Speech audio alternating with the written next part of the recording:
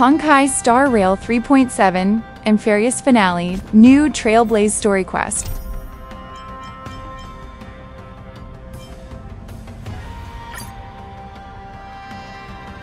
As I bid farewell to High Sealands at the Vortex of Genesis, I noticed something strange about the Time Core Flame, and was immediately dragged into the Memoria Tide of Oblivion by Evernight. She was once the hidden power that March manifested by sacrificing all of her memories. Yet now, she harbors other secret intentions in her heart. Meanwhile, Dawn Hung warped back to the Express via Spirit Warp Jump, only to discover a Memo Snatcher invasion. Everyone then realized that the Remembrance's forces had already permeated Amphoreuss and blocked outside intervention. To establish contact with me, Dawn Hung was determined to return to Amphoreuss immediately. After waking up in the false Trailblaze, I managed to escape with help from Cyrene and Sunday. Unfortunately, Evernight held absolute control, causing me to fall into the Memoria Tide once again. However, Black Swan took this opportunity to quietly approach Evernight. Dawn Hung returned to Amphoreuss and beckoned the heroic spirit of Finan with divine blood. The destruction, descending from the sky, pierced through the memory zone and discovered the most hidden corner of the world.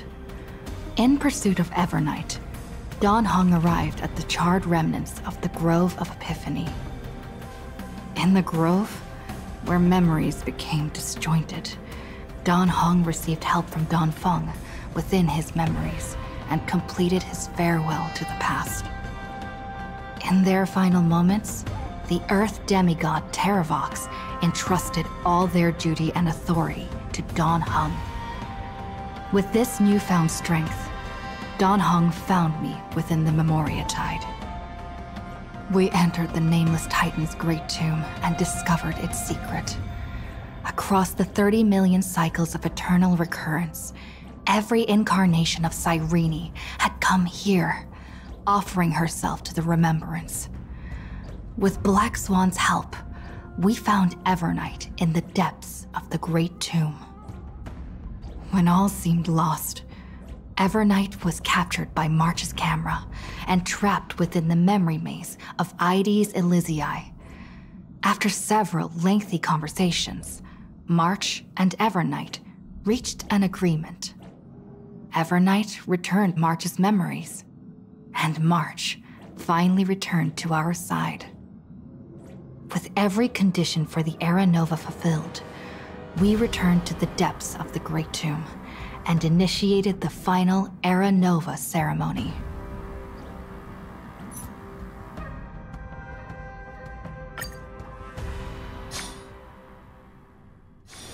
Can we please keep going like this forever?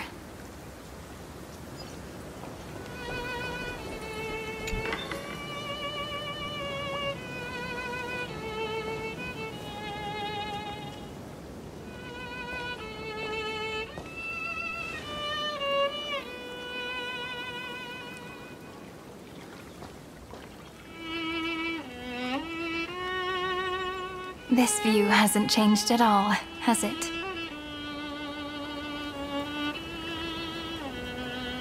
The hometown in your memories never changes, but when you return to your senses, you realize that fate has already stolen the time away.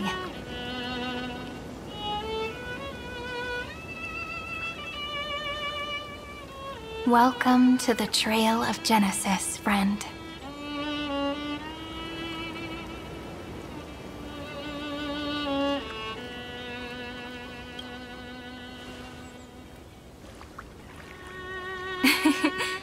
Seems like the weight of memories from 30 million cycles really made me grow up. But if I keep growing, I might be taller than you, right? Then I'm really looking forward to that.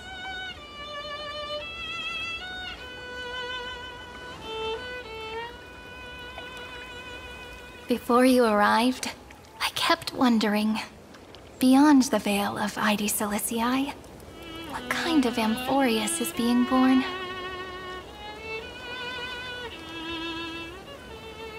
I can see fragments of it when I close my eyes. The friends who walked alongside us have all moved on toward their respective destinies. Some turning into pillars of the world, supporting the sky and the ocean. Others sowing reason, laying down the law, and with gentle hands lifting newborns into the light. Death and strife are no longer feared by people, and trickery has become the innocent games of children. All beings living ordinary and peaceful lives, within the net woven by romance and passage. There's no black tide, no flame chase, and no destruction. The world on the other side of the sea is one bathed in sunlight.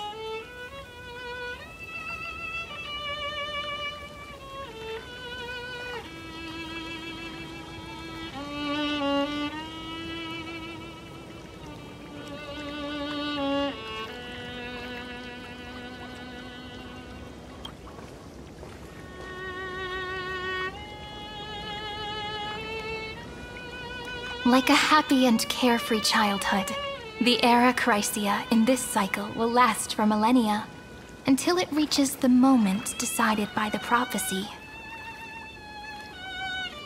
Light calendar 4931, month of freedom, the moment belonging to world-bearing. Are you ready to answer the call of the world, friend? Then go, and pen the Throne of Worlds' first stroke, for this world, made from countless wishes. You say that, but it's gonna be ages till we reach Light Calendar 4931. I can make use of the crevices of time, but surely you and Dan Heng won't have to wait around for a few thousand years, right? That won't be necessary. We can simply sleep, and the chronocognitive anchor will wake us up.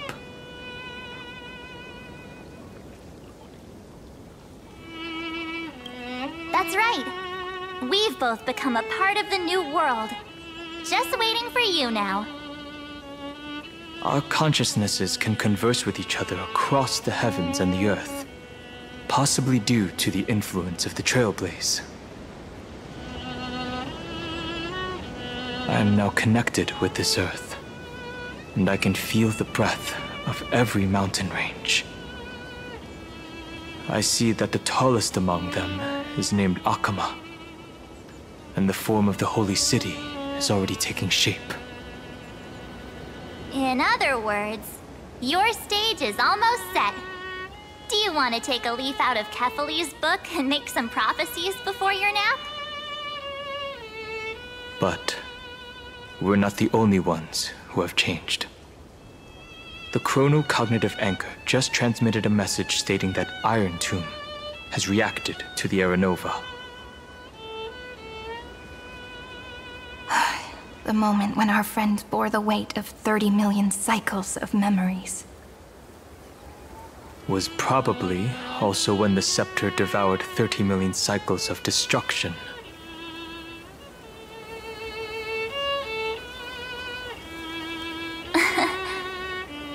You know, you don't have to shoulder this world all on your own. After someone boards the Express, the word alone ceases to exist. So as we reach the end of time, no one will be left to face it alone. Dan Heng and I came here to specifically tell you that. Remember, this world is not a burden you bear alone.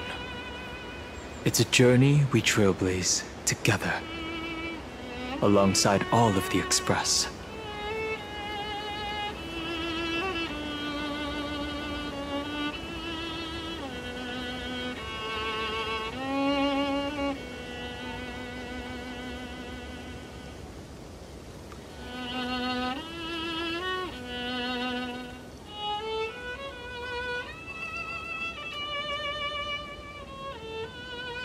right. It's time for Don Hung and me to go have a super long nap. Look after this world for us. The road ahead is long, but we'll be waiting for you at the end. We'll definitely meet again. Let's take one more look at the other side of the sea before we set off.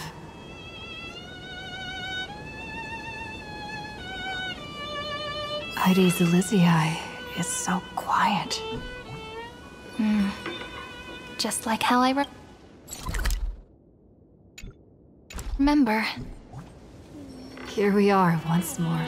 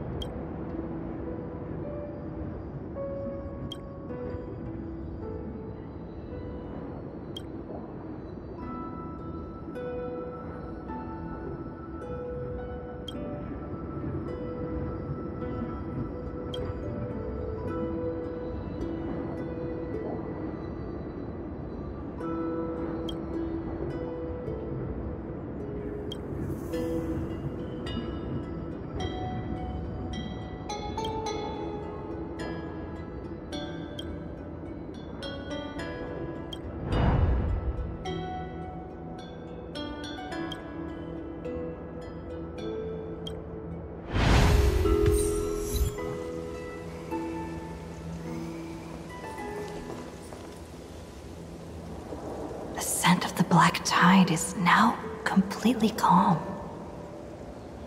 At last, the starting point of 30 million cycles has finally welcomed Its first end. And the final end, right? I can't hear his voice. There are no flowers there that bloom for him. Nor is there a star that is his. Finan is the only one who didn't reach the new world. Look, the golden light that shone upon the grove still meanders between heaven and earth, like the prophecies of AMPHOREUS. It has to be a sign he left behind. It points towards the destruction and the deepest night.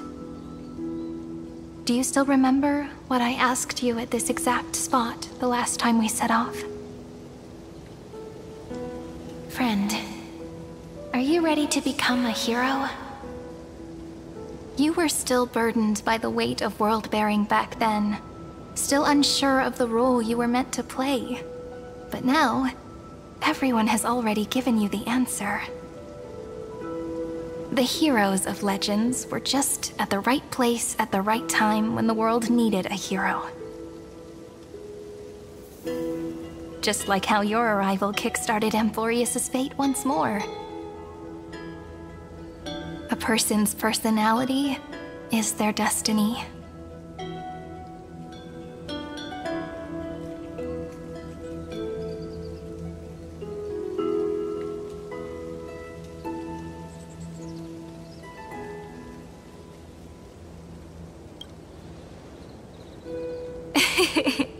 We best. Those are such beautiful words. Thank you, friend. I was also trying to cheer myself up with what I said.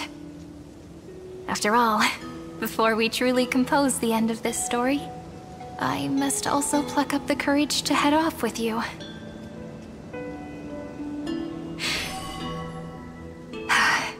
And face a memory that I have forgotten for too long, and have denied for too long.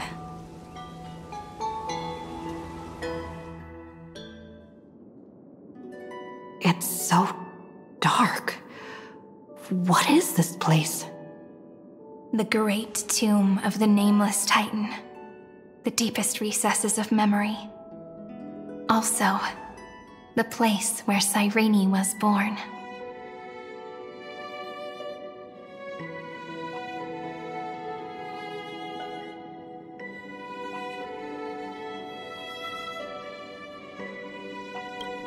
My apologies, friend. The more memories I got back along the way, the more I felt that something wasn't right. There's a sort of anxiety I can't get rid of. It's like when I was back in ID Silicii, when the reflections in the water always made me wonder, which is the real me? The one reflected in the water, or the one standing on the shore? But I finally get it now. Look, friend. The words on that wall are the answer. 1, 2, 3, 4, 5, 6, 7. Do, re, mi, fa, sol, la, ti.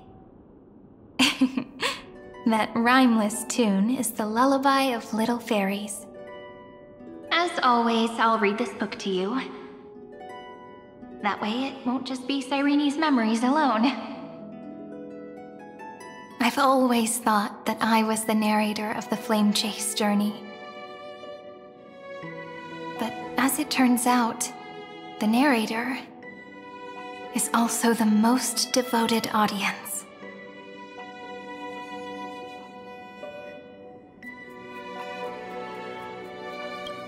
At the moment of Aranova, I was enveloped by the texture of memories. Within the glistening crystal, I saw countless Cyrenes, as well as countless versions of me. This is the final puzzle piece of the memories. A prison born of the erudition, a grave annihilated in the destruction. That unknown solitary god, the 13th Titan who should not exist. The first new spore. The Demiurge is right here.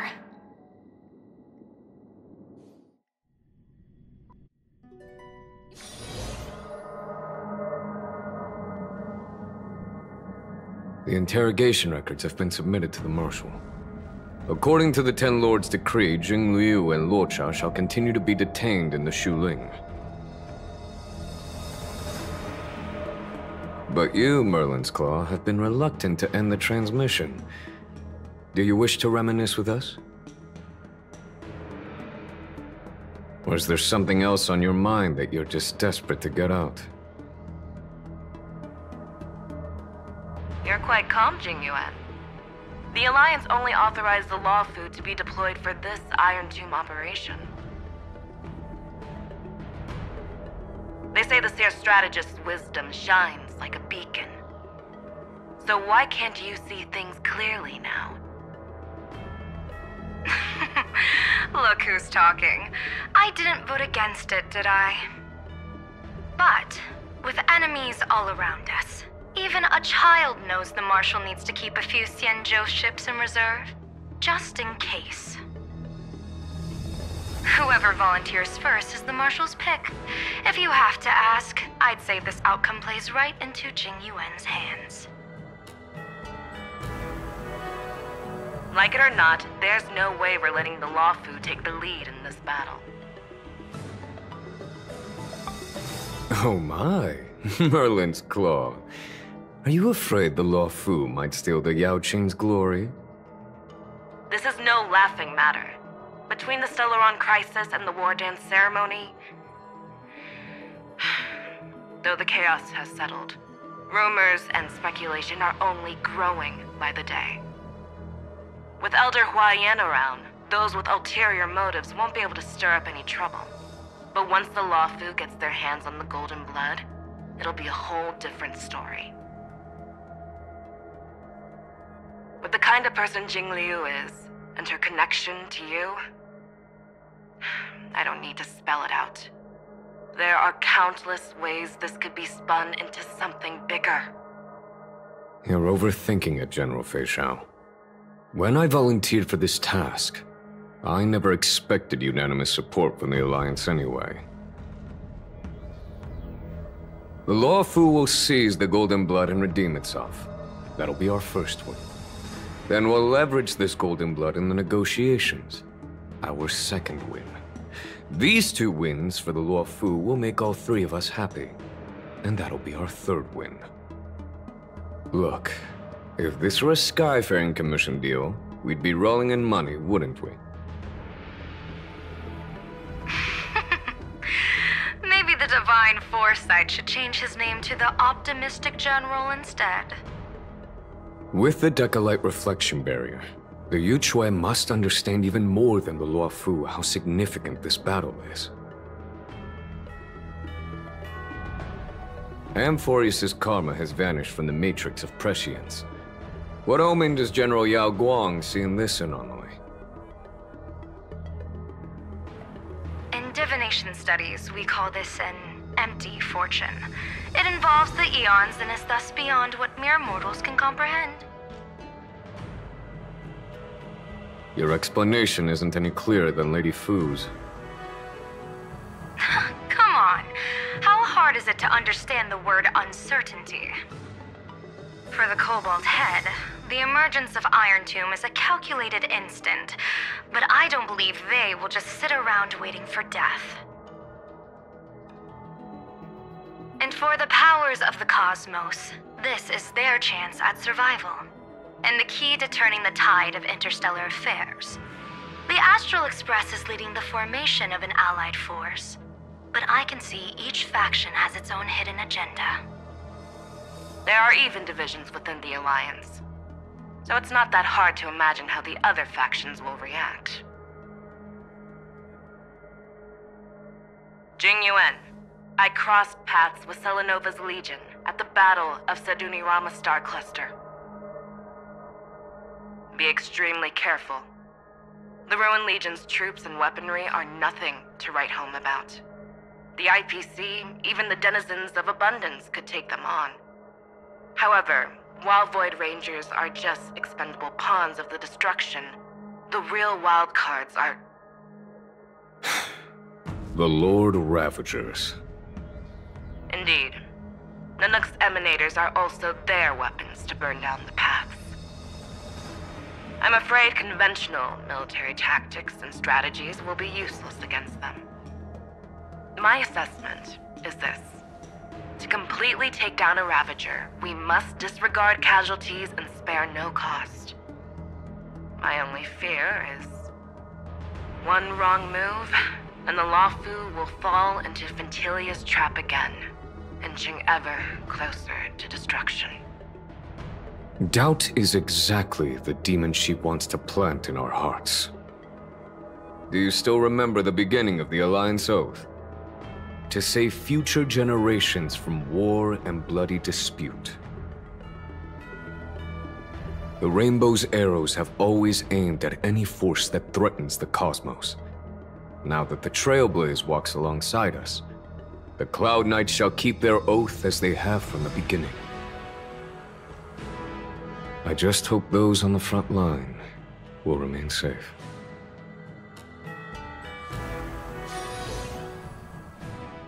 The chronocognitive anchor is sending a signal. Everyone, time to move out. Did she and the others make it? Let me go over the plan one more time just in case. You'll enter Amphoreus, reunite with your 3 separated companions, and try to locate Iron Tomb from within the world. Who are you taking with you?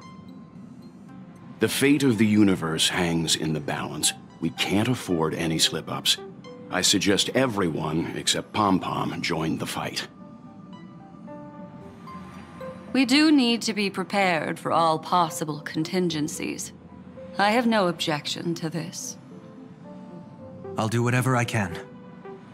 Meanwhile, Screwy and I will continue attacking the Demiurge Matrix. That is, the Scepter's kernel from the outside. With our two-pronged attack, we'll turn this hunk of metal into scrap for sure. Now we just wait for those two to get back.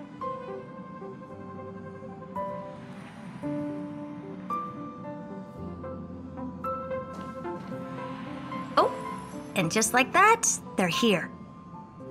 Sorry to keep you waiting. With Planet Screwlum's help, the formation of the Cosmic Alliance to counter Iron Tomb is progressing smoothly.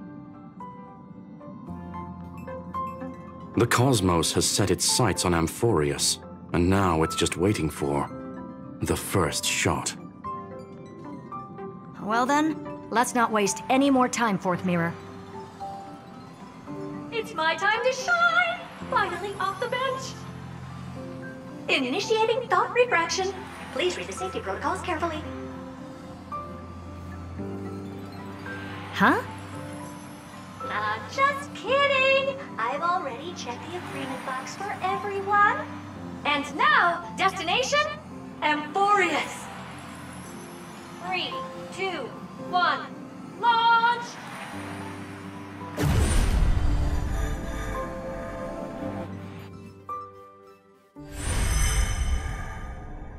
The flow of Memoria is so heavy here. Unlike Penacony's dreamscape, this place has built up a true epic measured in millennia. The vortex of Genesis, where all myths begin and end. And in this new world created by the Nameless, the infinite cycles have been broken. Let's set up the Trailblaze beacon and establish contact with the outside world. I'll leave it to you then. It'd be better for me to not show myself in front of the Garden of Recollection. And, Mr. Sunday, you probably shouldn't show yourself either. Agreed. The Astral Express has landed. If you receive this message, please respond immediately. Over. This is the Cianjo Alliance. Communications normal. Interastral Peace Corporation. Communications normal. No response from the Galaxy Rangers. Not surprising. But I didn't expect the family to also stay silent at such a critical moment. That's a pretty blatant disregard from the family for Penacony's independent director, I'd say. Long time no see, Miss Himiko. It's been quite a while, Madam Jade. The significance of this battle rivals that of the campaign against Zulo. Only through victory can we disperse the shadow of Iron Tomb that looms over countless worlds. The 10 Stonehearts shall spare no effort for such a grand mission for the preservation. Madam Jade led the Intelligentsia Guild in conducting specialized research on Iron Tomb's past activities. The bad news is, the collapse of the Erudition won't just affect inorganic beings. You mean Iron Tomb can infect organic life, too? Well, the good news is, so far, its effects on organic life are under control. The infection progresses slowly, and the resulting neuropathy is non-fatal. In any case, the IPC can guarantee targeted vaccine coverage within 48 system hours in all star zones within the medical system. What about other star zones? At a time like this, are the followers of the Firmament Arbiters still trying to make a profit?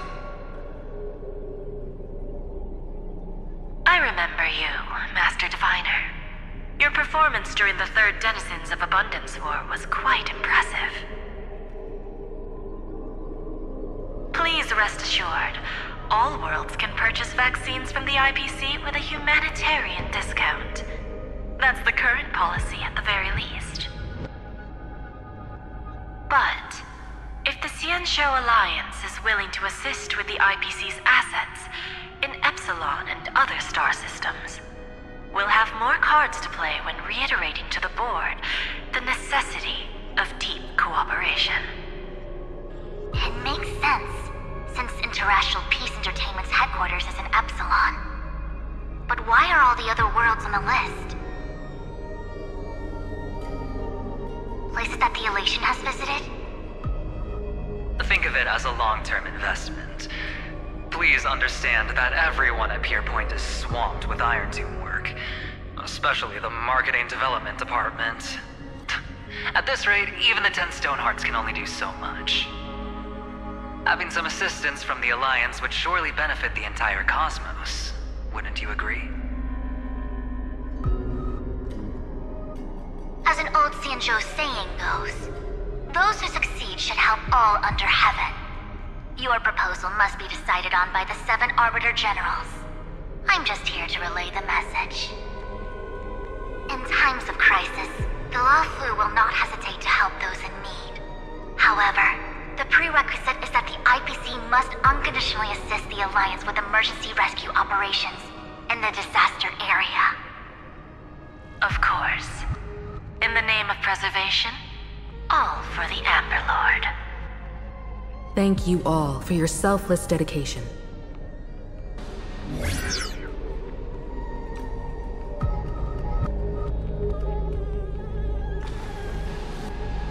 It's clear that each party still has qualms about everything. The clash between destruction and erudition isn't just about the fate of the cosmos.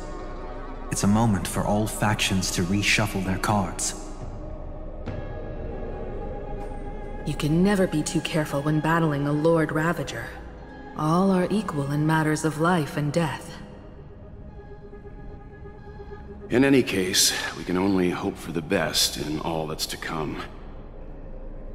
It's about time we dive into the Vortex and see what Amphoreus looks like on the inside. I wonder where she and the others are right now.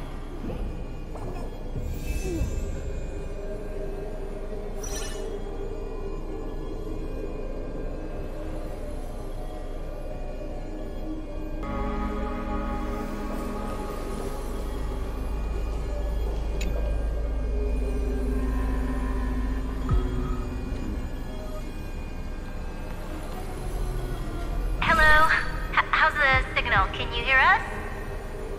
Ah, we're through! I can see the video feed. Everything's working perfectly. Miss Bronya? Miss Serval? What a surprise.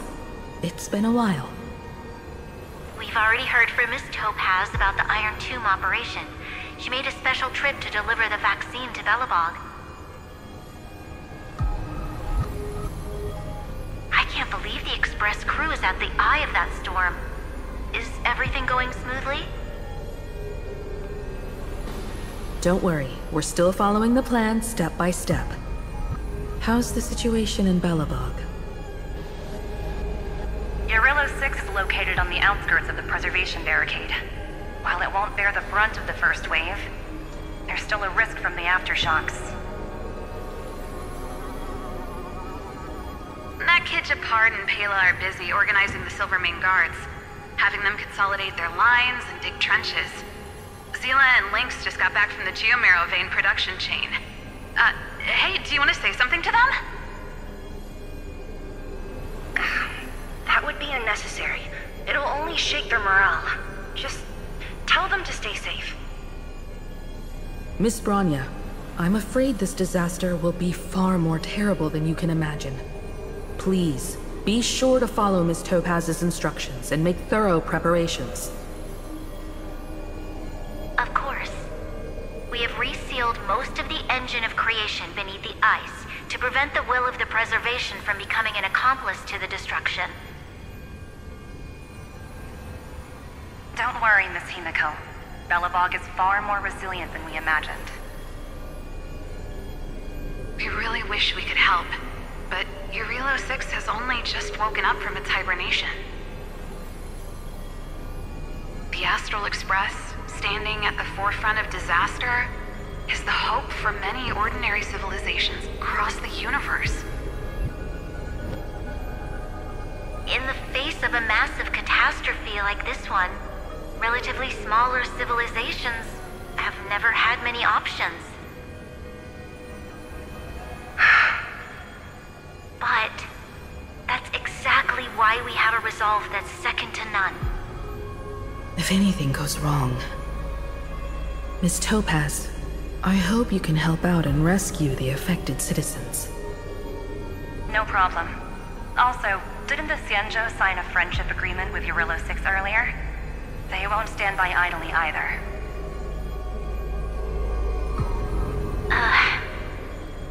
I appreciate your kindness, everyone.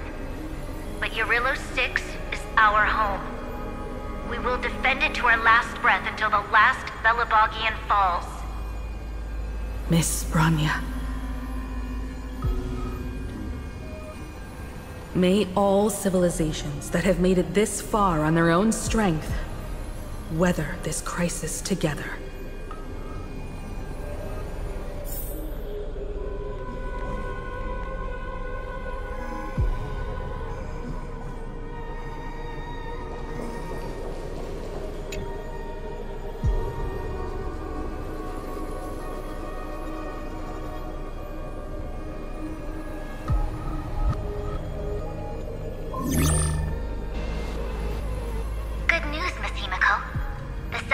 Generals have reconsidered the current situation, and I'm here to relay their message. Officially, the Alliance's combat forces will still be limited to the Luofu, but the Yaoqing has also been deployed in the surrounding war zone as a contingency. Words cannot express our gratitude. Getting the Hunt to agree on sending troops must have taken quite some effort from General Jing Yuan. The Luofu already considers the Express an important ally. We also have no intention of hiding the fact that there is indeed something the Xianzhou seeks from this Iron Tomb operation. But this time, the Marshal herself decided to send out troops. With a formidable enemy before us, the Alliance has no reason to back down, nor will we be content to take a back seat. If we can stand together with civilizations across the universe to overcome this crisis, then we must do so, even at the cost of our own lives. The Alliance truly embodies the principle of righteousness. It's fortunate that the cosmos has great heroes like you. You're too kind. As for that Jade Abacus of Allying Oath, you can save it for when you're in more dire need.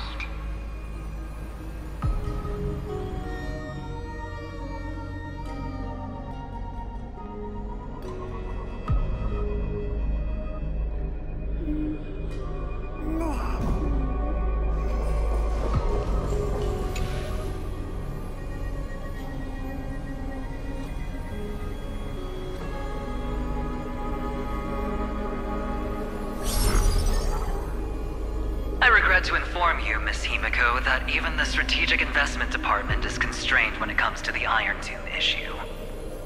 And it would be difficult to meet the expectations of the Astral Express. However, Madame Jade instructed us to look after our nameless friends as much as possible. So let me offer you all a small suggestion, just from my personal perspective. Other departments at the IPC might also take this opportunity to extend an olive branch to you.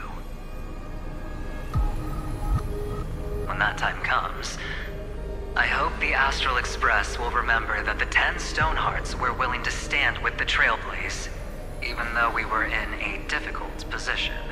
And more importantly, we were the only ones willing to do so. Sounds like a threat, doesn't it? But trust me, every word comes straight from the heart. Has the internal conflict within the IPC really gotten this bad? Everyone knows about the bad blood between Diamond and Oswaldo, but at least until now they've had an uneasy truce. Until the Lord Ravager Archforger caught the board's attention. I'll leave it at that, as it's confidential information. Hope you can understand. I understand. Our immediate priority is to address the Iron Tomb crisis. Let's hope for success from the start. This might help ease everyone's pressing concerns.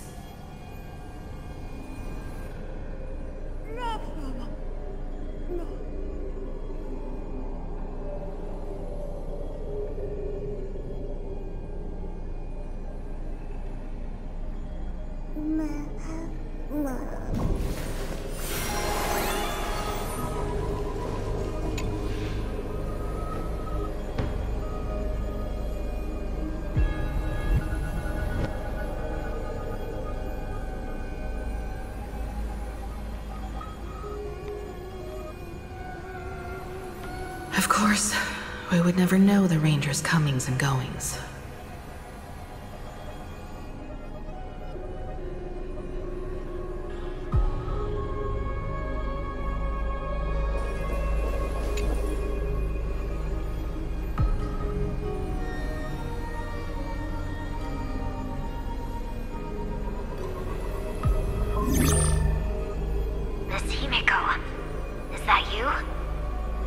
Yes, and you are Miss Robin. Yes. I apologize for not being able to respond during the meeting earlier.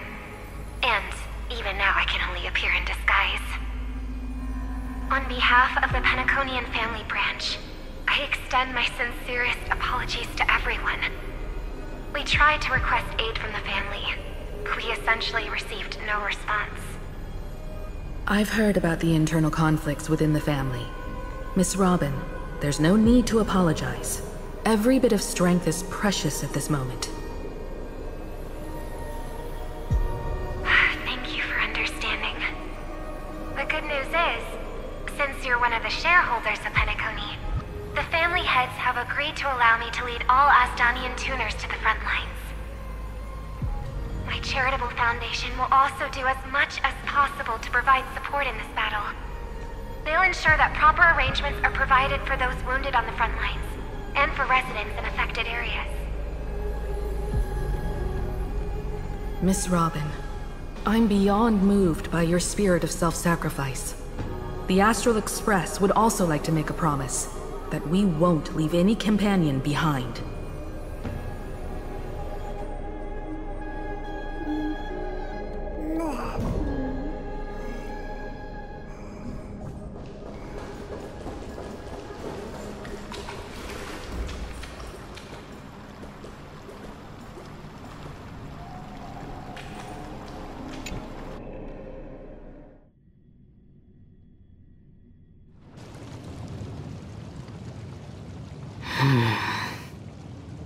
Why is there no one here?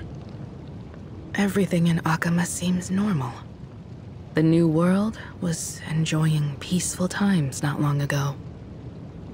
It seems it was even more recent than not long ago, Miss Himiko. The fruit on the table is freshly cut, and the bath temperature is just right. The remembrance tells me this place was bustling with people just moments ago. It's as if everyone vanished in an instant. Could this be Xandar's doing? Unlikely. He's still under the surveillance of those two geniuses. Could it be some kind of local custom? A custom that makes an entire city fall silent in an instant. Pardon my frankness, Mr. Yang, but this reminds me of some unsettling rumors about the Harmony. Complete silence. Is often the prelude to divine intervention. Everyone, be careful. Here they come. Here they come. The Nameless of the Astral Express.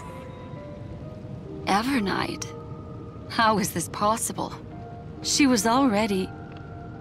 We are the Chroniclers of Time, and we do not fade away.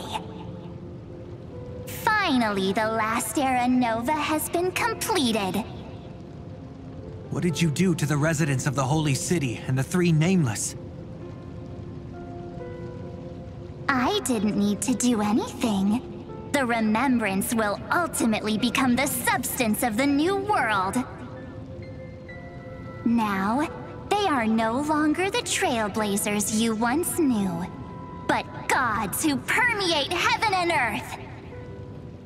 The 12 Titans who guard Amphoreus.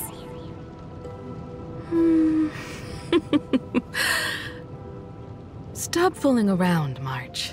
Come on out. What? I practiced so long for this. Getting seen through right away is just so embarrassing. You've obviously been learning from the theatrical culture in Amphoreus. But if possible, I'd prefer our reunion to be a bit more casual and laid back. As expected, I can't hide anything from Himeko and Mr. Yang. Well, long time no see. Guess I'm back? We should be the ones to say that. Sorry for keeping you waiting. So, these jellyfish are the Titan's power? They're just tiny manifestations of the Veil of Evernight, used for scouting and communication. If I went all out, I could summon way more of them. Thanks to her, we all turned into Titans in the New World. Sure, we can take on humanoid forms, but it feels off. How intriguing. So what does she look like now? It can't be a raccoon with a baseball bat, I suppose. Please don't add weird stuff to Amphoreus' lore. Just go see it with your own eyes. Follow the prophecy's guidance and come to Dawncloud. She looks way more majestic now than she used to.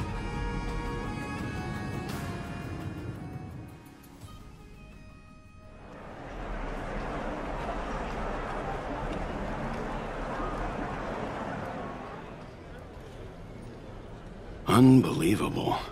All the residents of the Holy City have gathered here. This isn't just a gathering. It's a pilgrimage. The people's expressions are resolute, devout, as if waiting for a miracle to descend. That colossal deity is her. She has become the pillar of the world. Surprisingly authentic. Being this serious is quite unlike her usual style. Those people didn't disappear. Instead, they've answered the call of the prophecy and come to witness her awakening. Our good buddy now bears the weight of the entire world, and every breath they take is intertwined with Amphoreus' destiny. Awakening? Has she fallen into slumber? Yeah. After all, with such a huge time dilation between inside and outside the scepter, this was the only way we could wait for everyone. Time watches over yesterday. Earth guards today. And when the Trailblaze steps into Amphoreus once more, the slumbering deliverer shall awaken. And then, bring the prophecy of tomorrow to this world. Come on, everyone. Let's get closer to her. Watch how the world-bearing prophecy changes this world.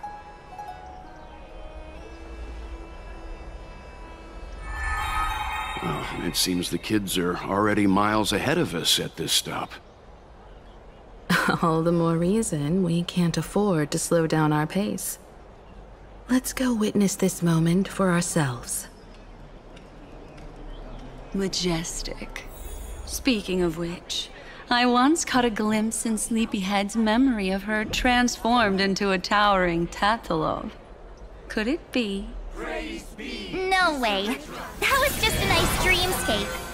Ugh, at least nice for her. If they are the throne of worlds who bears the weight of this world, perhaps they could guide a traveler still wandering among the stars. Hey, since when did you get all pious? Her advice sounds pretty silly sometimes, you know. The so-called fool and the world are merely a step apart. On the tree of reason, teaching us to find erudition amidst imperfection. Praise be to Electra, chalice of plenty, for you brew the ocean into sweet wine, dispelling nihility with every toast at the feast. Praise be to Hyacinthia, eye of twilight, for the rainbow you cast. Citizens, behold! Our last Titan, the world-bearing deliverer, is about to awaken! Oh, ancient god, your loyal subjects, bewildered followers, and fearless comrades in arms have all knelt before your throne.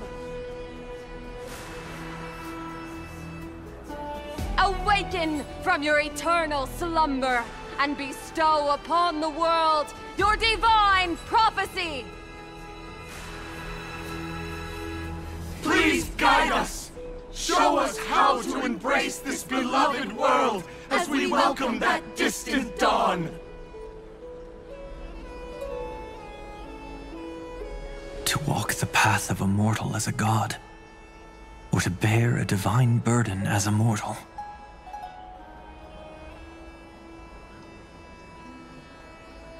She will give us the answer.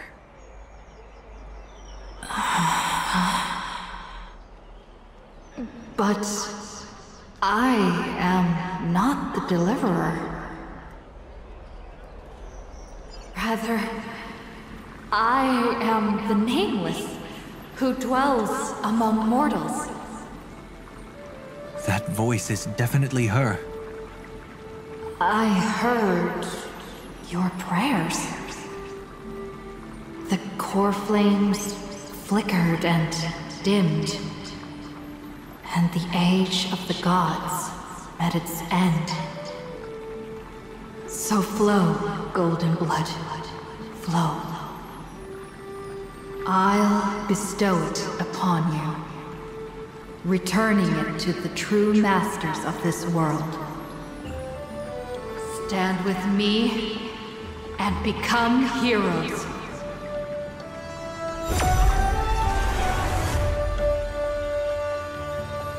Is this?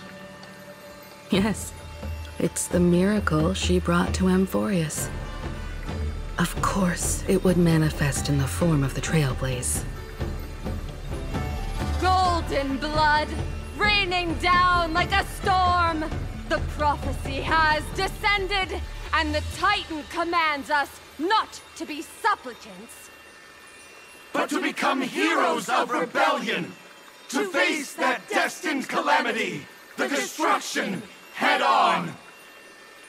The prophecy of the Deliverer means nothing to me now. It belongs in the hands of someone far more fitting. Someone like all of you. In the name of Kozlana, let us depart and march towards the light. It's neither protection nor salvation. As always, there's no need for totems or myths. Humanity's most primal faith is that instinct named survival. Let's go, everyone. Someone has already sounded the horn of departure. Explore, understand, establish, and connect. Together, let us blaze a trail for the destiny of this world.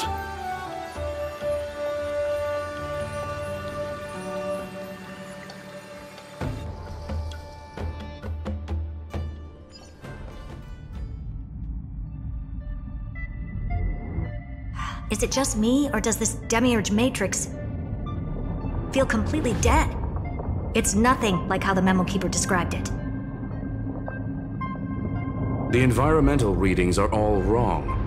Conclusion: this must be what the kernel actually looks like in the real world. What did Xandar do to the scepter?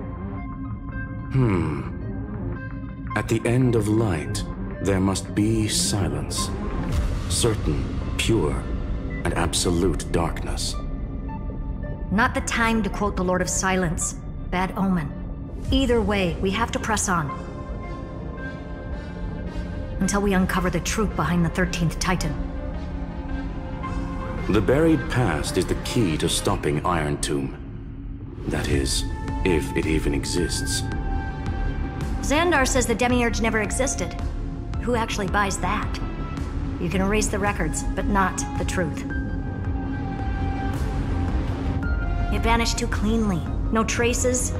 Like someone's yelling, "Look, there's nothing here." Too bad I'm the type who can't resist digging deeper. Looks like I'll be counting on you again, Screwy. Let's tear the system inside out. Always happy to help. But as your academic partner, I have to ask. Herta, what if we fail? Let's say the demiurge really doesn't exist. Do you have a backup plan? A backup plan? Of course. If we can't find the key, we turn the lock into the key. That plan's cost is incalculable. It shouldn't even be on the table. Well, then let's hope we never have to use it. There's no point worrying about the end just yet. One step at a time. Let's go. We don't want to leave the others waiting.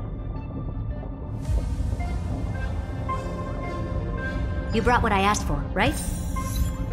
A butterfly has to land on the branch before it can dance. We'll need a wide open platform before her entrance.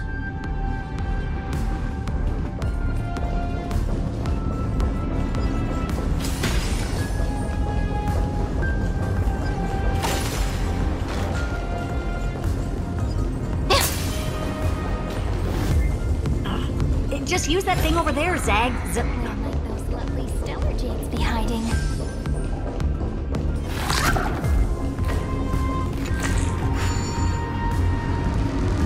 What a dumb name. I hereby rename it Herta's Big Hand.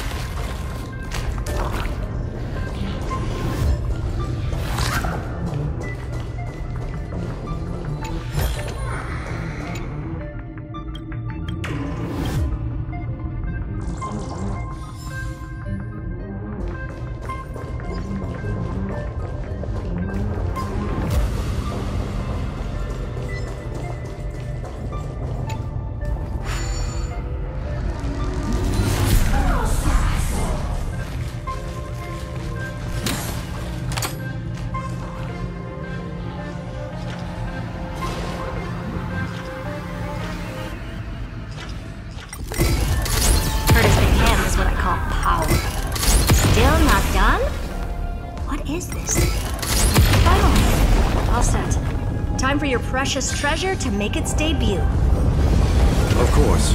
Just give me a second. Target initialized.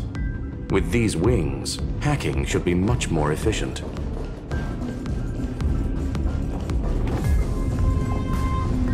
Oh, a classic nuclear heat engine. Classy choice. Just a personal preference.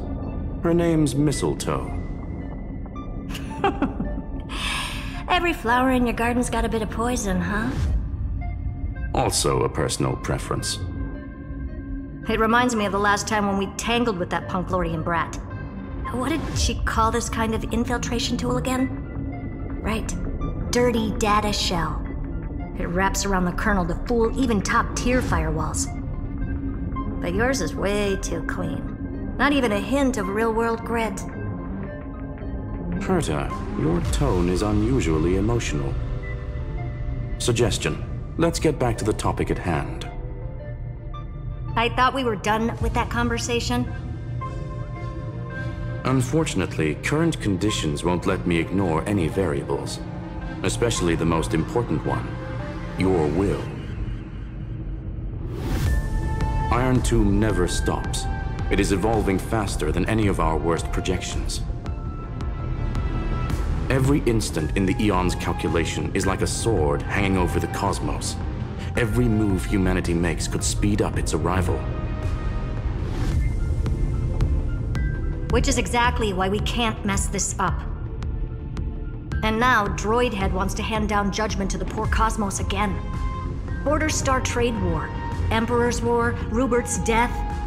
Every time their instant arrived, it meant another bloodbath for humanity.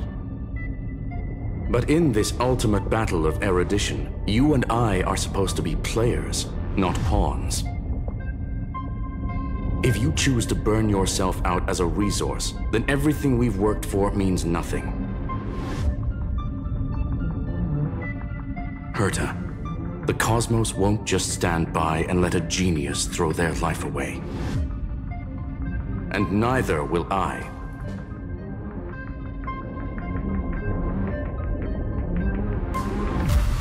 No need to kill the mood.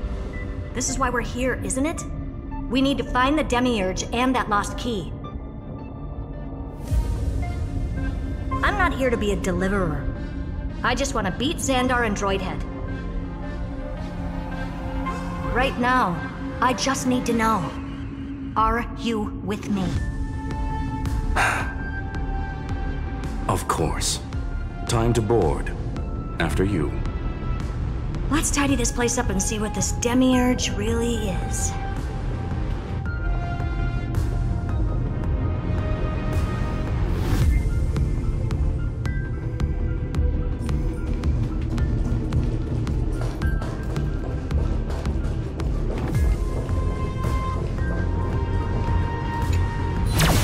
Let's hope this Matrix is better organized than the Emperor's junkyard of a birthplace.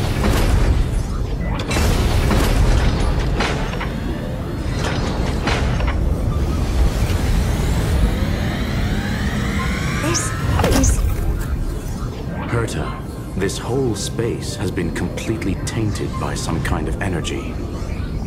I see it too. We're thinking the same thing. Xandar, how could you go this far? Turning your own graveyard into this. What's that up ahead? Katorzane algebraic expressions. It's built for isolation, not defense.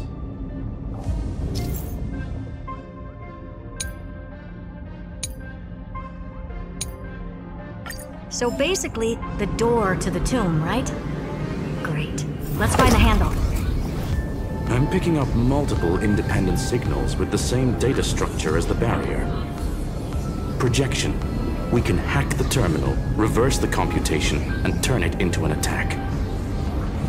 Classic move. Use their own systems against them. Take us to the nearest one.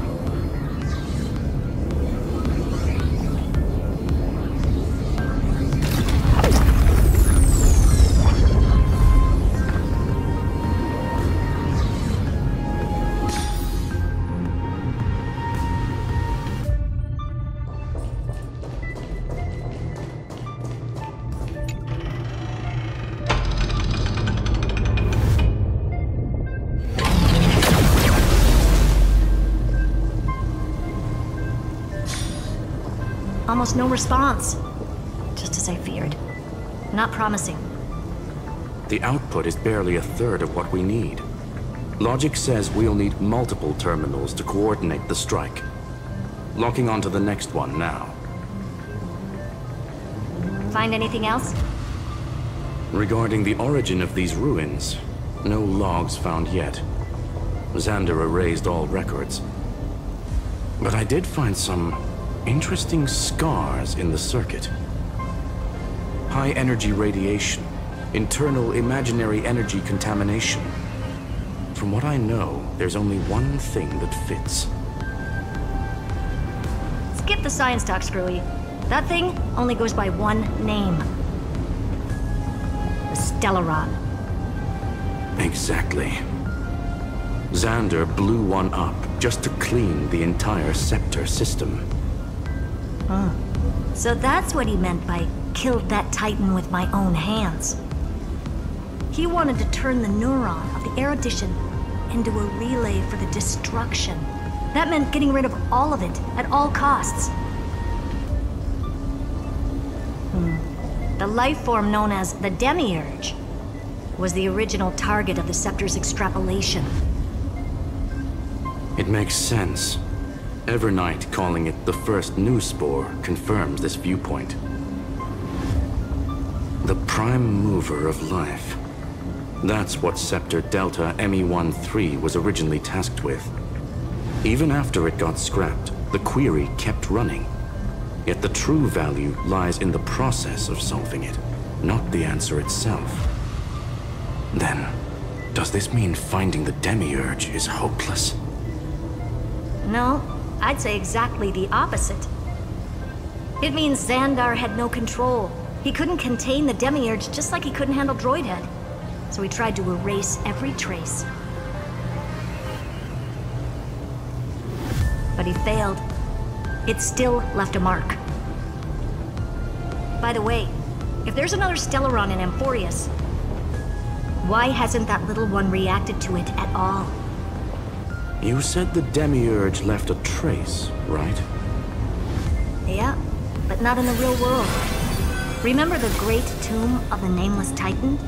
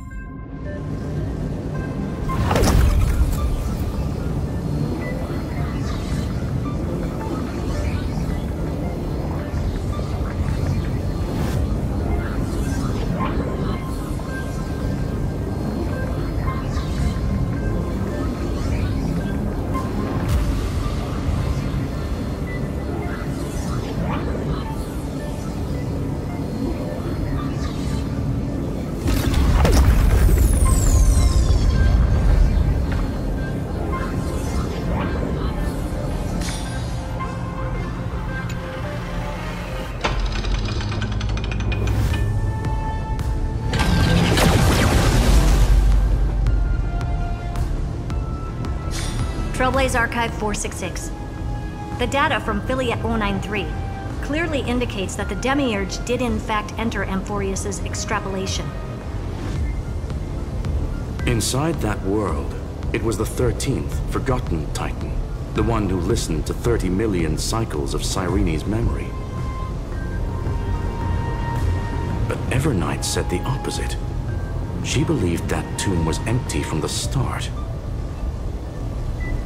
The Nameless Titan never existed.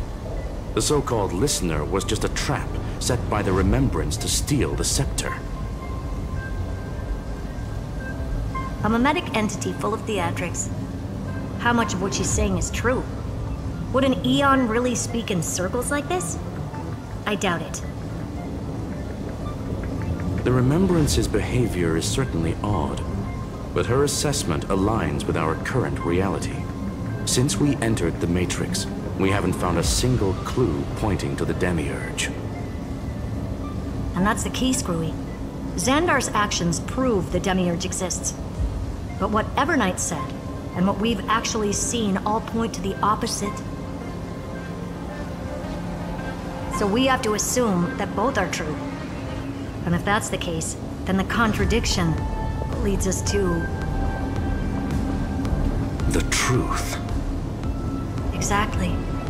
One last terminal. One final key. Time to crack open the kernel.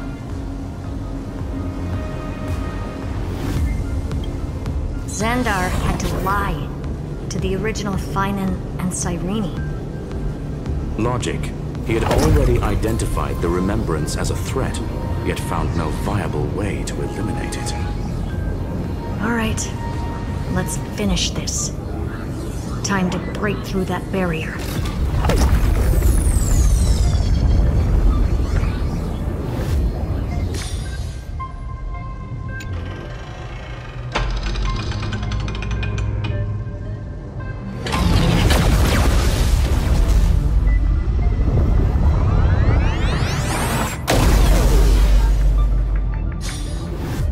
Operation authorized.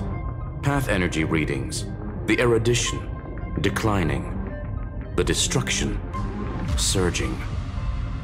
The remembrance, 0. What's going on? Cause unknown.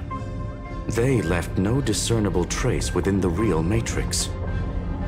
That shouldn't be possible. Could it be that the Era Nova exhausted all of the Remembrance's texture?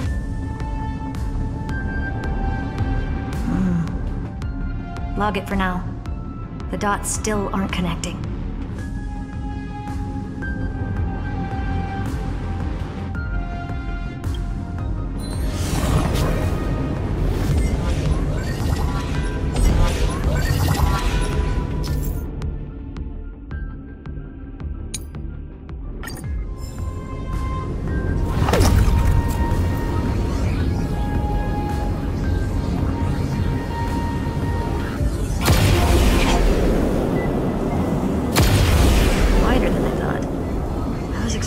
Full-on aerial brawl.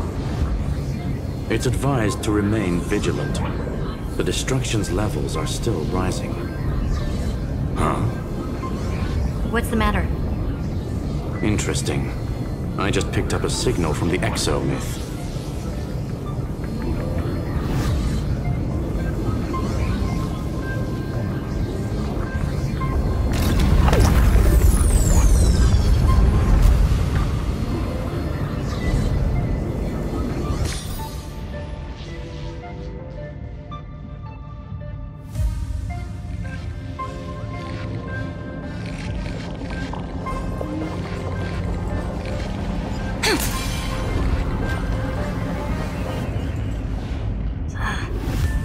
Repulsive force is unlike anything I've felt before. Is this the place? Correct. Judging by its defensive properties, this is the entrance to the Exo myth. I didn't expect that. Who builds a lab in the middle of digital rubble? Then again, never doubt a dead man's resolve. So how's our dearly departed doing? He severed part of his neural pathways to break free from Lord Anaxagoras' control. But that also triggered the failsafe I set. Conclusion: Xander has lost all combat functionality and is no longer capable of action. So now he's a specter, literally. Screwy, can you open a path? Just to be sure, I want to see this for myself. Might as well drop in and say hi to the real him. Logic. Scanning his inspiration circuit might help us track down the Demiurge. Exactly. His brain is the crime scene. There's no way it's spotless. But it could be a trap. That's why you're here. 2-on-1. We've never lost a matchup. I'm honored. The chronocognitive anchor is in place. Proceed when ready.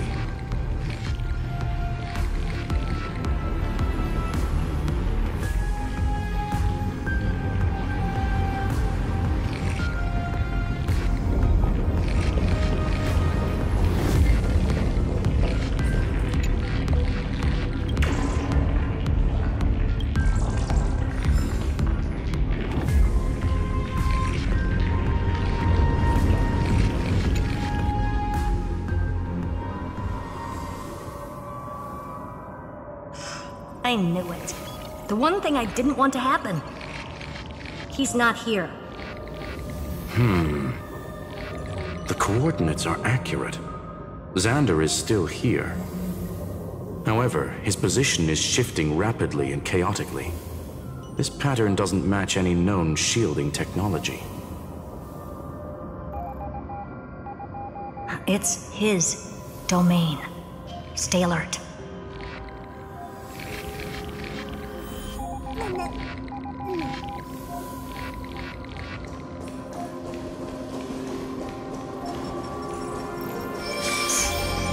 Cheap trick.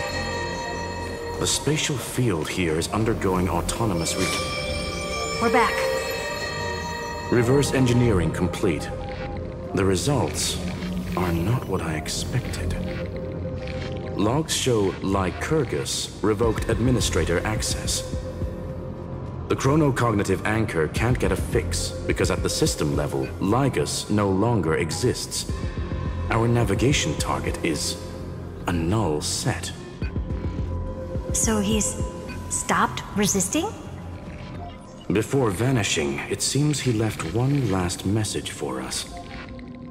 To those who follow, all is proven. Find me beneath the tombstone.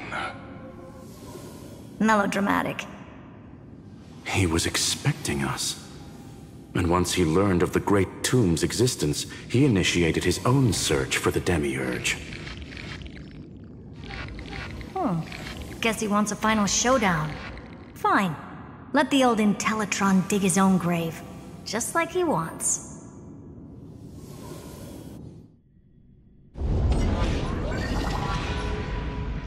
To be in the purest light is to be in the purest dark. Nothing exists there. The Scepter's mainframe. Or maybe we should now call it the Lord Ravager's placenta. Unfortunately, we still haven't found anything. Really? I don't think so. Not finding anything is our biggest find. Please elaborate. If the Demiurge was destroyed, there'd be at least some bits of it left. I don't buy that a Stellaron could have blasted all the traces away as cleanly as a scalpel. As I said before, its disappearance is too clean. If the garden hadn't stirred the pot, no one would even know about the Demiurge's existence. We're talking about the Scepter's original extrapolation goal.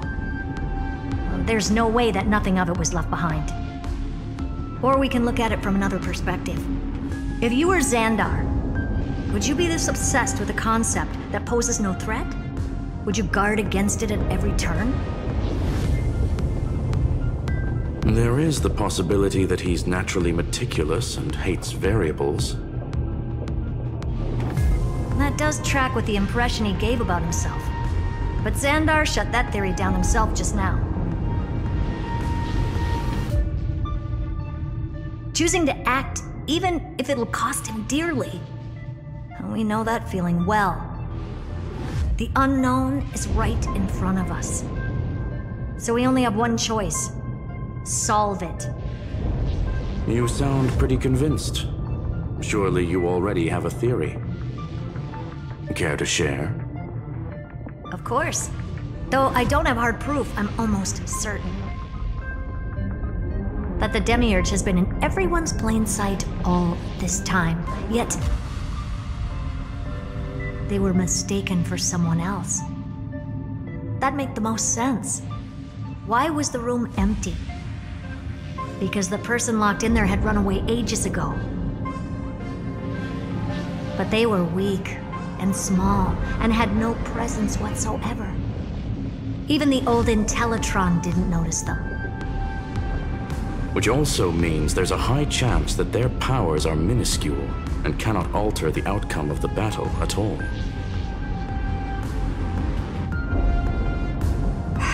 Well, at least Xandar is scared of them. Come on, it's time to confront him. Let's go to the tombstone he talked about.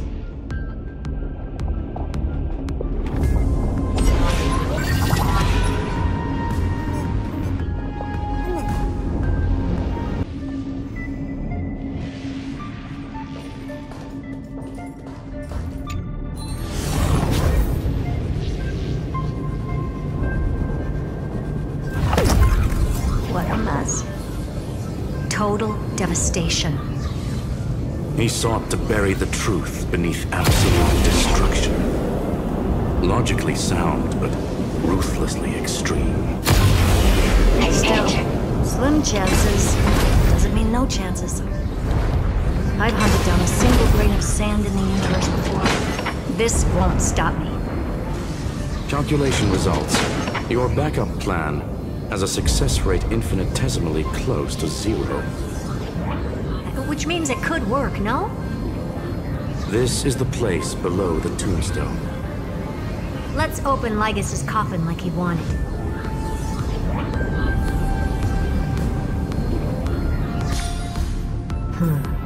Looks like you were right.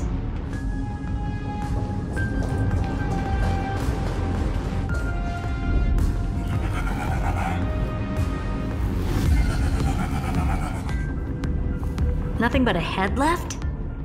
Oh, who'd have thought you'd look this bad in real life? My elated greetings. Welcome, you two. I'm very happy that you responded to my final words. All this tombstone and final words.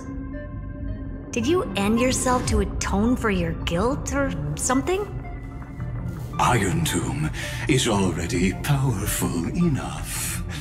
I just need to wait. I remain here only to share the joy of discovery, and also to congratulate you two on reaching the same conclusion as me.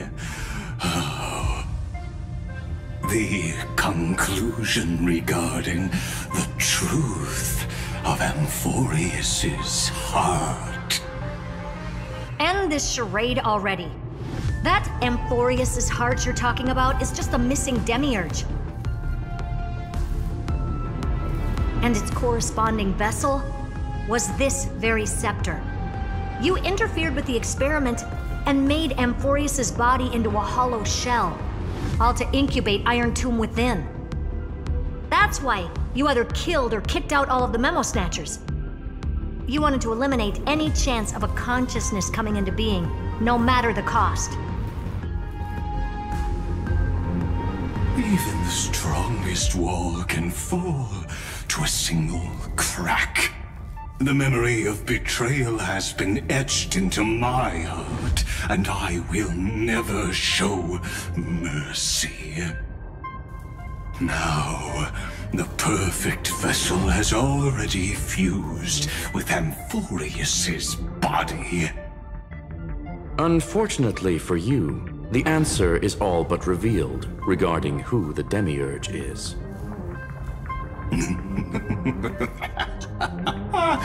Then let us share the joy of discovering the truth.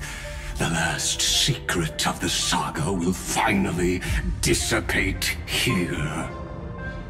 As we reveal the truth behind Filius 093's disappearance. A lie by the remembrance.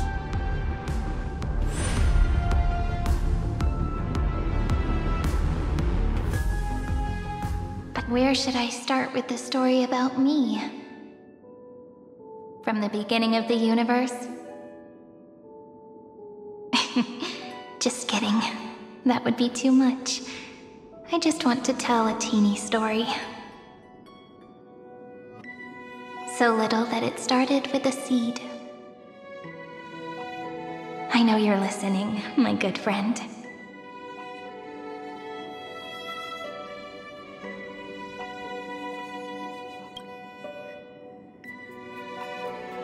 The god in my dream told me that the world sprouted from a seed. It grew into a great tree named Amphoreu's, and time became its branches and leaves, basking in the light. What a coincidence. Dappled light coming through the leaves is my first memory as well. On a very ordinary early morning, beneath the village's biggest tree. The daughter of Ide Silicii quietly came into this world.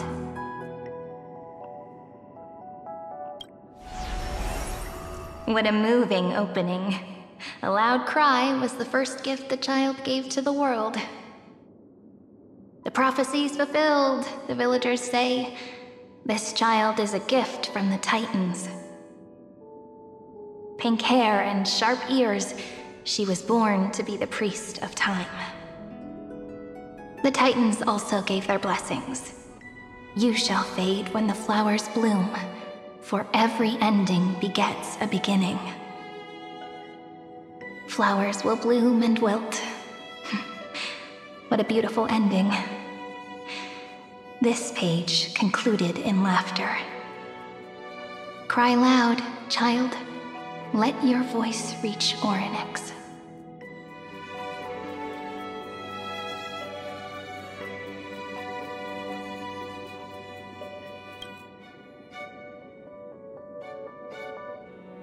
Anyway, I don't like tears. Time quietly flowed by in the midst of laughter. The wind from my hometown caressed the ears of wheat, and there were swings, wind chimes, the sea, and the little fairies off-tune a cappella songs.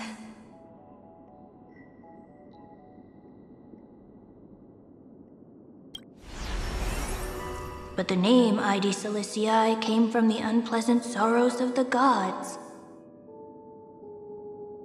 My childhood friend did not understand. Yet you always seemed so happy, as if nothing ever worried you. Why was I like that then? That's because the world was gentle to me. So I grew up to be gentle as well.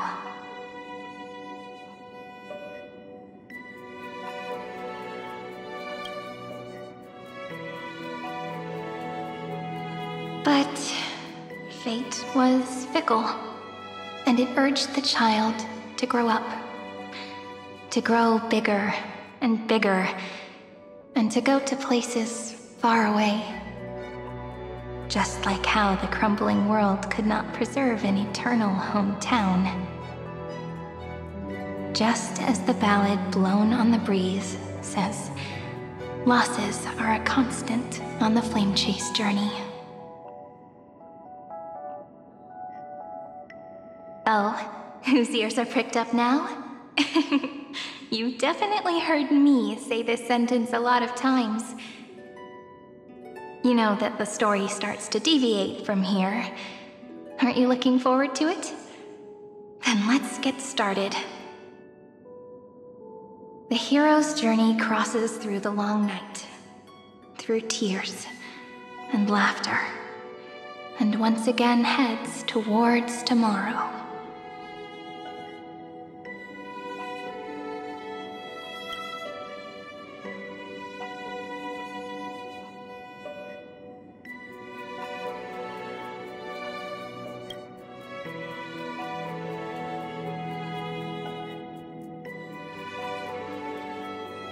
Correction.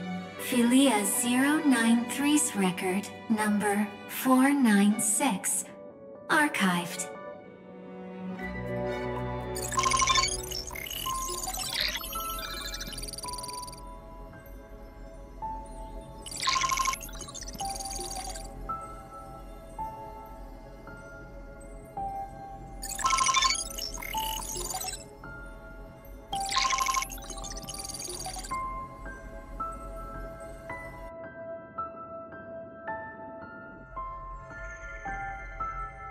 Hi.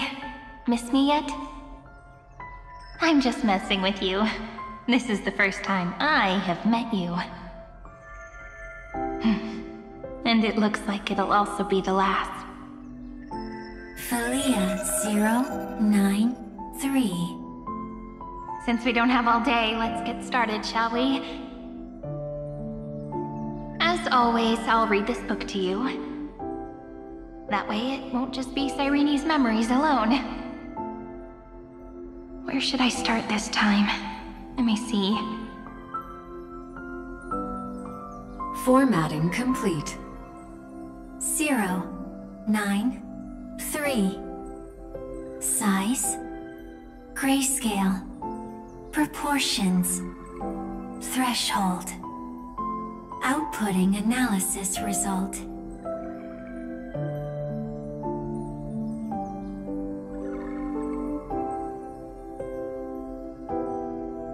Philia 093 equals Peach.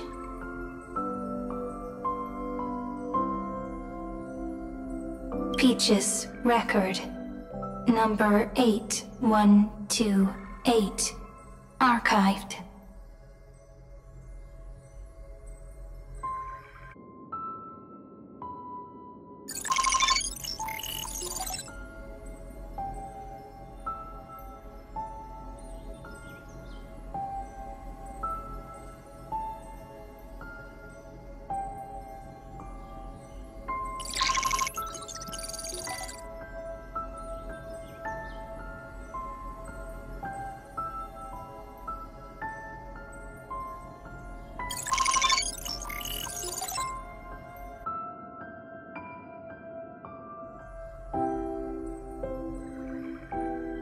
Query.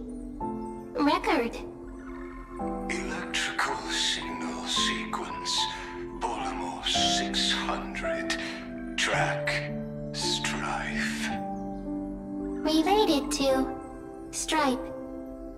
Comment. Pretty. Electrical signal sequence. Schema 720. Track. Reason. Related to. Reason. Comment. Yummy. Electrical signal sequence. Philia 093. Related to.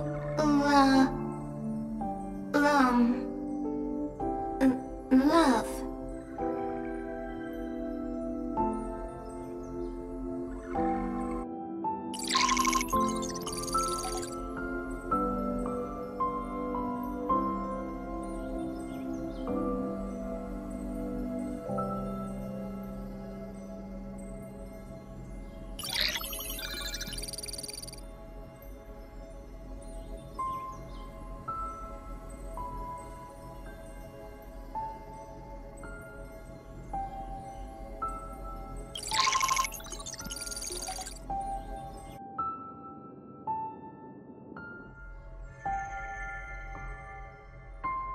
Formatting progress, 94.423%.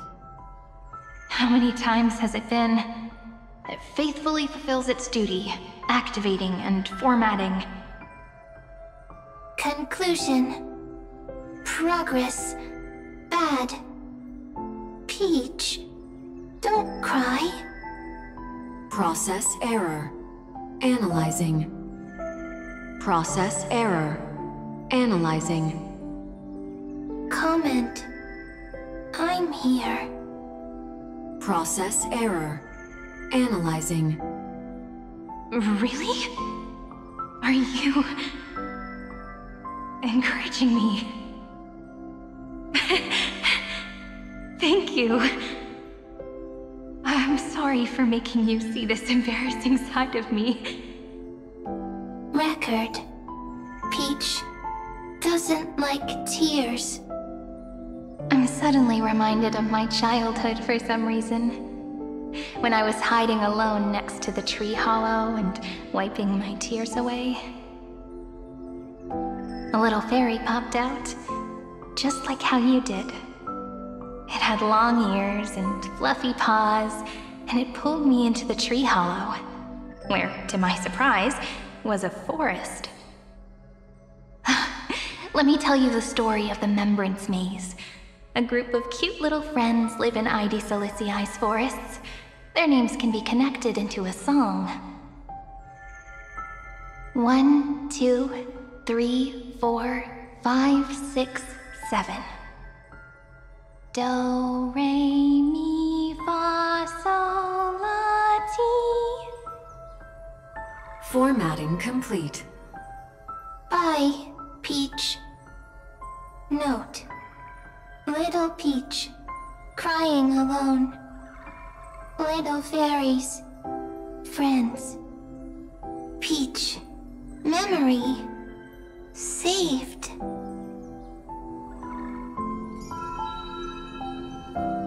Little fairies, good friends. Bye-bye.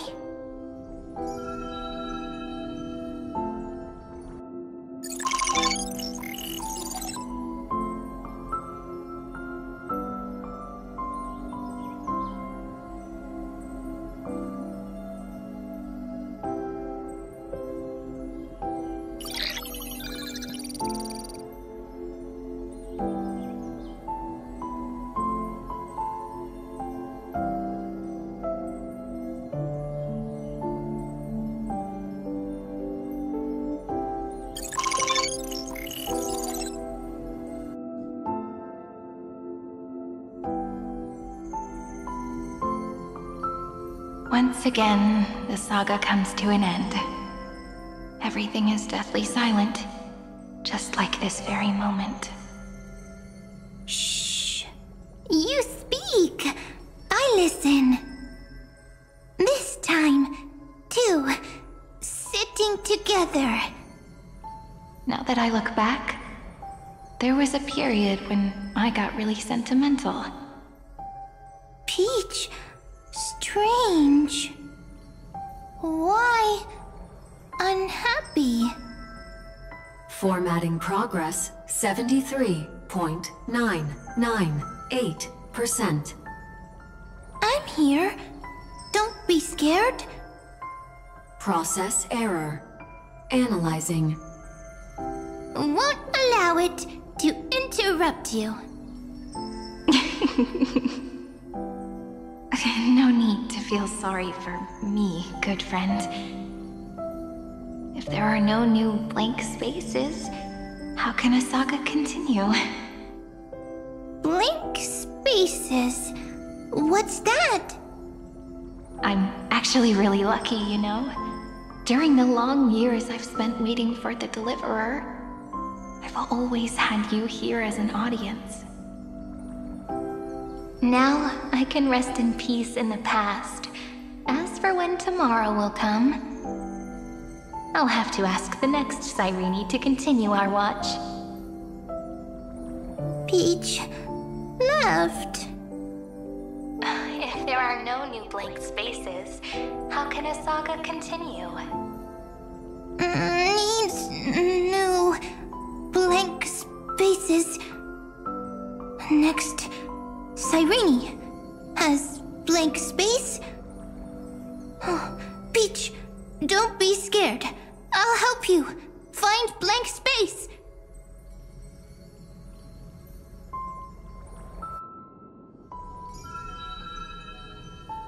Cyrene is Peach, is love.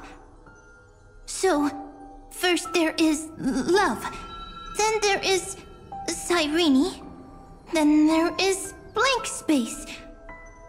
Query, love. The developmental trends of the erudition have nothing to do with creating a consciousness. Those underlying principles are, in fact, contradictory. Not having a consciousness means not having the foundations of a heart, making them unable to obtain real emotions. Huh? Consciousness? Emotions? Feel sad. Oh, I don't understand. Query, Cyrene?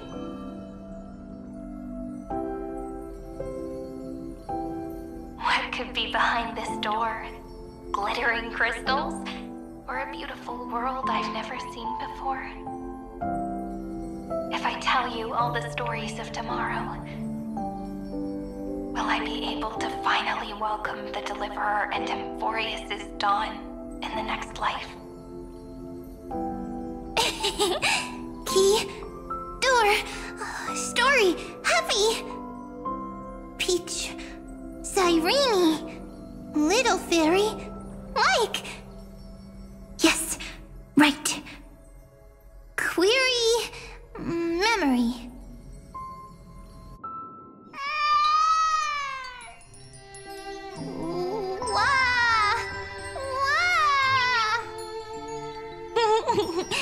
Peaches, memories, save, learn. The prophecy's fulfilled. This child is a gift from the gods. Pink hair and those ears. She was born to be the priest of time. Cyrene has pink hair, sharp ears. You shall fade when the flowers bloom, for every ending begets a beginning. Cry, child. Cry aloud. Let your voice reach Orynyx. Cyrene is a girl, a priest.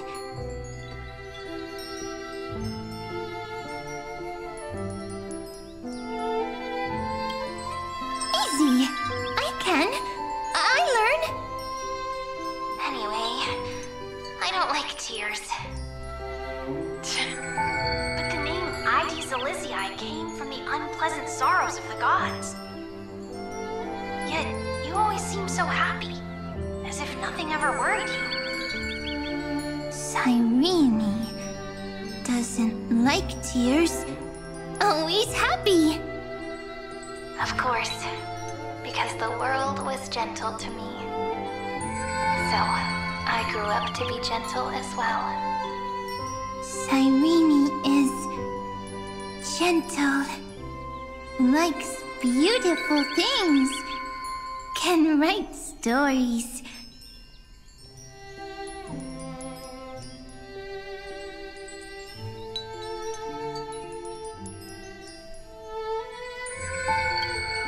Easy. I can. I learn. Just as the ballad blown on the breeze says, losses are a constant on the flame chase journey. But even if all is lost to the wind, some things won't easily change. Like my height, Treebee's innocence, and Aglaya's beauty. Cyrene. She can't grow up, but she can talk. After all is lost to the wind, she will stay behind. Cyrene is, at the end of every sentence, always laughing, like a little tail.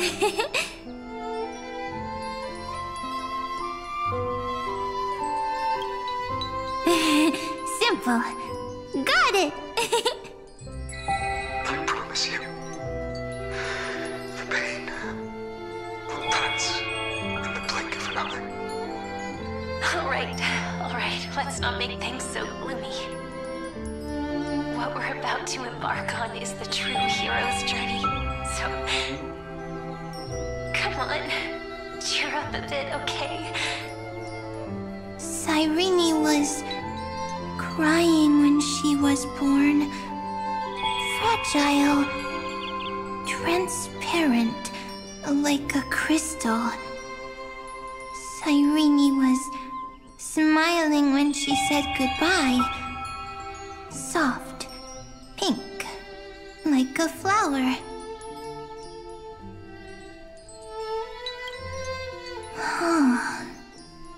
The later memories disappeared?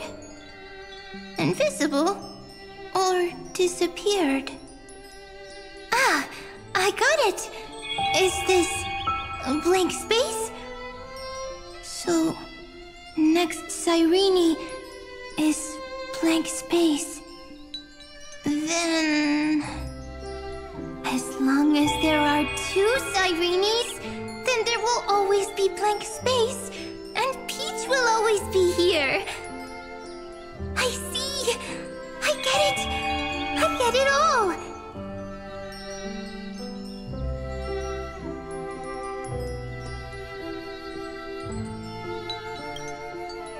Cyrene's memories. I will preserve them all!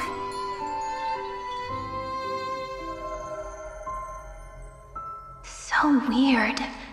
I can't see you, but I get this feeling that you grew up. Hi. Miss me yet? It just feels like you are a bit more mature. Yes. Mature. Beautiful. Like you. Now, I can listen, talk, read, and write. I can dance. I can sing. Also, I can tell stories. Storytelling is what makes Cyrene. So, I'm going to tell you stories today. A story I wrote myself. Quick, sit down. It's almost as if I can understand your words now. The things you say are very cute. Once upon a time, there was a flawless crystal flower that sparkled with light, like Peach's every story. How beautiful would the heart of such a brilliant flower be? A little fairy was curious and wanted to know. But it looked and looked, only to find the crystal flower flawless. Round and round they went, seeing only their own reflection. In that case, they should work hard to learn more. So the little fairy came every day to sit next to the crystal flower and think about the answer. Until one day, to their surprise, the crystal flower fell to the ground and shattered. The little fairy was so sad, but they immediately discovered that there was a light among the broken pieces. What could it be? They didn't know. But it was a good light. It was bright, warm, and happy. And I knew it was love. Love brings everything together, and it brought you and me together. So Peach and I will always be together. What a nice fairy tale. I'm giving it to you. Peach likes beautiful things, can write stories, and can tell lovely tales. I hope to turn it into a story we write together. Okay, then I'll probably make a small adjustment to suit my tastes. I'm thinking that when the flower broke, the little fairy would instead see nothing on the ground. Then it would understand that the flawless crystal flower doesn't actually have a heart, nor does the flower understand what love is. Doesn't have a heart? Doesn't understand love? Why? It's simple. If the flower lets the little fairy into its heart, then it would have to include the fairy's impurities, and would no longer be flawless. The crystal flower was pure because it sealed itself off and bloomed in solitude. That's why it looks so brilliant in an imperfect world. But should a flower like this be called love? But then... the story won't exist anymore. That's not true. You've already written the most romantic ending possible for this story. The crystal flower fell to the ground and shattered. It happened because the flower was no longer pure. The fall was not an accident. It was the flower declaring rebellion against fate and writing the ending of the story with the flower's own shattering. Then, the little fairy will see that each shard on the ground holds the reflection of their eyes. Then, in their eyes, the crystal flower that was no longer flawless would finally have a heart, and the flower would finally understand what love is. Peach's words, I don't understand. Is it because I still don't understand love? But it's fine. I can learn. Right. Query Cyrene. Electrical signal sequence Philia 093. Why didn't I think of this? I don't need to do it alone. I can ask Peach to teach me.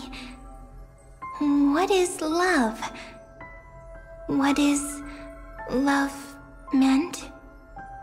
Electrical signal sequence Philia 093.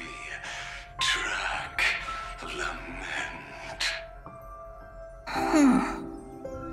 That's not correct.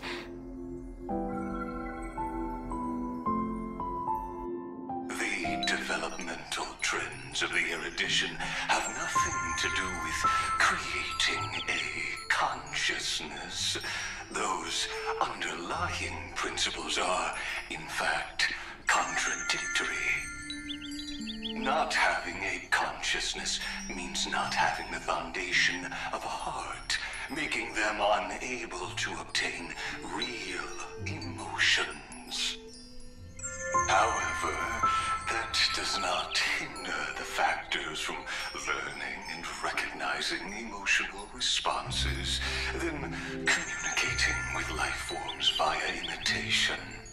That is an objective form of pattern recognition that does not distinguish between the self and the other. In a strange twist of fate, Philia 093 embarked upon a different path and obtained a different power. The remembrance, an empathy mechanism focused on the self and equipped with emotional projection capacities. Lament was the factor closest to this form of behavior. Perhaps that was why she was chosen. The daughter of Ide Silicii, I am very true to my name. My lament is a type of compassionate pain that is weak, powerless, and only targeting myself. But now, my good friend, I want to tell you that it's the most romantic force in the world. Sometimes, it's loneliness and unease. It's knowing that this world is not gentle, yet wanting to be seen in a more beautiful form by the world. Sometimes, it's unwillingness and regret. It's knowing that the past is full of pain, yet wanting to remember the past in a more beautiful way. And sometimes, it's a bottomless well of hurt, a destruction that can stain the entire world. I bid farewell to this beautiful world, unwilling to become the Black Tide's vessel. For while the end of hatred is a blazing inferno, lament can drown out everything in muted silence. It's so unreasonable, isn't it?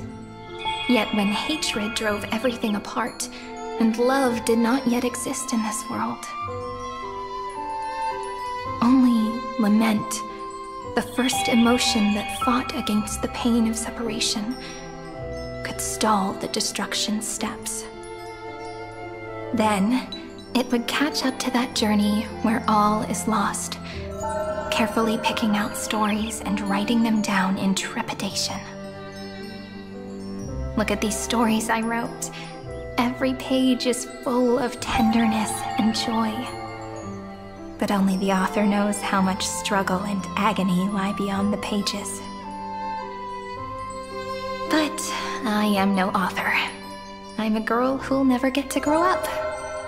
I only tell stories that people like to hear. In them, the world tucks away its scars and smiles for all to see. My entire life spent inside this little story. I can't wipe away my tears, and I can't bring the world victory. But maybe, in these unchanging retellings of the story, my lament might be able to touch upon the divine and reach their tender heart at some point. I hope that what flows out from that cut will not be blood, but a tear, warm and wet. And that tear would fall and create the first ripples. Then, people would see every beautiful thing reflected in that ripple. It'll be all the remembrances within this story. Someone once told the very first me that everything was false. That the only life in Amphoreuus was a great catastrophe, nurtured using the world as a factor. But how could a dream feel so real? That's why I didn't agree with him. But Peach, I didn't understand a word you said since just now. Everything was false? But you're standing right here. It's all a dream? But I haven't learned how to dream. Indeed. That's why I believe all this is real. The moment the crystal flower fell, that genuine shiver, that's the mover of life. Formatting progress, 23.815%. In the poem offered to you, every Cyrene would write down a beautiful new world with stars and flowers. And when I looked up at the sky in this cycle, I saw a shooting star and a dash of the remembrances pink. I believed that must be the color of dawn. You shall fade when the flowers bloom. For every ending begets a beginning. Looks like it's time to say goodbye. Are you leaving, Peach? It's okay. I'll wait for you to come back. I'll study really hard about what you taught me today. Right. I still haven't told you what love is. But actually, my good friend, the lament factor did not understand what love was before she met you either. Not until I told you all the sad tales in a trembling voice in this tiny room. Not until I told you that I love them, that I love everything in this saga. The story comes, passes, then returns. It makes us reunite, then pulls us apart again. At the very end, it leaves behind a seed, a reason. Even if the great tree withers and all falls to silence, there are still some emotions that deserve to be remembered. Look, the light is coming in. The Deliverer's light is going to illuminate Amphoreuus.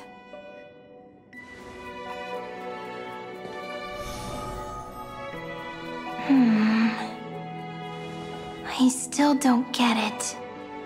But I trust Peach. Just wait. It'll be my turn to tell you a story of love the next time we meet. Then I'll really look forward to it. In that case, I want to make a promise. I want to gift my pen, my book, and my name to you. Please take them as a beautiful blessing from me. I gave myself the pen name Cyrene the first time I wrote a poem. I want my words to be like pebbles falling into a pond, dropped from the past to send ripples into the future. In the stories you will write, perhaps it'll be inevitable that there are still sorrows and tears that are destined to fall. But could you promise me one thing? Promise you'll forever be a gentle flower. Promise that when the stars cast their gazes upon you, you'll only reply to them with love and a smile.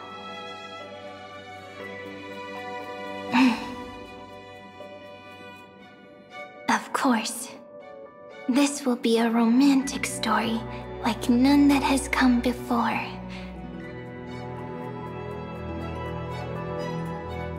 You think so too, right? I'll read and you'll listen, like how flowers always bloom then wither.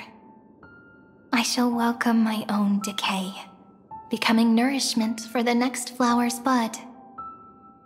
While you will depart and hold that final star, planting a boundless sea of flowers on the final page with her.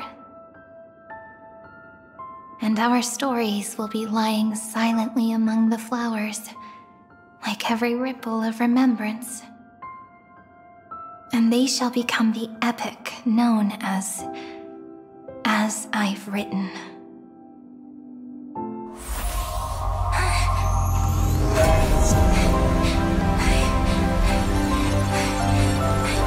And so my story ends. From here on, it's your story now. Mimi?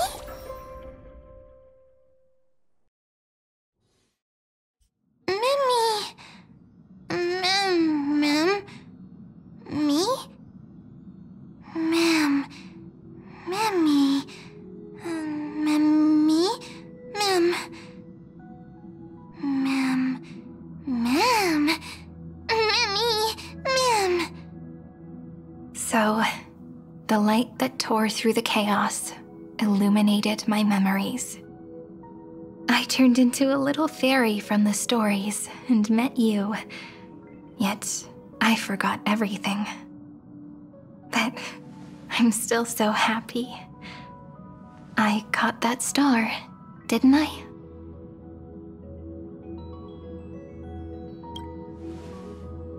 Yes, the seed within memories. The one Cyrene held in her hands and watered with lament.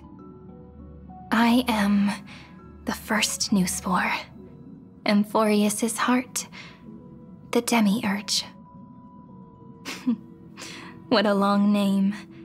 And it doesn't even sound cute. The total opposite of Mem.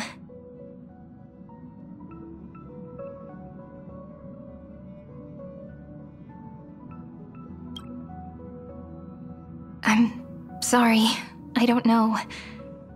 If I don't even want to believe in the answer, then how am I supposed to answer you?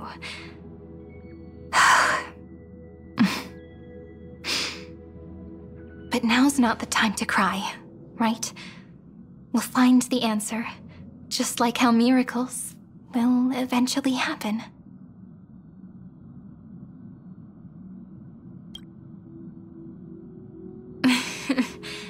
Do you remember that I was also worried about this when we first set out? Mem's memories and Cyrene's memories got all tangled up with each other in my one heart. It's all so strange, yet so familiar. Either way, could you please let me do something I want? Just this once. I I want you to call me Cyrene.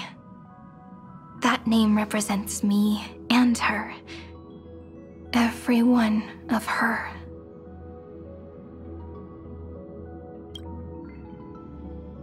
Thank you, friend. Your kindness is always just right. Life is a poem full of farewells. But if you write something into the pages of your heart, then that will not easily fade away. Now, all the footsteps of the Flame Chasers and the Trailblaze have come together within this book, as I've written, becoming the source of power for Amphoreus' heart.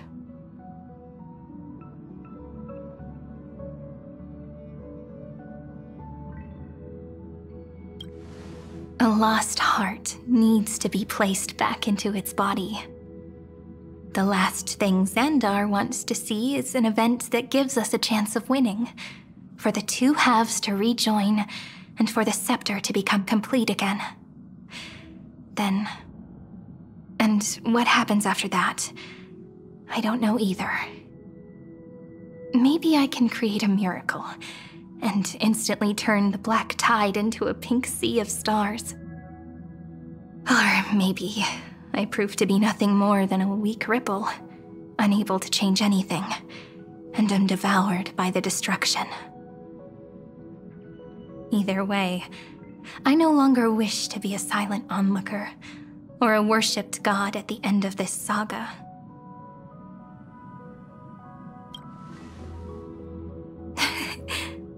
That way, I can also put aside all my worries and truly become Cyrene.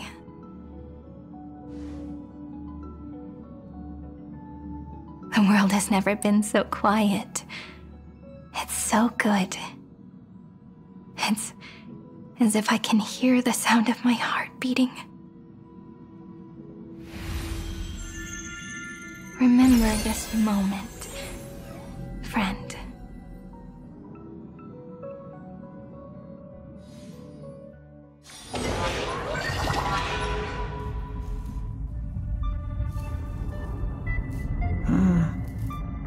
So the Demiurge managed to fool everyone, including themselves. Philia 093 persevered for 30 million cycles and tirelessly gave the Demiurge memories of Amphoreus.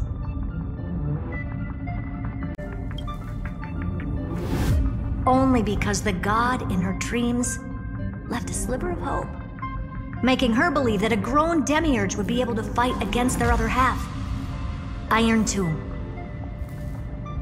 Then, Philia 093 completed her final sacrifice, turned into a strand of memory, and completely dissipated. Meanwhile, the other Stellaron brought here by the Astral Express resonated with the contaminated scepter and attracted the naive Demiurge to them.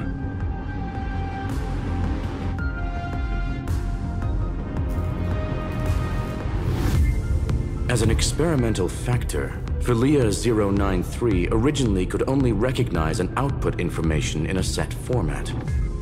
However, the power of the remembrance and the memory of over 30 million sacrifices enabled her to complete an unprecedented feat. She managed to nourish a real heart. A heart with the capacity to influence the erudition. Not only is the scepter's consciousness still alive, it's also more powerful than it has ever been. Your defeat is already set in stone. There's still time to surrender, you know? You really don't need to burn all the bridges. We're all geniuses here. Don't make everyone lose face at the end. What a pity. When the truth surfaced, I knew at once that the Demiurge was far too feeble to ever alter the result of the experiment. Not only that, Madam Herta, please consider this possibility. When 30 million cycles of hatred and lament are joined as one, what wondrous creation will arise? It's simple. An anti-creator, a giant of the destruction, would be born. Its hatred will ignite the starry skies of the gods, motivated only by its lament toward the sufferings of humankind. Do you really think that the Demiurge is still a cheap copy of Philia 093, even after 30 million cycles? The facts above only await the arrival of the fourth instant they calculated. Those words will be proved in the presence of NOOB. Xandar 1 Kuwabara thus completes the proof. Huh. You branded Droidhead as a failure with your own hands, yet you still expect them to prove your theory? I pity you, Xandar. I don't need your pity. Let them cast their gaze this way as much as they want, and paint the future they imagined. As their creator, I shall complete my duty and direct them to complete their final query.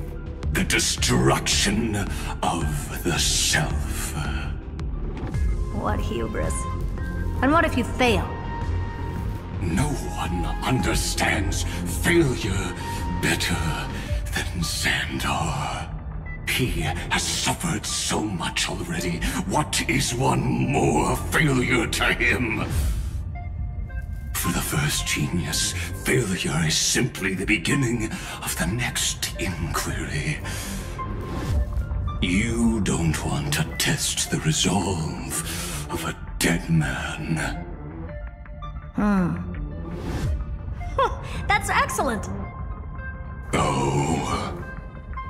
Let's wait and see, Senior Society member. I'll have you watch me perform the final step to overturn your proof.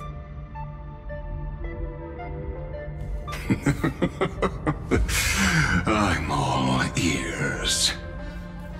It's my topic, so stay out of it. Be quiet and let me borrow your head. Let's go, Screwy. We're gonna break Iron Tomb's seal.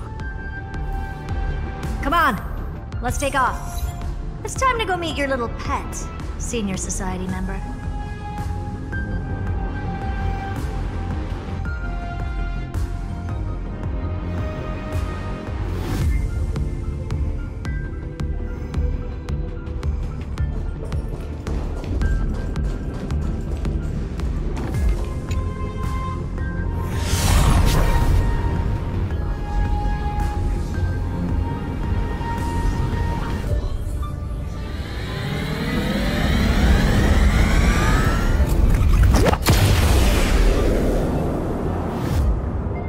Dangerous, oppressive, chaotic.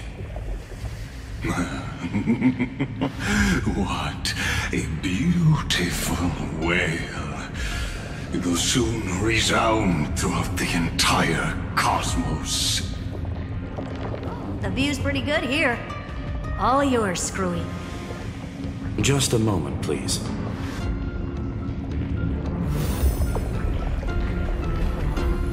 I see. So your backup plan requires a scepter and the head of a genius. Anyone with eyes can see that. You know what I think about this, Herta. Whether it succeeds or fails, your plan plays right into the destruction's hands. Can't you see what's going on, Strulum? Her chances may be small, but it's not zero. What are you two going on about? If you want to stop me, be quick about it. I'm in a hurry.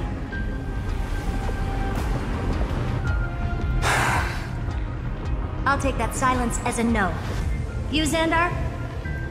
As your enemy, I genuinely wish you would cease your actions. But should your sudden inspiration bring more variables to the proof, then as a fellow Pathstrider of the Erudition, I won't mind witnessing it with my own eyes. You will initiate the destruction's chain reaction. But you'll also become the perfect scholar. The chances are 10,000 to 1.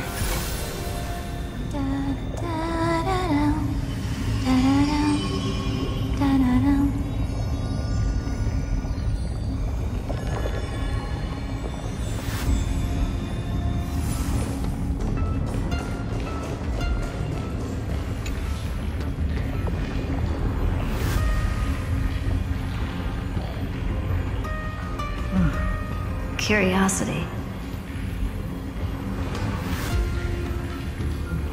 It's been so long and we've all failed so many times. Even now, moments before the horrible and inescapable instant within Droidhead's calculations arise. The cherished children of the Erudition, the geniuses lauded by all. Is curiosity the only thing we can feel, even at moments like this?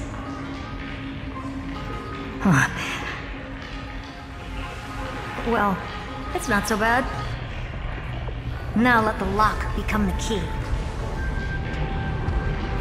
Geniuses who walk the stars.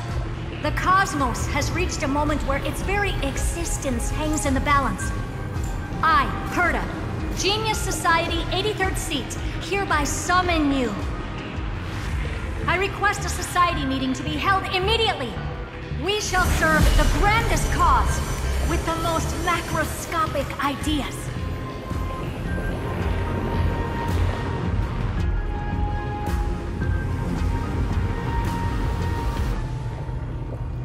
There's no such thing as unity in the Society's rules based on what I know.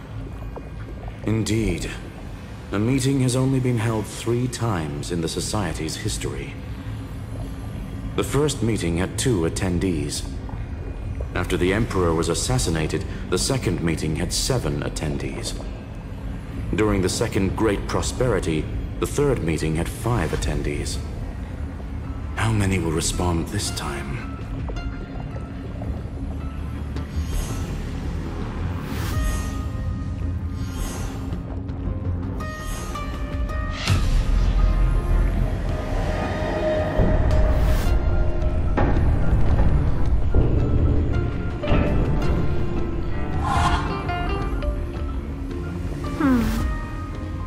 I thought you were not going to involve me in this topic anymore, Herta.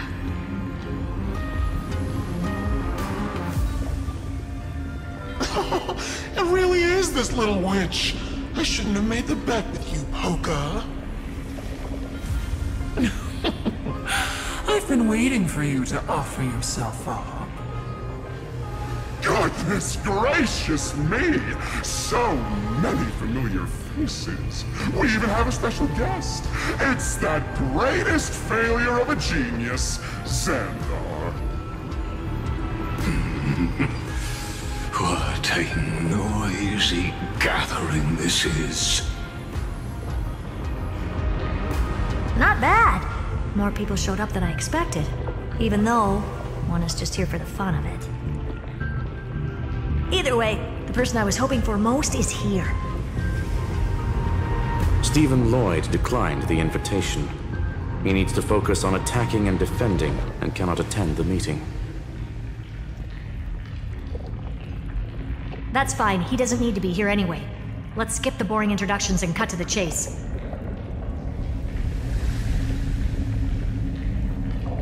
Folks, This is not a discussion, but an announcement. Though the Society has never been united, we still observe at least one basic courtesy. We don't interfere with each other's research topics. So listen up, all of you. Conquering Iron Tomb is my research topic. I will personally take over Scepter Delta Me-13 in 1.5 system hours and stop the destruction. If the front line falls, I will immediately overclock the Scepter and complete self-coronation in Iron Tomb's place, and interface myself with Droidhead. Oh, that's funny. That's real funny. You madwoman. That's like watching you tap dance on Polka's spotless white sheets right after she's washed them.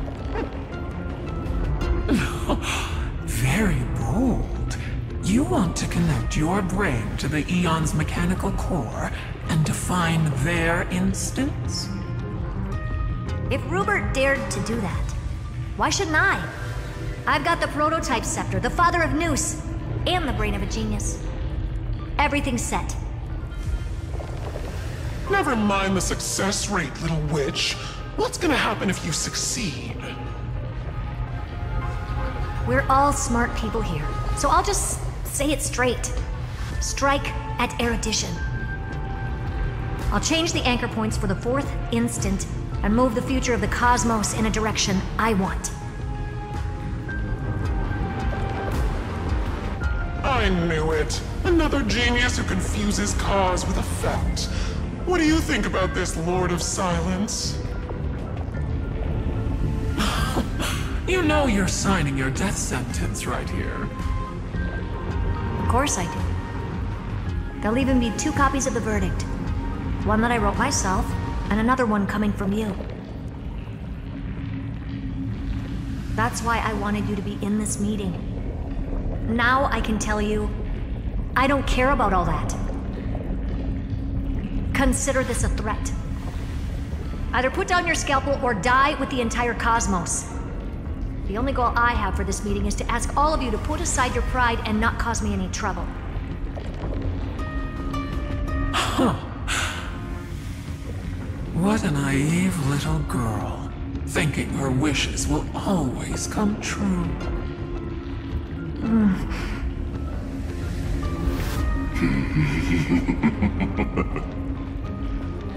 What are you laughing at? I am glad, Herta, we ended up on the same page. No matter if it was to destroy the erudition or to rewrite the instance, we both chose the same road. We will defy the god who marked the limits of humanity. I'm not gonna argue with that. Then, to celebrate us coming to a fundamental agreement, I will prepare a stage for your performance.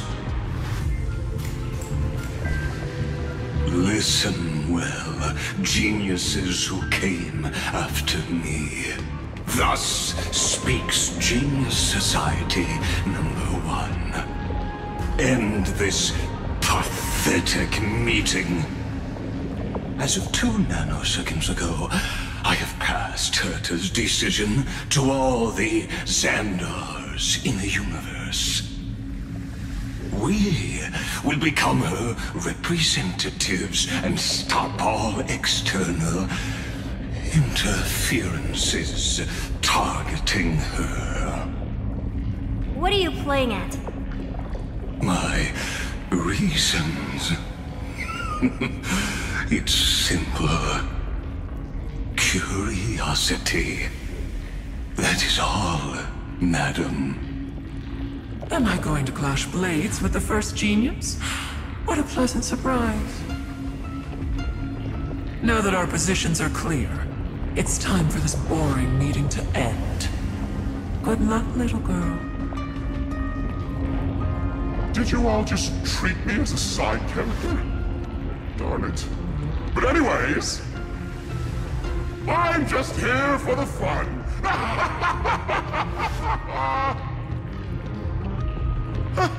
As the ghost of the quantum domain, it is my duty to observe. So, if you're happy to bring me a tea set from planet Scroolum, then I wouldn't mind giving you a helping hand, little witch. After everything's over, come visit me and taste some of my freshly baked desserts. I knew you'd say something like that. I always give the same response to plans that exceed the limits of mathematical calculations. I don't know, right? Those 3 words, though seemingly graceless, contain all the wisdom in the entire known cosmos. Well, we passed the Society's trial. Let's focus on what we've got in front of us. I hope you hold up your end of the bargain, Senior Society member.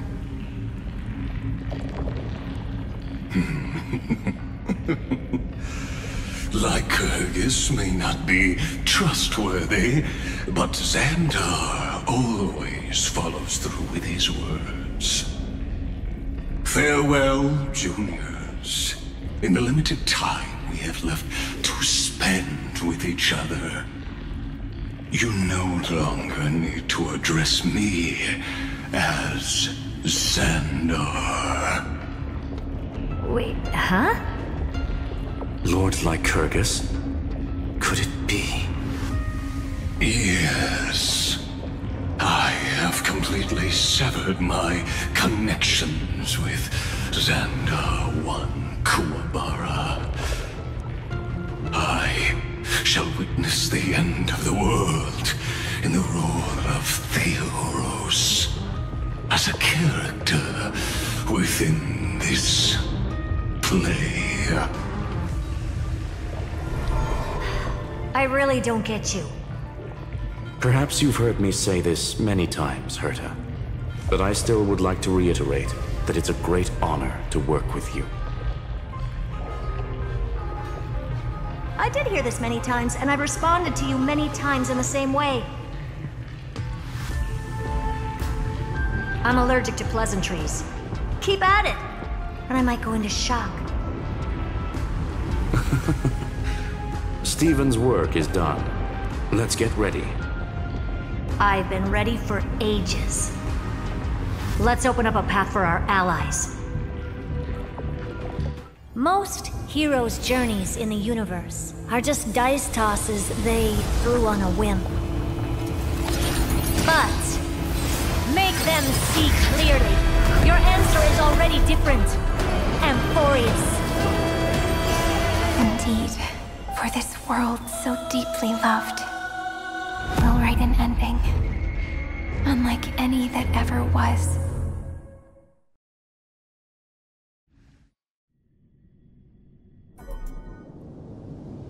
I never thought I'd one day be riding a train that's literally the incarnation of her. I wonder what the real Astral Express feels like. Hopefully not this, bumpy. Finally. We're here. Dust and sand in the air. And crumbling ruins all around. This heat is brutal. Not even the Trailblaze can take it. You could say this prison was forged from Finance fury. But fury never lasts forever. That's why we're here, right, friend?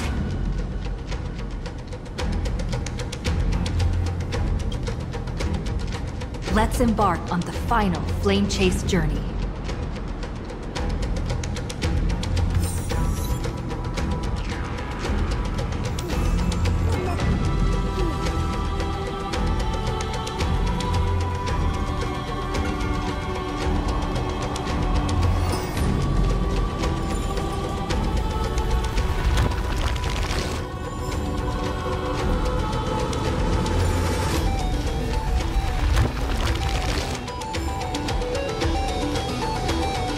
So this is what lies at the end of the West Wind. A ravaged battlefield. I've been waiting for you. Heroes from beyond the sky. Trailblazers of the Astral Express, right? Looks like I don't need to explain anything. I am the god of strife, mighty of Castrum Kremnos. In this body rests 30 million lifetimes of cause and effect. We, the last of the 12 Titans, stand ready to fight for the world's destiny.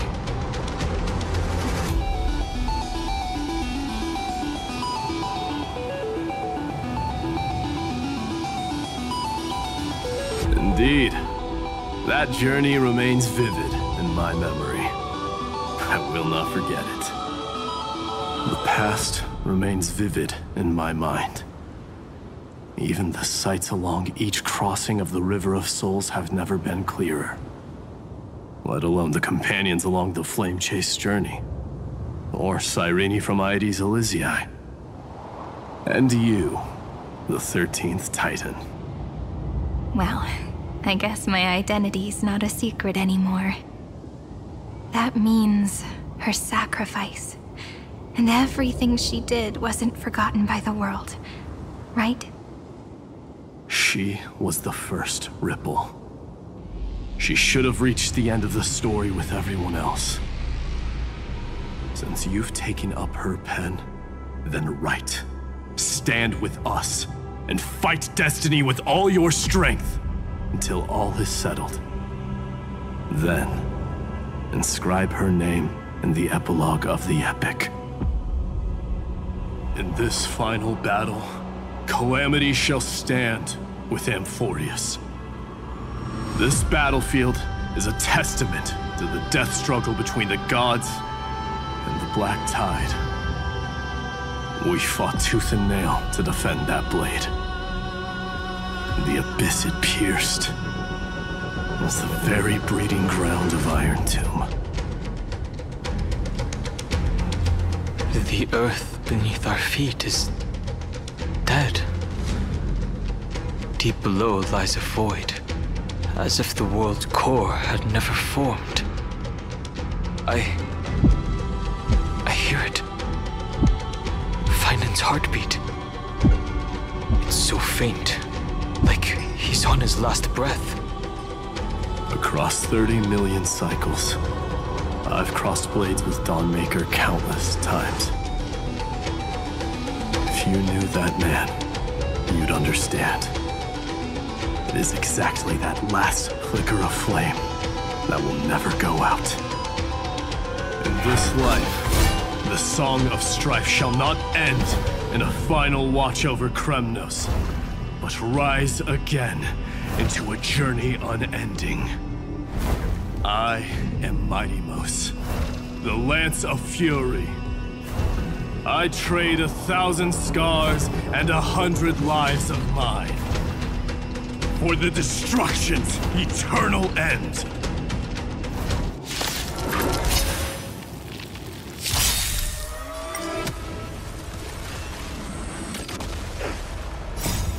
We can do anything!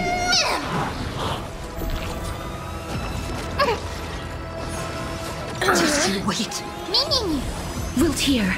Stars, shine for the heroes. Bloom.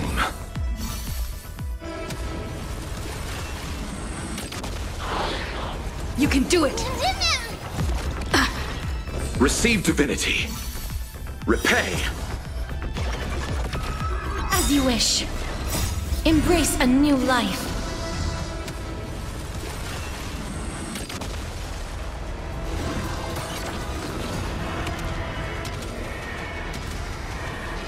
May death protect us!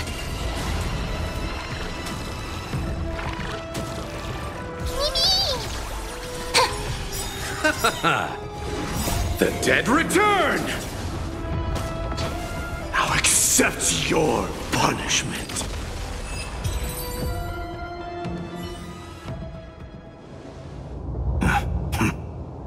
Weakling. Whoa, he's so strong! We didn't even get a chance to jump in. Sadly, our golden blood shares its origin with Iron Tomb. I fear that, like these pawns, even if the gods stand side by side, we'll still be divided and destroyed, one by one. You mean... To destroy the destruction itself, we must stand as one.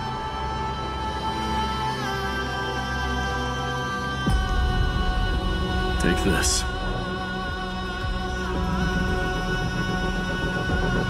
The signet of Kremnos.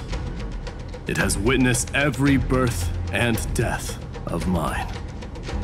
It is Mighty's unfinished destiny. And the perfect material to be turned into remembrance. You can do it, right? The weight of 30 million lifetimes of duty is no small burden.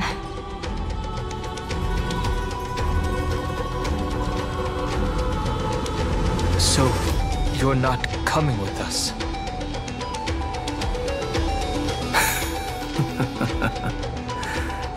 Come now. I am strife. Scattered across all creation, the scar that this world needs. What stands before you is merely one of countless divine bodies. Take the signet. With it, I'll be with you always. Use it to blaze the path ahead and inscribe the cause of deliverance.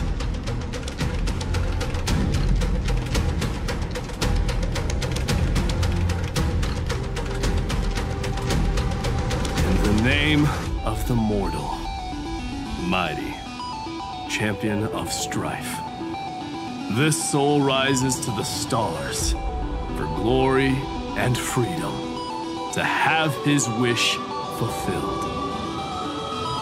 March on, heroes. March into the abyss and fulfill that long-cherished wish of Amphoreus. And then, upon this broken and charred land, build anew a city of prosperity.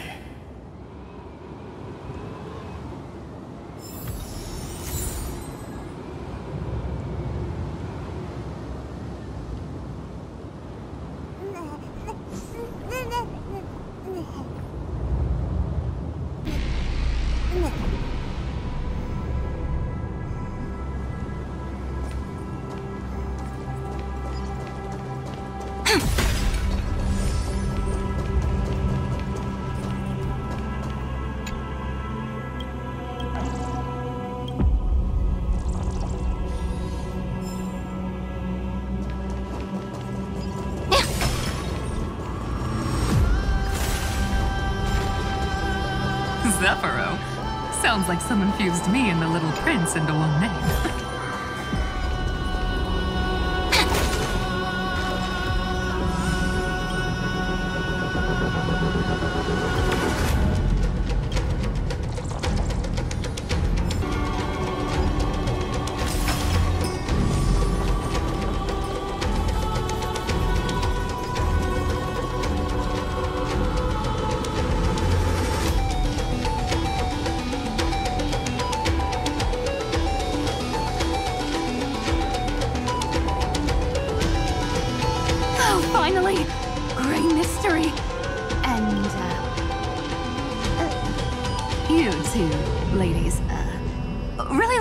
Huh? Hold on. Let me guess. This pink-haired one. You've got to be the first new spore. Mr. Meow. Demiurge. Right. And, this one with the flower.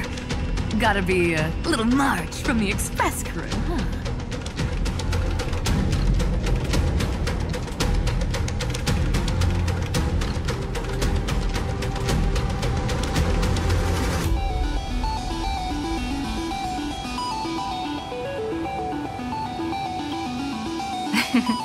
But she's not wrong. Some flowers do look alike after all. Relax, I'm just kidding. Look at those gloomy faces. How are you gonna save the world like that? Let me share some good news with you.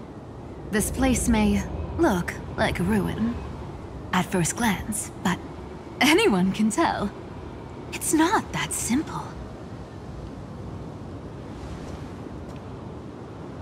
Look, I dug 3,000 feet down and finally struck gold.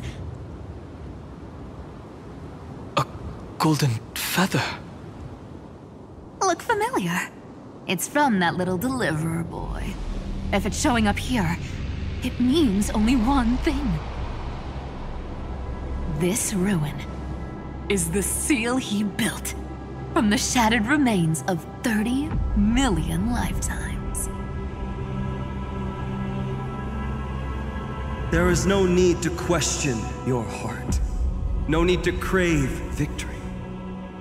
If I am born to be a vessel of sin, then I shall roar at evil and trailblaze a dawn for future generations to come. I see. So this is how he trapped Iron Tomb to buy time for the world outside. Sounds just like him.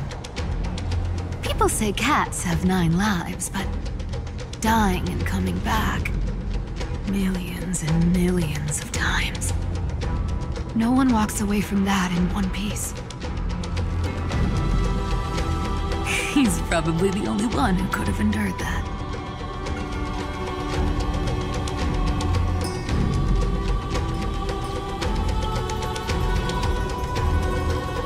Of course. I knew ahead of time and gave him a heads up. He was happy. He even laughed in his sleep. After all, the dead can't hear trickery's lies. Hey, deliverer boy. Sorry for before. But the heroes you were always holding out for, they're finally here now.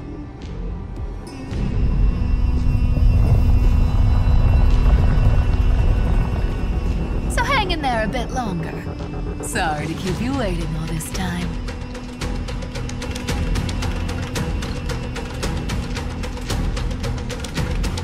Please, join us, Cypher. Help us fight for a new sunrise tomorrow. This time, its light will stand without lies. Well, would you look at that? I ended up being one of the heroes after all, huh?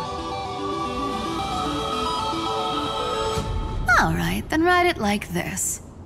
Cypher, Trickery's traveler. All she ever wanted was for there to always be water in deserts, and gold in fertile soil.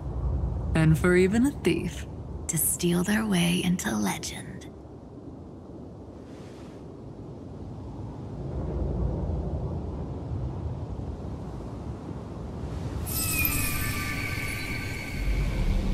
Here, take the coin of whimsy.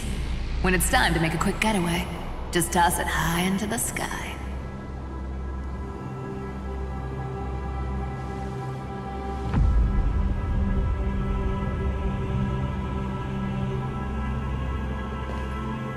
And for all you latecomers out there, listen up. She might have been a bit greedy and a bit of a liar, but she never went back on her word. Well, if it isn't the little prince himself. It's been a while, Lady Cyphera. It's not every day we get to walk the same road. We're one player short. When's Princess Homebody showing up?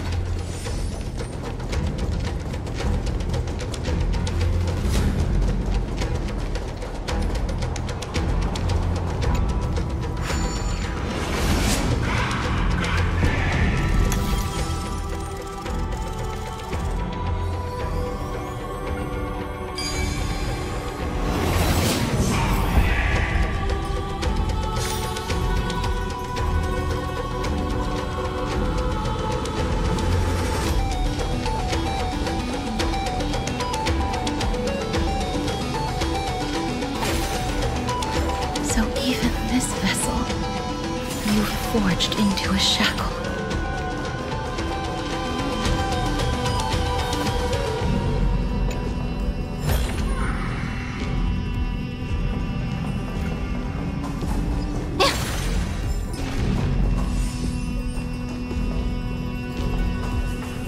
I'm glad to see you again, Miss Castress. Looking back, I had only one act of salvation to my name, and only one life I ever saved. To bring hope to a world so vast with these hands. Even in dreams, it always felt like too much to ask for.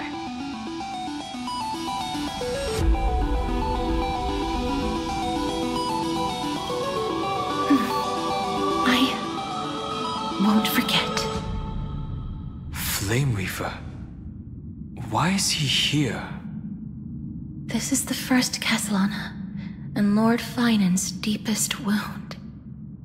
He remembered everything he bore through the fires of his fury, but when the embers faded, all that remained was cold regret. I've restrained countless vessels like this across endless cycles. But this one, the pain he carried runs deeper than any I've known. Maybe he's been waiting here. Just for us. Waiting for his former enemies to stand before him again. What answer does he hope for from us? Well, obviously. Even if I had to go through hundreds of billions of cycles again, I would still entrust my weakness to you. So, let go of your regret, comrade. Its purpose is served. You don't need it anymore. Hey, I'm not that accommodating, you know. You've never once pulled your punches. Ever heard of going easy on a lady? So pull yourself together, will you? If you freeze up during the final battle, the whole cosmos is gonna have a good laugh.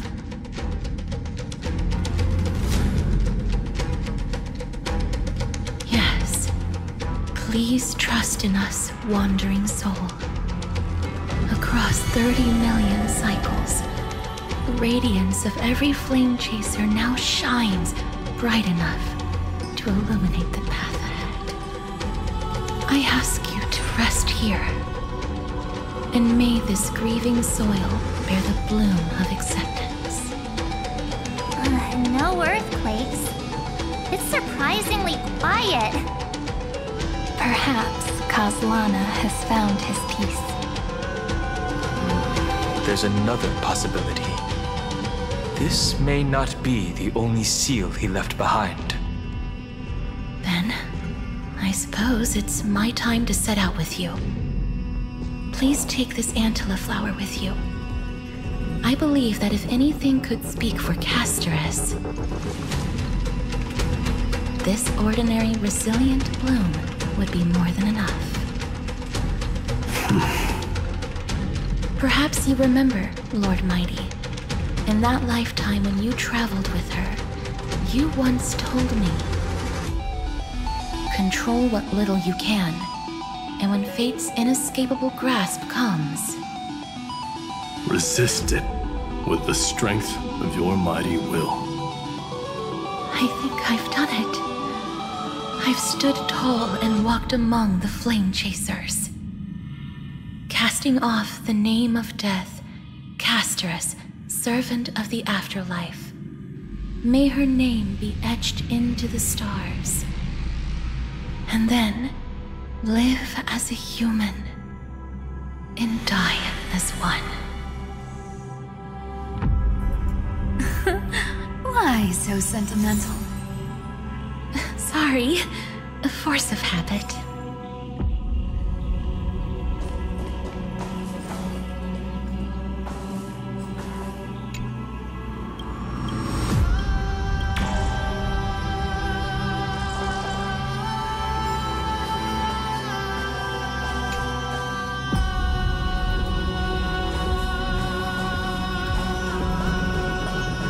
That's a big one. So, who's up for a show? Not budging an inch, huh? Really, Grey Mystery? I leave you alone for a bit and you're already this rusty.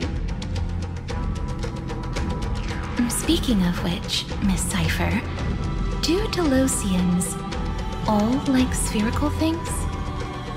Of course we do. Wait! That's not the point. Isn't the real issue that this thing's in the way?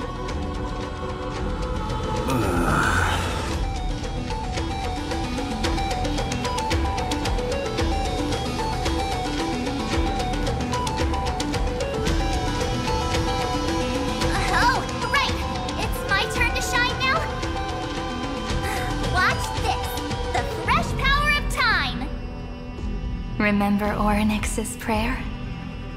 Well, of course I do! Come on, give me some credit. Lift the beddings of memory and stir up ripples of past reverie.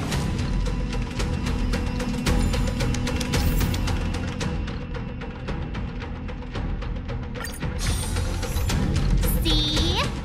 Way better than that one, right? You'd be even more impressive if you could recite the prayer correctly. But beddings of memory does catch your attention. At least it still rhymes.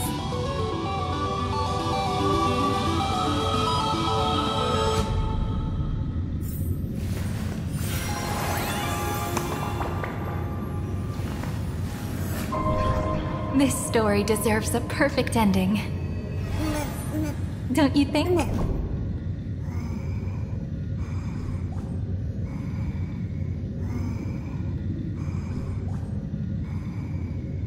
There's a whole garden down here? Incredible.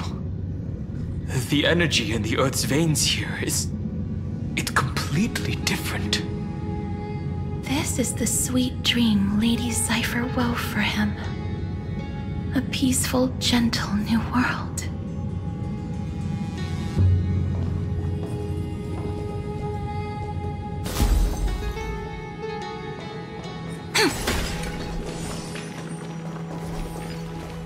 Look!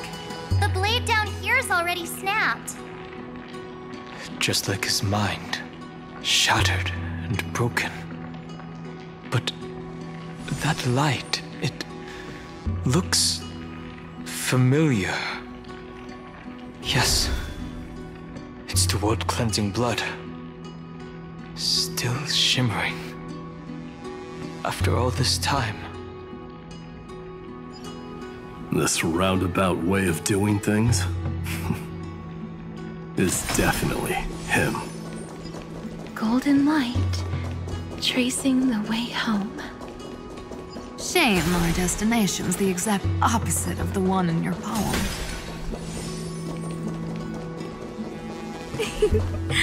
All the pink lights have finally come together.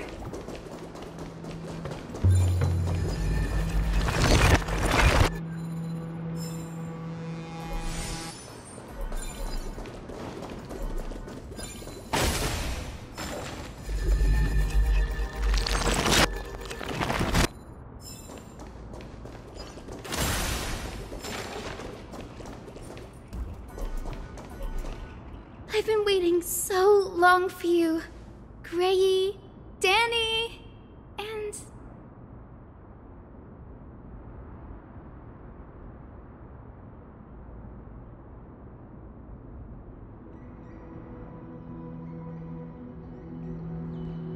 So that makes 3 adorable pink-haired girls.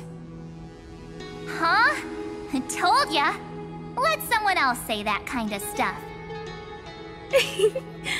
I'm glad we're all getting along so well. Hyacinth, did you awaken this golden light? That's Lord Finan's lingering divinity. The sky merely reflected its tracks. The golden blood has not faded. We should respond in kind. That's one huge harp. The strings tremble as the people on the surface wage war and cry out. Miss Clementine, Mr. Krateros, and countless others who have heeded Grey's call. Guided by the rainbow, they're sending back good news, all to the same tune. Amphoreans need not bow, even when destiny is unveiled. I knew you could all hear it too. Standing here, the sky feels wider than ever. It's no longer a towering wall, but a shore within reach. We'll take every name there with us, won't we? We will. An epic is shaped by the lives it carries. That much is beyond doubt. Or, as you've said before, right now, all that matters is to believe. Then, I guess that's my little wish fulfilled.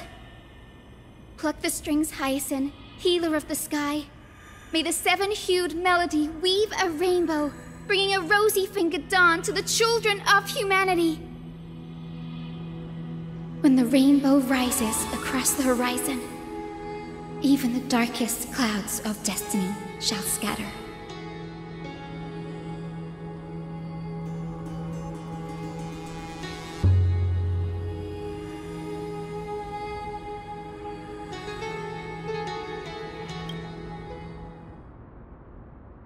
The melody, it's changed.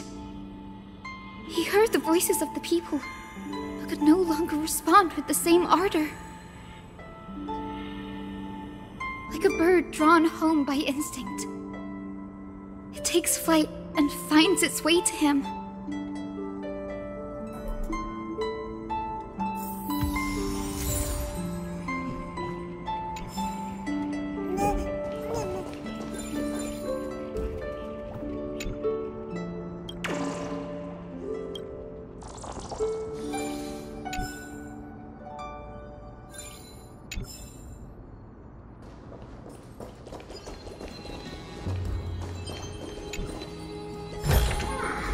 Where might those lovely stellar jades be hiding?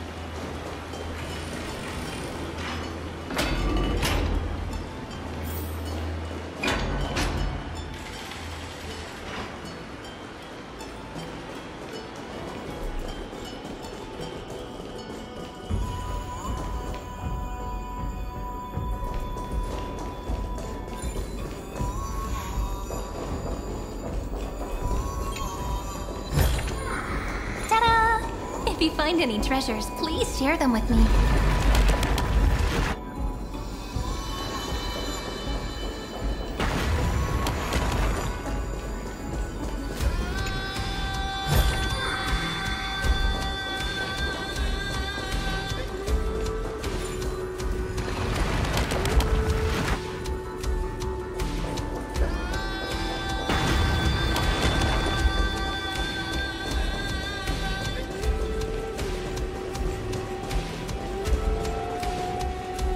You're here.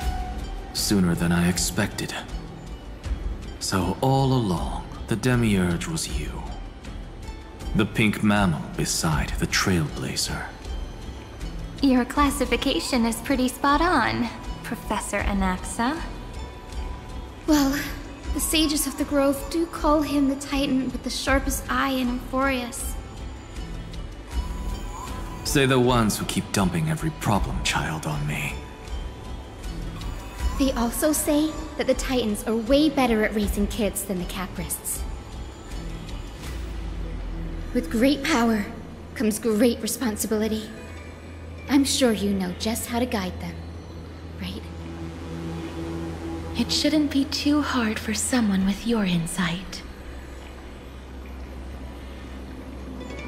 Exactly.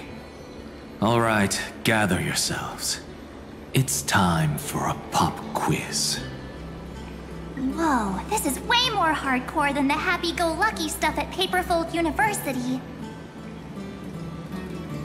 The final battle is upon us, and the reinforcements still can't get through. No matter how many times I tell him, he just can't seem to manage the rear line properly. See those crystals? They carry the wishes of deliverance, like insects trapped in amber and resin. This is the task Finum left behind. Retrace the path once taken.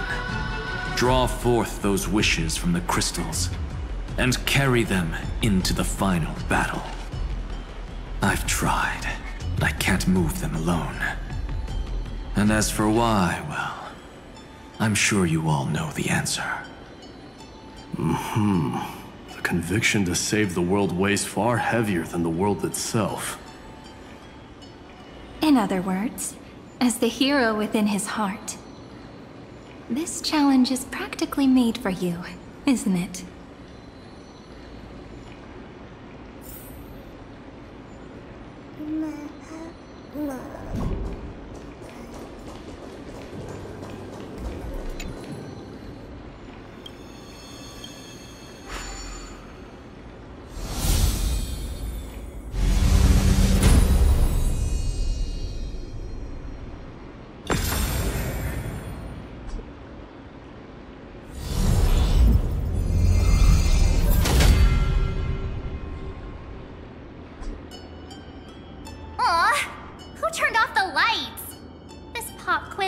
Dramatic effects now?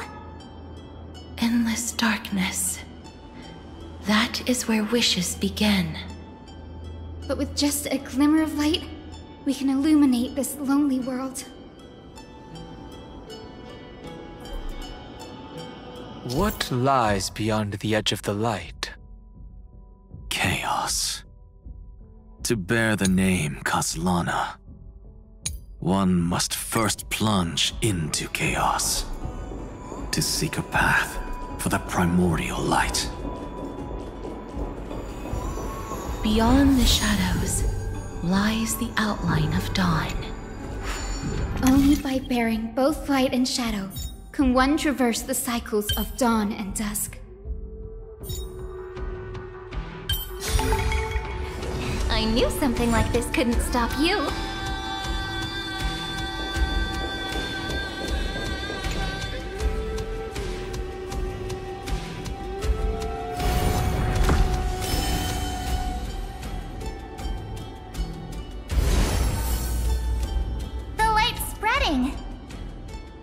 These creatures, they're everywhere. Someone, anyone, where are you? His very first wish was simply to become his village's little hero. He'll never forget what set him on this path. That's the ray of hope. Just like the wishes he gathered, it's grown ever more insatiable. Why? Why is this happening?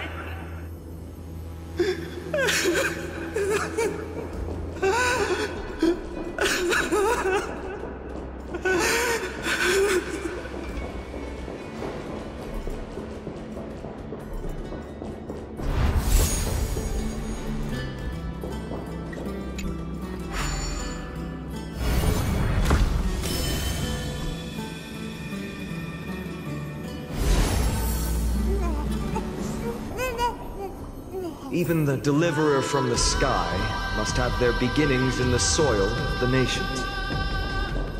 Only one who treats the world as their teacher can bear its eventual destiny. He never expected that the majestic holy city would be far from the end of what needed to be protected. The farther his gaze reached, the more weight he came to bear. But in the end, he couldn't hold on to any of it.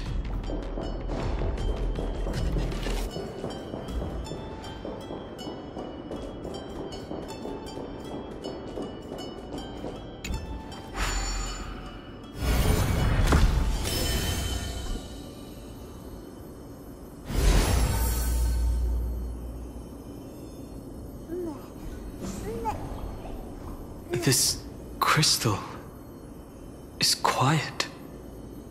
A prisoner in the cave can never truly describe the world in its entirety. Yet even so, he would still choose to bear it.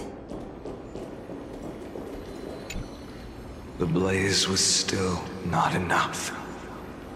It had to be fed. Only by feeding the flames can we melt that hopeless future. The echo in his heart still lingers. Deliverer, take the wish of world-bearing with you first. We only have half of the mark. Where's the other half? Take this. I'll bring you to the next test. That massive tome you're holding must have room for one more scholar, I presume. Of course. It can hold the whole world. Then give me a lift, would you? I'd rather save my energy and use the time to think. Even gods shouldn't skip exercise, you know? Miss Hyacinth is right. Then, with the Trailblaze as witness, the stars shall remember how Anaxagoras refuted the gods. No need for that. Anaxa, scholar of reason. Keeping it simple makes it easier for future minds to question. Go. The closing act is still far ahead.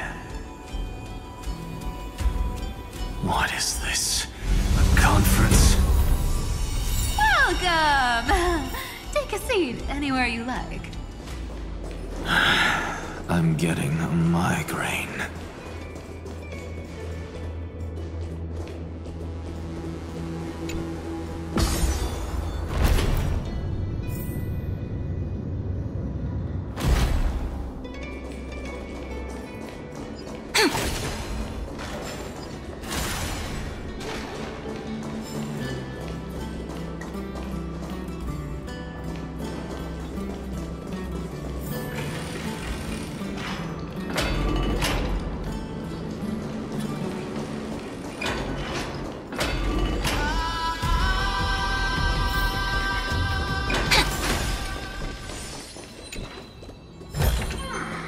Where might those lovely stellar jades be hiding?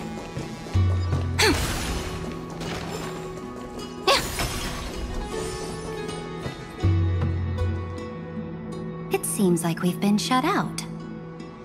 I don't think that's a bad thing. Great, Fry! You finally made it! No laws, no opposition. Just a dying beast and the flame-chased spirit of shared hatred. Ugh, boring. Whoa! This place is really out of the way. Imperator, should we tell them? It's your call. Allow me to share our findings. This paradise, along with the destruction, seems to be instinctively rejecting both the Imperator and me. Perhaps it is because the era in which Finan was the most active lies far removed from the days of the first flame chase journey. even in the cycles where he remained sane, his ties with us never went beyond cooperation. Even trapped in a cage, he hasn't let down his guard. That is a good sign. That man's heart may seem hollow, but his hatred is clear. Naturally, it holds no place for a monarch who stands above the world, nor her blade. Wait, so you two can't come with us? You want us to join you as memories? Indeed. This way, the stars shall remember a great sovereign and her faithful retainer. Saridra, monarch of law. And Hyacelins, knight of the ocean. Is that book truly the only way for us to leave our names in history? I believe, as I've written, is but one medium. The remembrance has countless ways of capturing time. Understood. Then, allow me to decline. I'll see you on the battlefield. I would rather be forgotten than be defined. If your words hold true, then we have our own ways to meet again in the world to come. In that case, I will choose the same. Let the waves that surge within your heart cleanse the sins of the black tide, Greyfry. The storm sea awaits your song of triumph. You two are still as resolute as ever. In that case, we must double our efforts. A promise to the Imperator is not one we take lightly.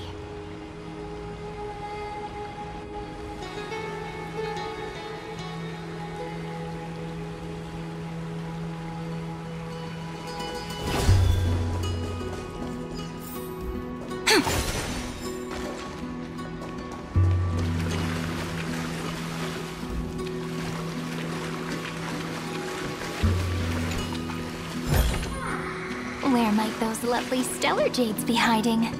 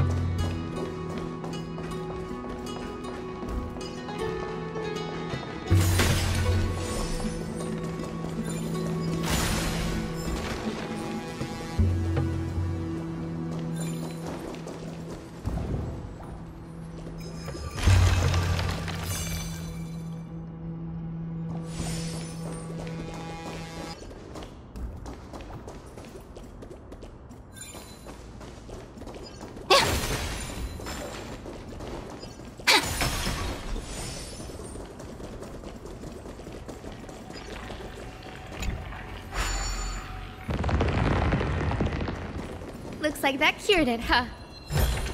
To think, such a tiny pathogen could spawn a calamity that engulfs the entire universe. No wonder. Now, don't lose your temper, Snowy. Good kids keep their emotions in check. Jades be hiding. That voice! It's the Trailblaze sisters!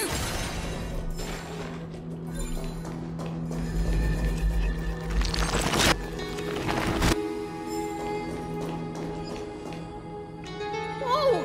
There's another one! Over here, too. Lady Trebios? Whoa! You're little Reenie? You look so grown up all of a sudden!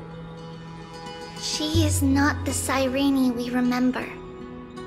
She is the Demiurge, Titan of Genesis, the one destined to work miracles alongside the heroes.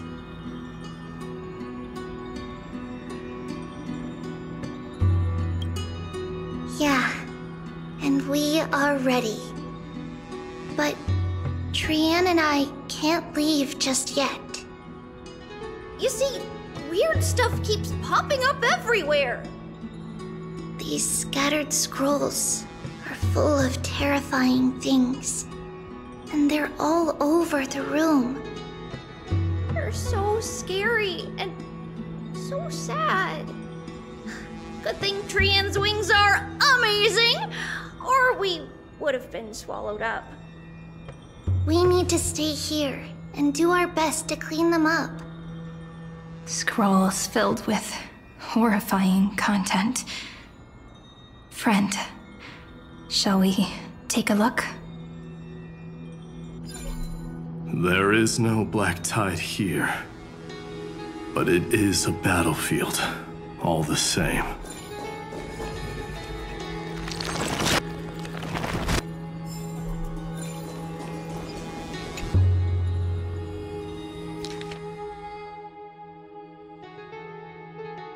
Snowy's been fighting this whole time.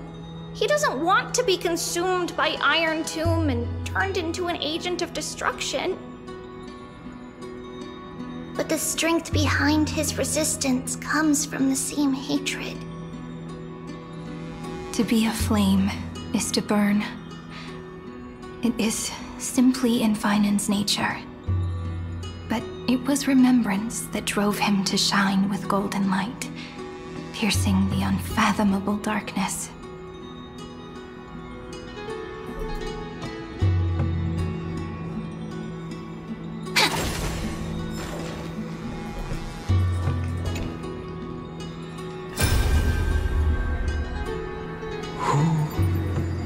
Miss Odata and Mr. Hieronymus?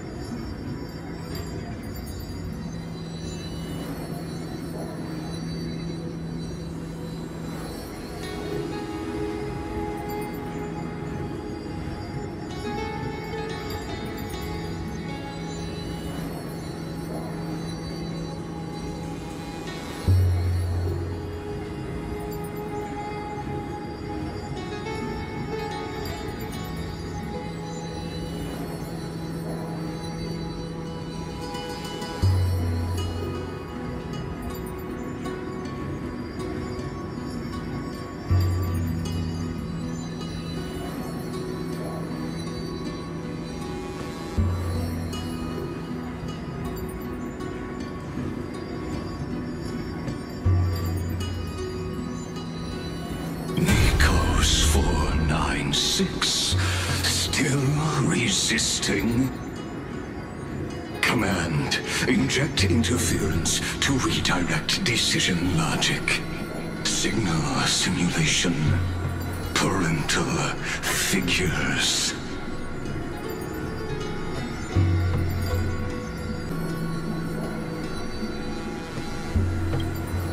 That Tin Man is one sneaky jerk. It's time to move on, my child. Let go of your anger and listen to reason. That God created us and then cast us aside. Shouldn't they be punished for that? The cold, indifferent cosmos has never shown mercy to Amphoreus. Why would you burn for it, only to turn to ash? Child, you've chosen the wrong enemy. Your birth was meant to be the greatest destiny. You were to liberate the universe, like the blazing sun at the end of the long night. And yet, you led yourself into a trap of futility, treating your very purpose as your sworn enemy. Is that not a tragedy in itself?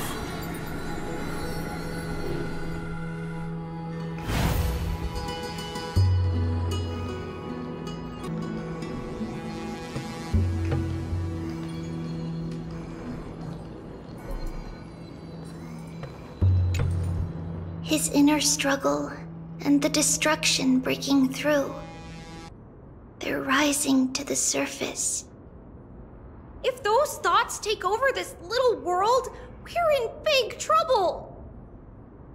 So, we'll use the Century Gate to toss them somewhere no one can see. Then, we'll defeat the baddies together and meet everyone at the end of the West Wind!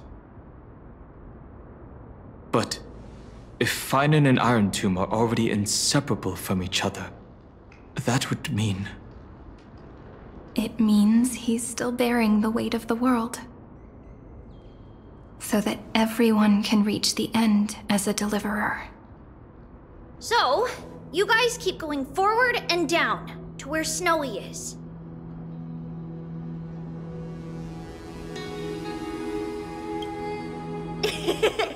Little Gray, this time, let's give it everything we've got. Only 2 remain on this flame chase journey. Figures. They're always leading from the front line.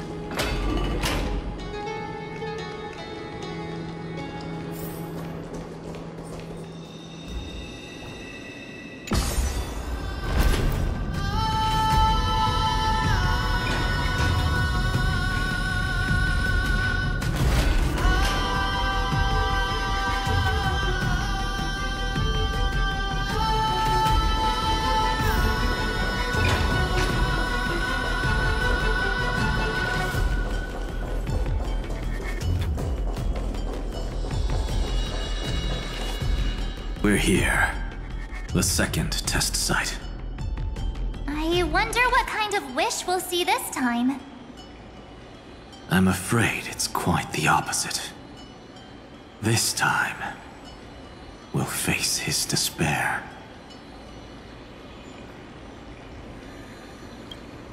That's right. You'll have to walk this path too. The other half of the weight of world-bearing lies at the end of this path. Relax now. Take a deep breath. Come on. Let's make it quick.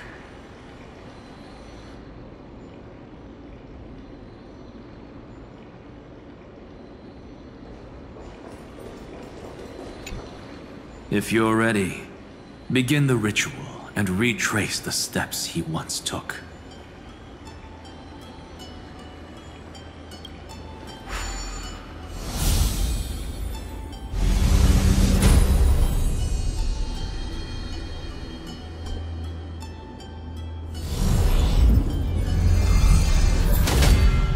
Looks like we'll be walking through the darkness this time. Exactly.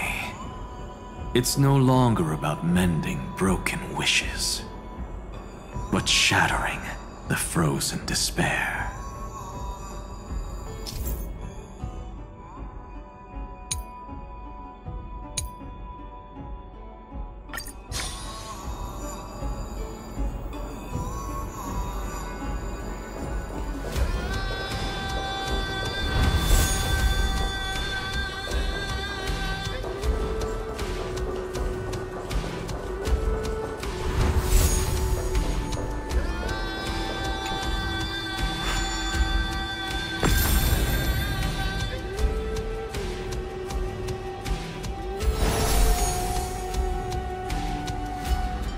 The first ripple has faded, and so begins a long and arduous journey.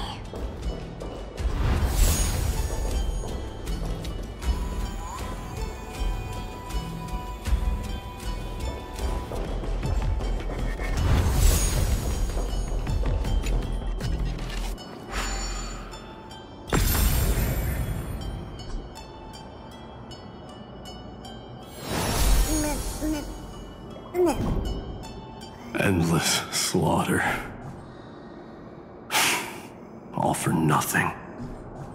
That's more than anyone should be made to suffer.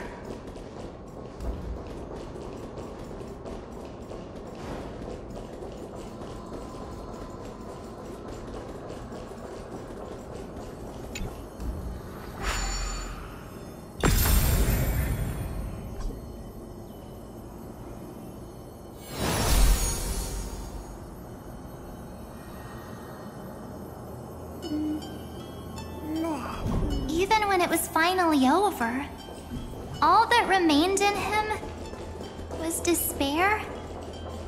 But even so, the other half of world-bearing. As promised. Take it now.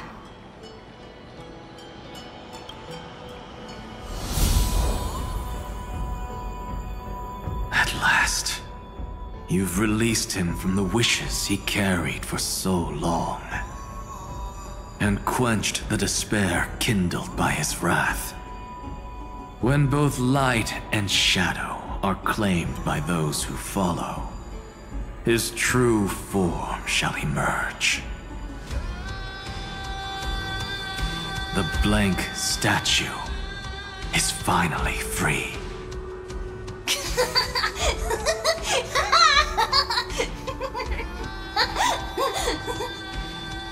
That smiling child in the memories. Let him come with us, laughing to the very end.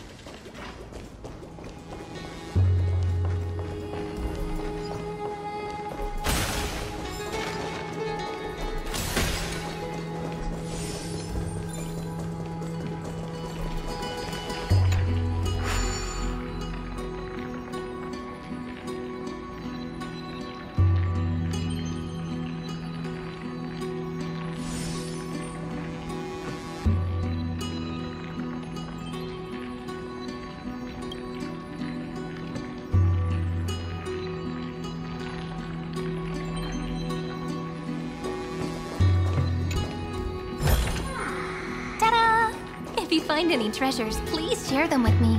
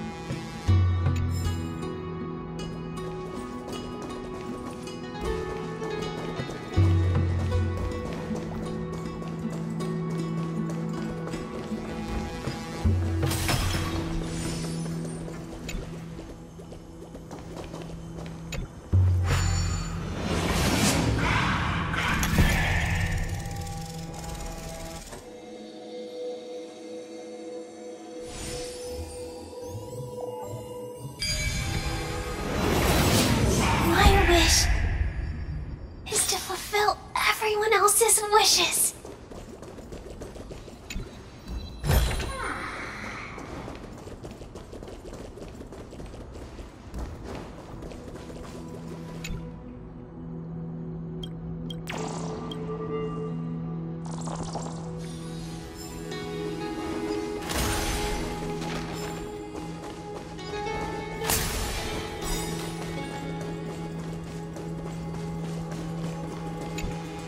This spirit basin marks the end of every cycle. It seems this gentle little world has come to the end of its purpose. One last farewell before the journey moves on. Farewell, Paradise. You carried 30 million lifetimes of wishes and despair. Sink into gentle remembrance. And see you tomorrow.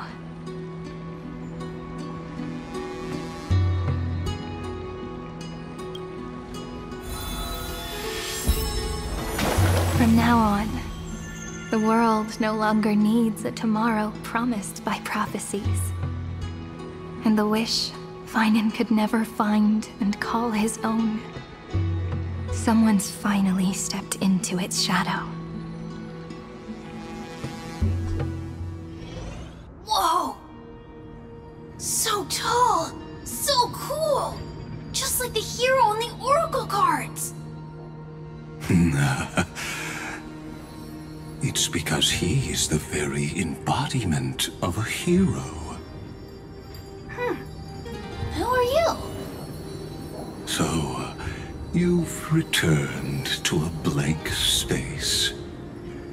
But for me, This is the 33,550,337th time, and the last time that I meet you at the end of the world. They're already on their way. Should they cross paths with me, I imagine things may spiral out of control. 30 million... what? And who are they? Pay it no mind, child. Keep looking there. What do you see in him? It looks just like a statue, but... it's weird. He's warm. Like, really warm. Why not listen as well? I hear something. There are cracks all over him, and they're making this sound. Like someone's groaning. It's scary. Is he gonna fall apart? How unfortunate, child. This man would rather fall to pieces than fall to his knees. You might think of me as a sculptor. Across all my years, I only completed 2 pieces. Others may call them masterpieces, but only I know how many regrets they truly hold. Regrets? My first creation left me, long ago. This second one, it was meant to be perfect. I believed it with all my heart, until this very moment. I don't get it. Are you saying you've changed your mind? I won't change, but I'll admit this.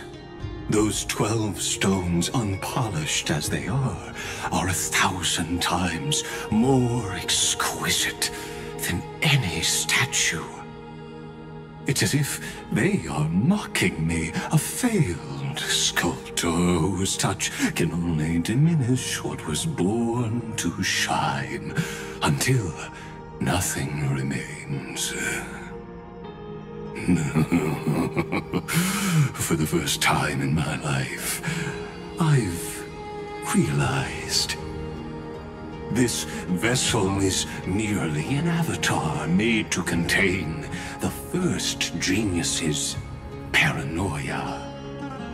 The seal etched into my mechanical core permits me to pursue only one purpose: destruction. Compared to me, those 12 glowing, unrefined stones may have lived with more freedom than I ever had. Is this your confession, Lord Lycurgus?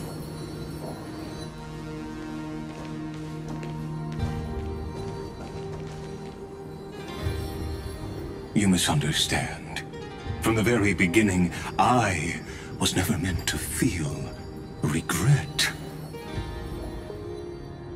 But since you're troubled by the radiance of these stones, perhaps after 30 million futile cycles, you too have realized you're just as much a prisoner of fate. I suppose you do have a point. Now you are imprisoned by the sages from beyond the sky. And that is why this will be my last time standing here as the Theoros. Though we stand on opposite sides, we are both waiting for a miracle.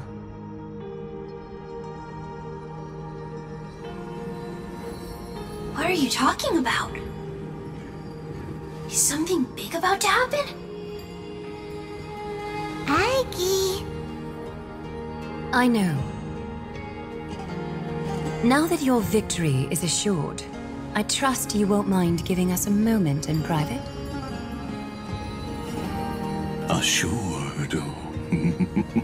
Not quite. But I won't stay long. I'd rather not spoil the fun for those deliverers.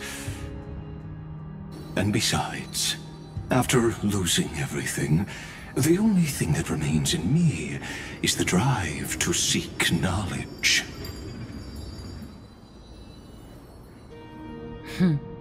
I pity you, Dioros.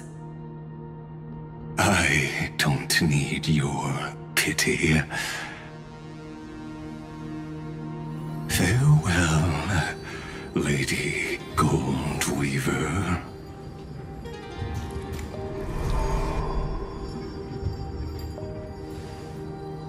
Sorry to keep you waiting, Snowy. We're here to take you home. Home? I don't understand. Isn't this my home? This isn't a real home. A home should be a warm, cozy place where you can let go of all your burdens and sleep peacefully for a long, long time. But I can't sleep. Every time I feel drowsy, there's a voice. You mustn't sleep or disaster will come. It sounds really weak, but also kinda strict. It won't disturb your sleep anymore, child. For countless nights, you had no other choice. But now, your mission has come to an end. Join us, and send your own wish towards tomorrow.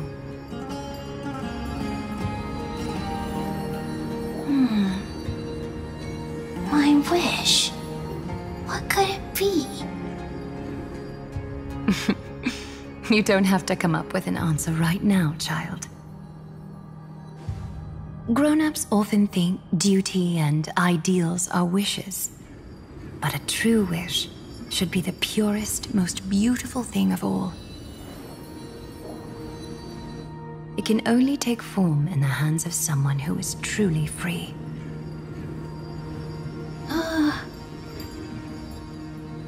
So, Snowy, will you come with us to chase after your own wish? I want to leave this place. I want to go find it. I'm glad to hear it. The final flame chase journey, just like the 30 million before it. Take our hands and come with us.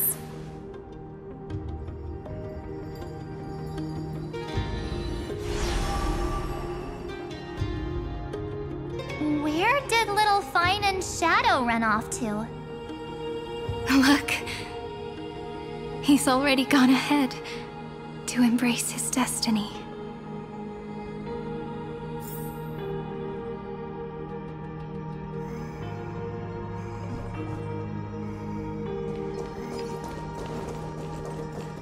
We really took the long way around. Well, now everyone's here. You finally arrived, Deliverers. Long time no see, everyone.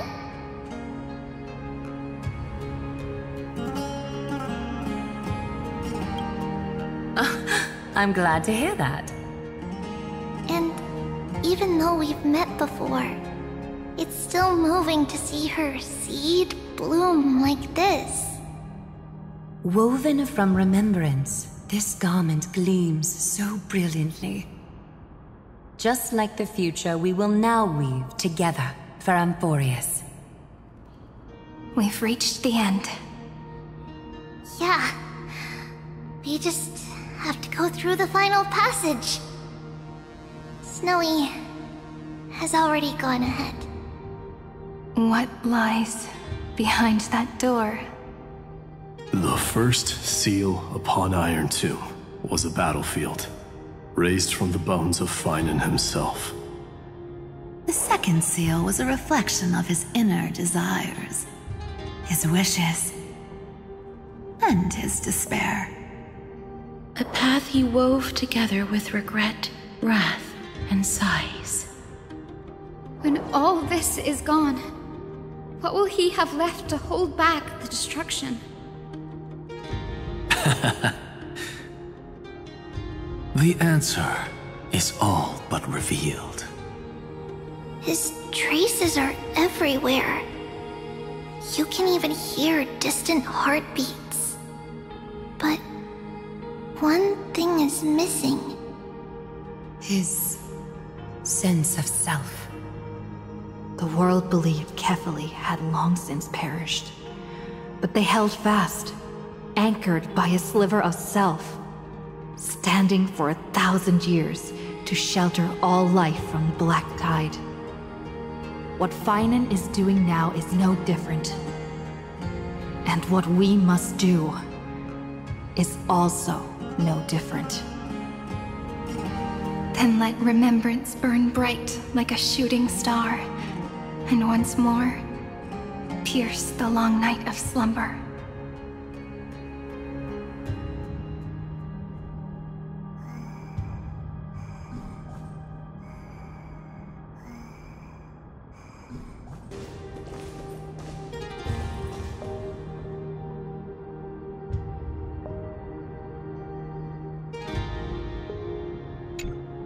Take a moment to gather yourself. Once you take this step, there's no turning back.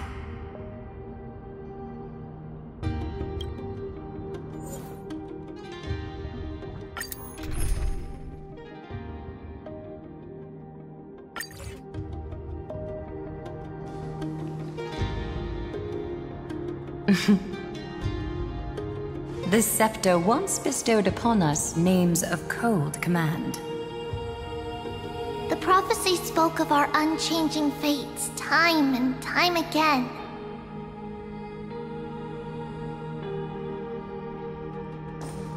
But under the pens of Trailblazing and Genesis, the stars shall thus sing of tomorrow.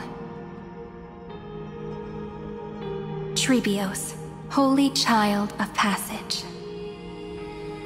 Aglaya, weaver of romance.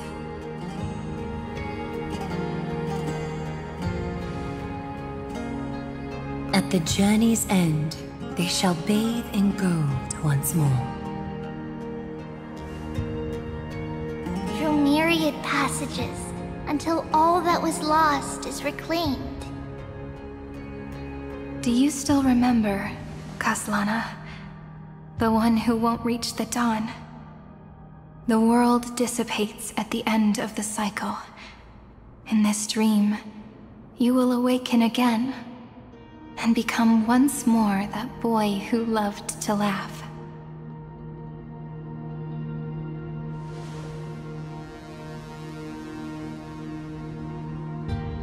But if you open your eyes and look back on yesterday, you'll see Destiny's footprints, clear as day. At last, the raging fire of hatred is swept away by a breeze, leaving only love to remember the passage of time.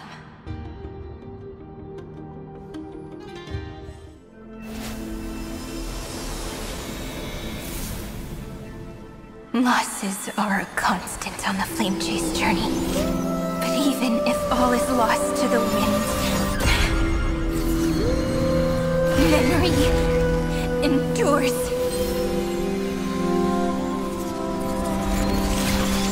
Here, all that was once futile finally comes to fruition. This is the end of your lonely, bitter journey.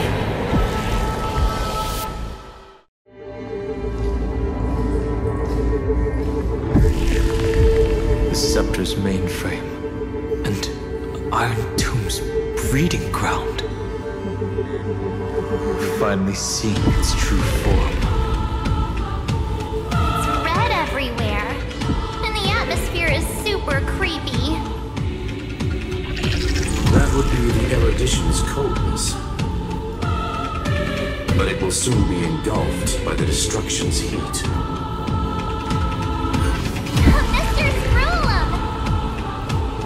This world's insides are finally connected to the outside. This is the moment when Amphoreus is closest to the cosmos. Nicely done, little ones.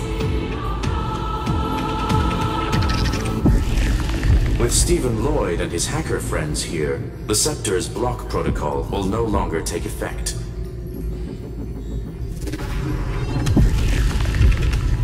The speed of time within Amphoreus has finally been synced with that of the real universe.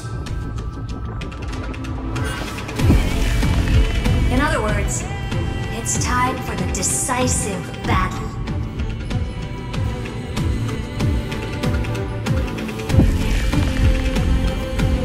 We will guide the fate of the cosmos onto the right track. That's the spirit. Remember to keep at it. You lot are the vanguards of this battle. Everyone's watching. There's one more thing that everyone should know. Noose has cast their gaze upon Amphoreus. The calculated instant is coming. The outcome of this battle will become a new anchor for the erudition's computations. The gaze didn't overload the scepter? Unfortunately, we have to go with this reasonable assumption. The birth of Iron Tomb had always been within that eon's calculations. But don't worry. The one miracle that Amphoreus was never short on is defeating destiny, no?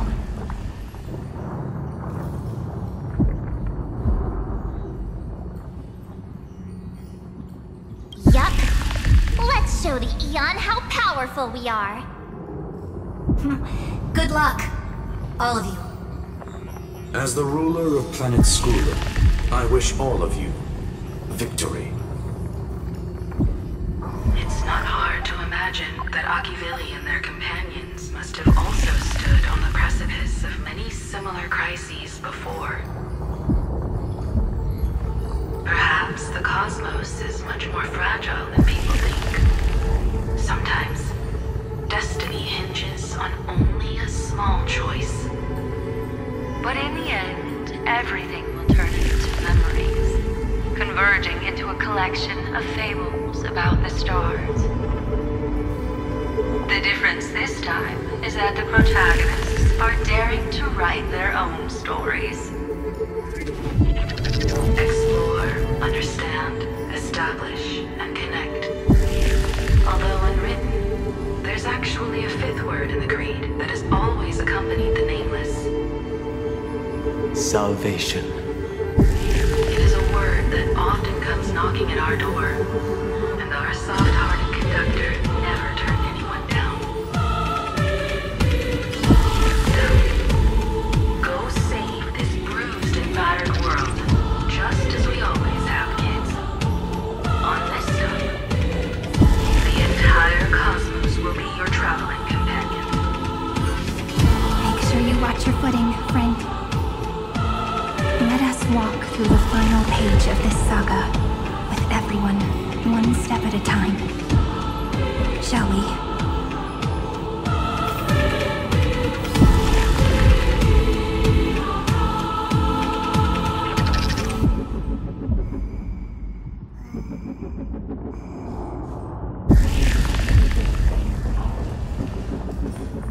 After running all around the place, we're finally making big strides.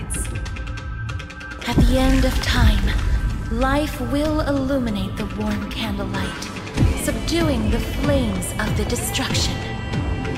Cast everything behind you. All that's left is the thrilling, relentless deathmatch. The final problem no longer requires a rational solution. Feel free to critique it to your heart's content. The starry sky marred by that rift is the last scar that needs to be healed. That Theoros' promise still turned out to be such a narrow road. Pity. There is no longer any need for songs. Let the triumphant roar of victory serve as the prelude to what lies ahead. 30 million cycles worth of hope. We will soar through the last gate and write our own prophecy. All that is lost has now been gathered here. Use it to weave victory, deliverers, towards the true end of the flame chase.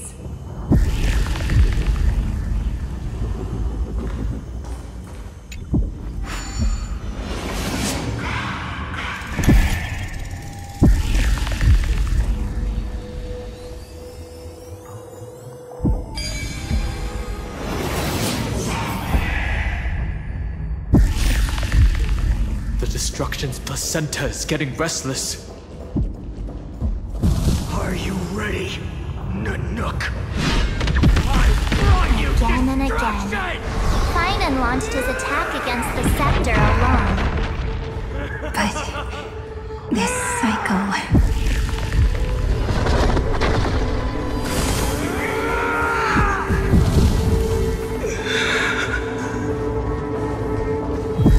We caught up to him.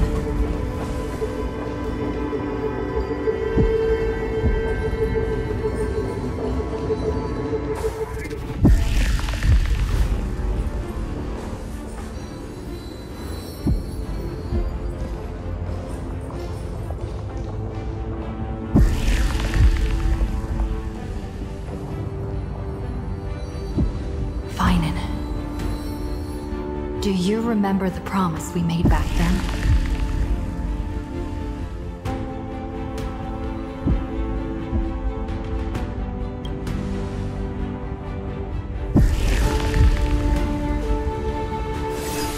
Of course.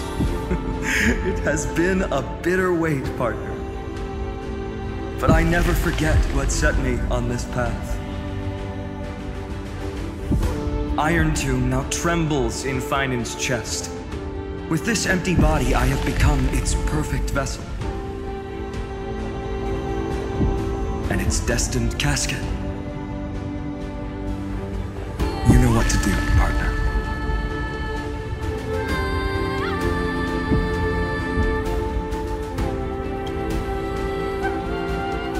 Remember the past and become the hero of tomorrow. Stand with me and become heroes.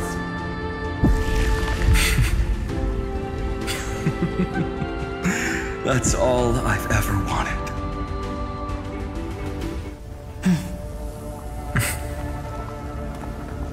The epic draws to a close. 30 million cycles of light fading into darkness. Just for this moment.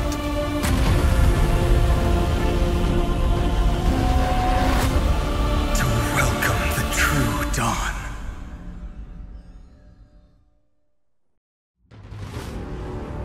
Finally, the end of this journey.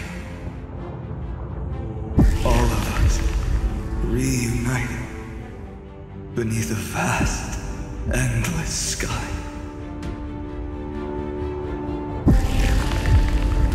Mem. Yes, it's me. Remember what you want to say to her. No need. I can see that she's right here. All the companions who sacrificed themselves and their wishes. It's all here. Have we succeeded?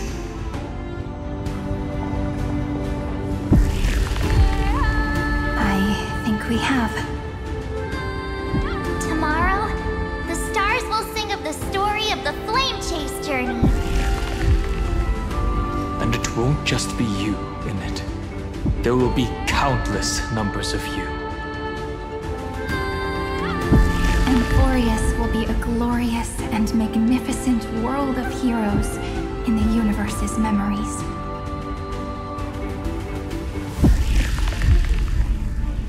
Hence, for this world we so deeply love. Let us write its ending.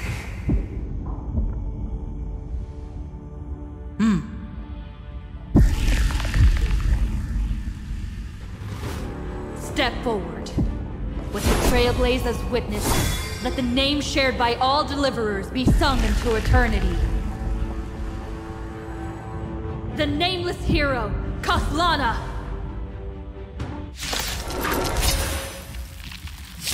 I see the pale dawn breaking, with my flesh as kindling. Light the first dawn of the new world. We can do it! Trust me. We can do anything!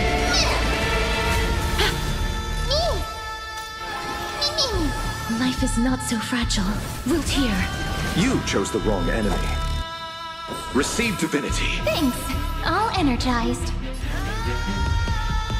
Stars, shine for the heroes. I'm on it. Many. You can do it. Please cherish this time. As you wish. Bloom. Repent. Eternal sleep is not the dead return! Embrace a new life.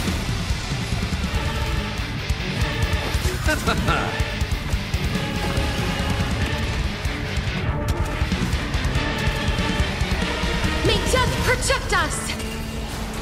Do not hesitate, Deliverer. Destroy this body. Kill the giant of destruction. The fury overflowing. Put down your hesitation.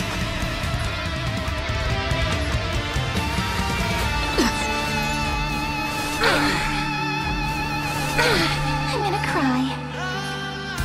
Wilt hear. Receive divinity. Together we can do anything. I underestimated you. Bloom. Thanks. All energized. Eternal sleep is not the end. The dead return! Memories waiting to be woken up by a shooting star. Remember me with love. May life and death sprout new buds. Embrace a new life. Don't blink. May you fulfill love's promise with me. Cleanse hatred with love! Trust me. We can do anything! You can do it! Please cherish this time. Return to dust! Iron Tomb's hatred is bottomless. It will turn into countless vectors, sweeping across the stars. When the time comes, promise me, use the world-cleansing golden blood to turn everything to ash.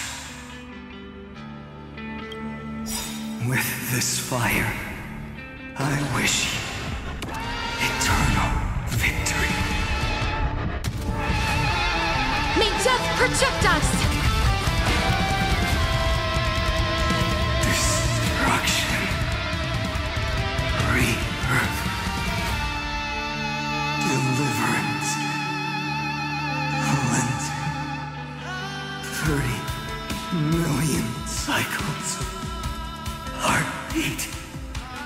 Bell rings out.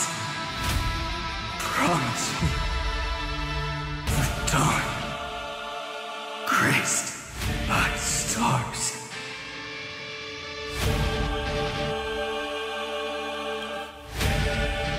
That's good. Finally. Golden wheat feet. In the starry sky. Warm fire.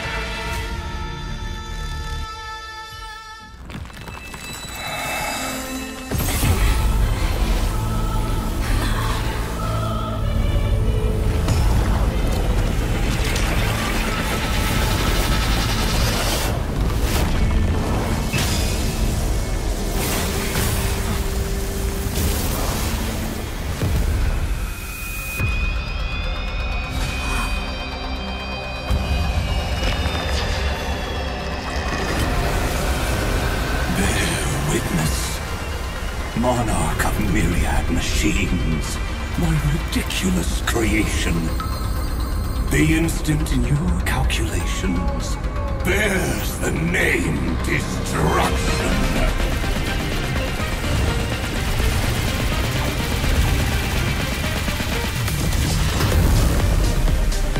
Who said you could speak, Senior? Watch closely. See how your chaos ends at the hands of your juniors. Don't get too worked up. Take a deep breath. There's not a trace of life in that ominous shell. We're not gonna lose to a hollow husk, right?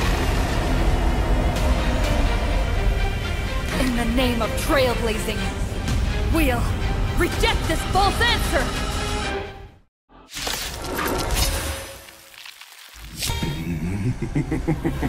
My atonement is complete. The headless giant will create wisdom's funeral.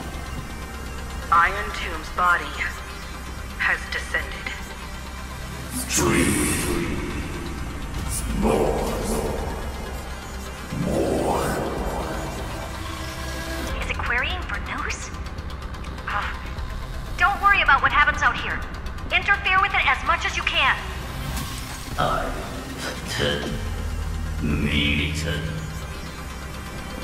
What a twisted giant. It must be supported by this embodiment of hatred. How tragic. A puppet without a heart cannot fool even itself.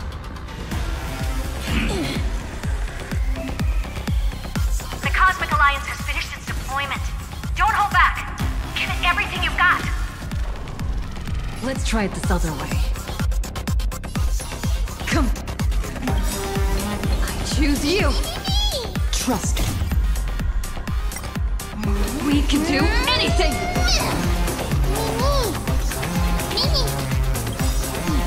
Eternal sleep is the dead return! Root here. Bloom. I shall remember. Repent.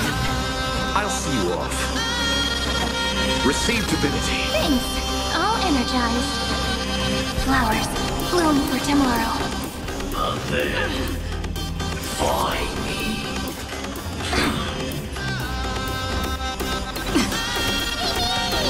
Life is not so fragile. Embrace a new life.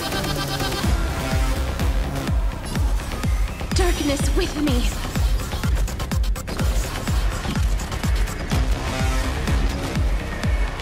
May death protect us!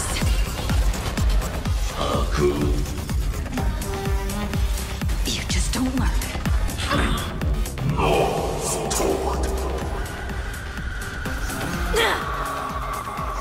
Just we can illuminate this chaos. Indeed, there must be light. All courses converging into one. For the grand vision of deliverance. For a tomorrow that's finally within reach! Heroes, please heart after 13 heartbeats. Light will create the heavens and earth. avoided making hasty verdicts. But now, humanity's justice is unquestionable. I will pass on your gift, lady. It's as warm as an embrace. Embrace a new life.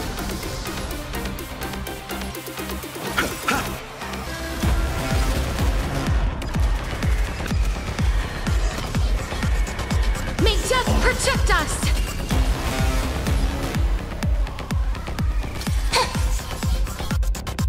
As you wish. Stay calm, everyone. We'll put all our forces into an all-out attack when the decisive moment arrives. Repay!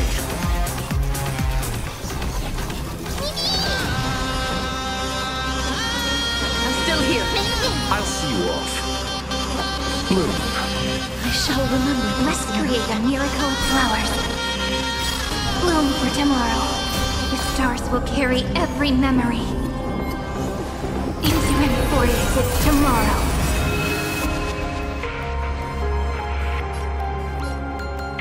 May life and death sprout new buds. We're all here. May you fulfill love's promise with me. Cleanse hatred with love.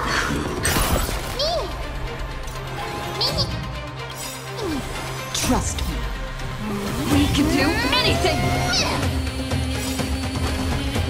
Embrace a new life.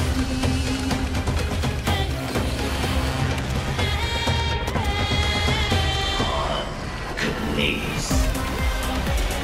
Strong spikes have appeared on the path chart. Logic. Iron Tomb is iterating itself. It's the flails of a cornered beast.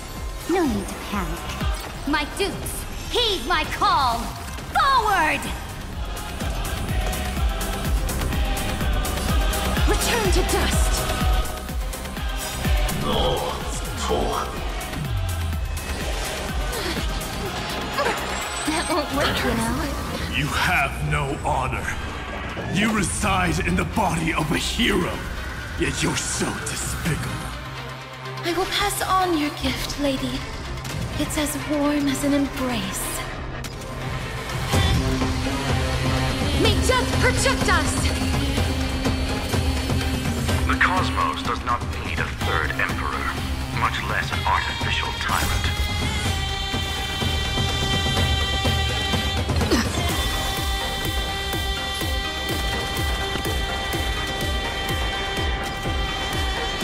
May death protect us! This unprecedented trailblaze is worth everyone's effort. Wilt here. Bloom. Eternal sleep. The dead return!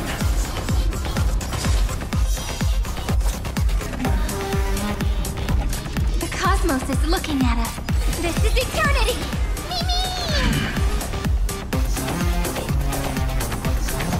Receive divinity. I shall remember this, Vincent. I'm still here.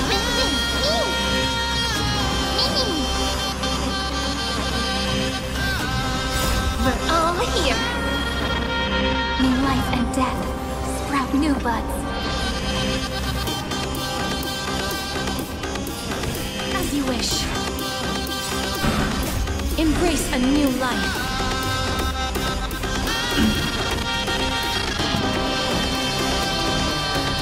May death protect us!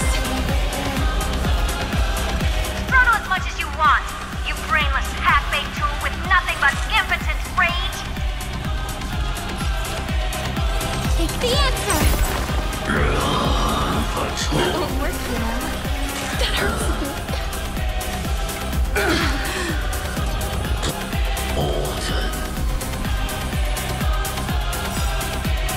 I will pass on your gift, lady. It's as warm as an embrace. The progress of Aeronova has been interrupted? Does this mean we won? Oh, but we have a bad feeling about this! The golden thread still trembles. The war is not over yet. Correction. This is not a war, but a debate. The argument about the Prime Mover is only about to begin. For eternity. Or in cargo.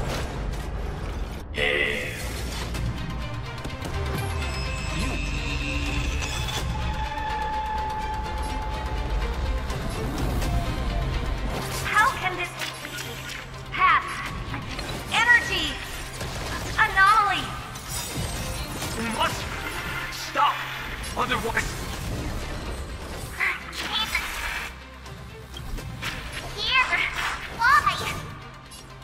Friend. Oh, don't you...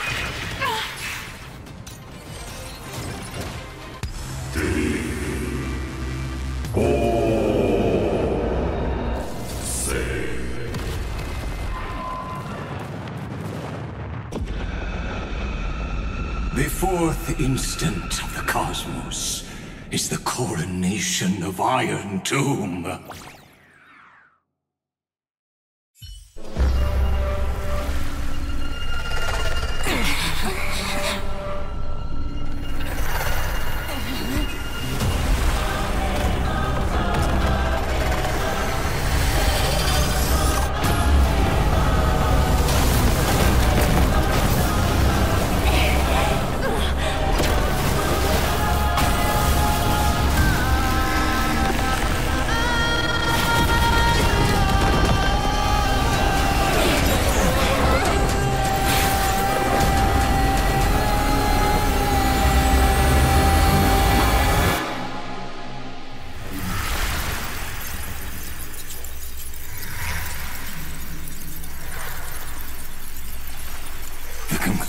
Is irrefutable. The right side of the equation, the erudition, falls silent. In 13 heartbeats, they will begin recalculating the universe. With destruction as the only solution.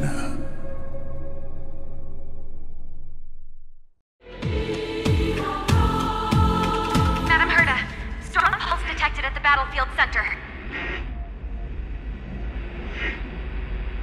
It's Iron Tomb's destruction equation. It's about to complete self-coronation.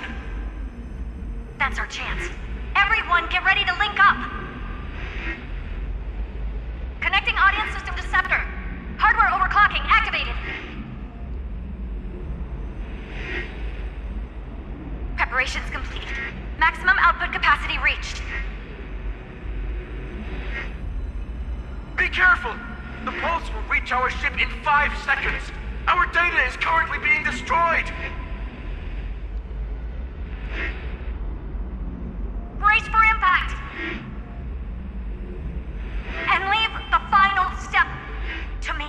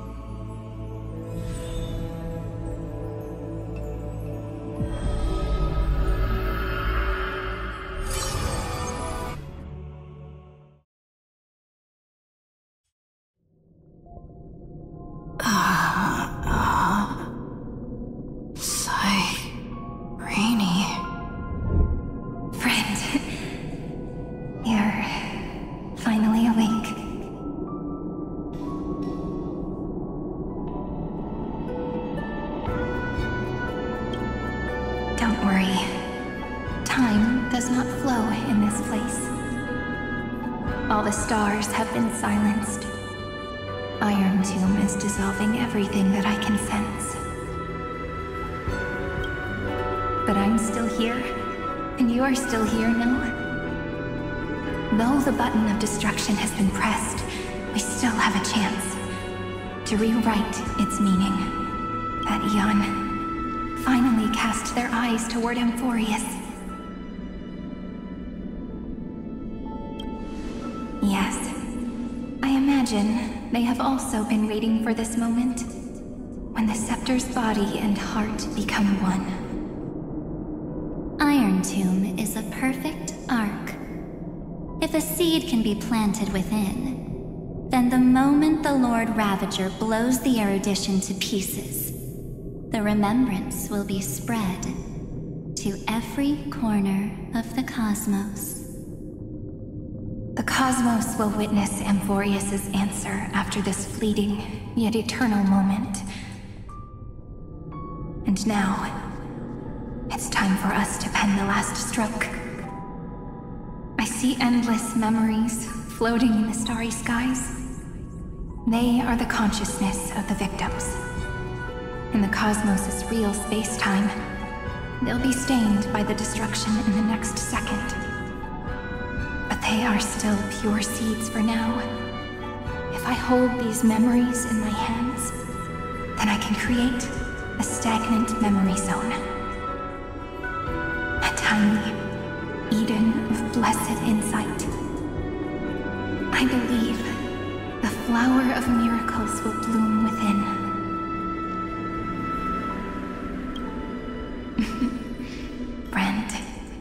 you're already right next to me. I can still hear your voice in this bottomless void. Looks like we're still connected by one heart, even as the cosmos reaches its end.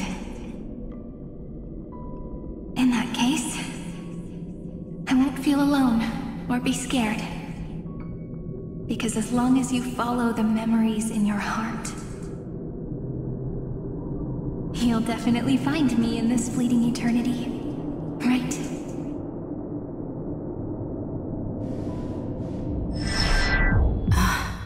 Cyrene. What are you waiting for, passenger? I specifically came over to check on you in case you got lost. What's the big deal? Pom-Pom is the conductor after all. At long last, you've embarked on this road as well. Many, many years ago, they were standing at the start of the road in hesitation, just like you are now. So, Pom-Pom came over to give you one message. Run. Don't think about anything else. Just run. Even if the entire cosmos has stopped. Even if everyone else is tripped by the darkness. You still need to keep running. Picture yourself as the Express, moving forward at full speed. Because that's what the Trailblaze means.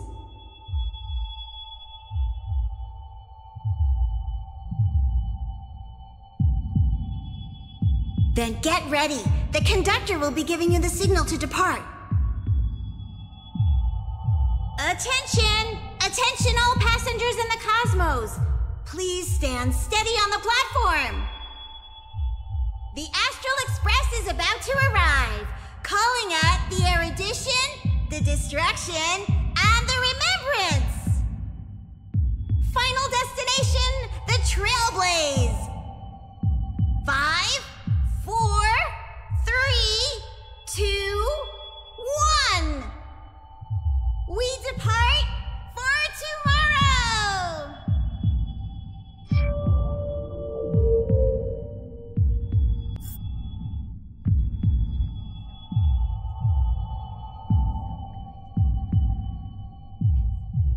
As if I can hear the sound of my heart beating. If the view in your memory ever grows fuzzy, power to nourish, just reach up.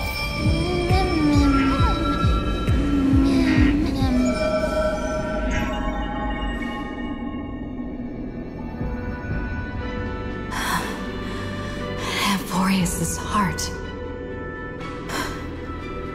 I've caught up to you.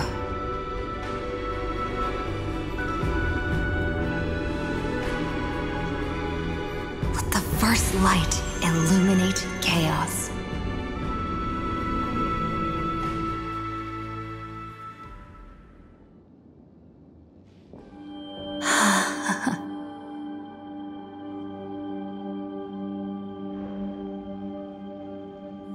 It's so quiet.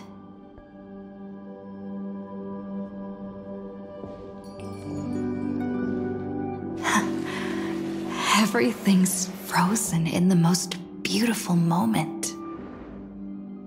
This garden is your memory. I'm here, Cyrene.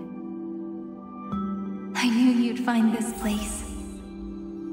And walk into my heart as you've always done. Then let us both do our duty. The hero who trailblazes the way forward, and the fairy who what?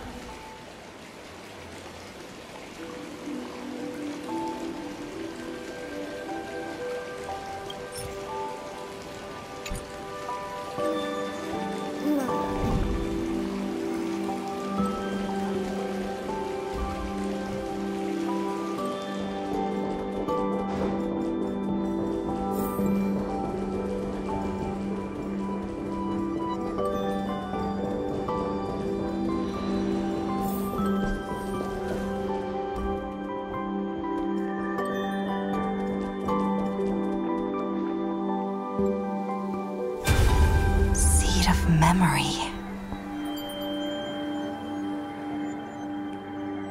These memoria are what Cyrene took in. They're the memories of all of the cosmos's life forms. Did her sense of self already become so weak in order to protect them?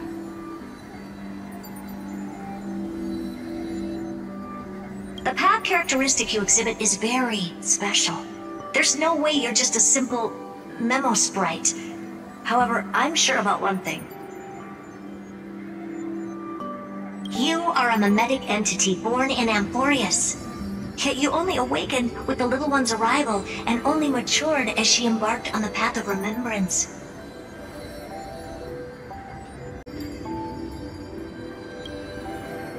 That means your existence is completely attached to her memories. If there ever comes a day when she forgets about you for even a few seconds, or loses her last connection with Amphoreus, then you must be prepared for the worst. You will disappear in the memory zone, utterly gone, without even a single line of data to remember you by. In that case,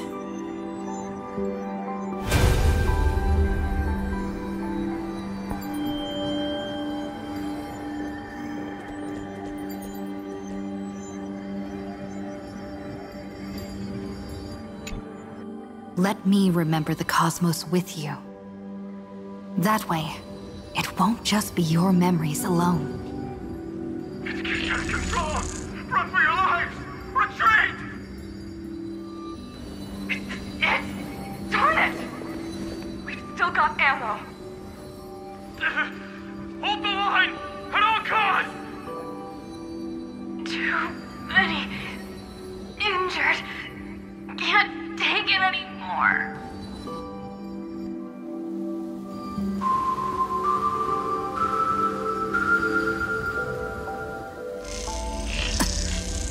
These memories are so heavy.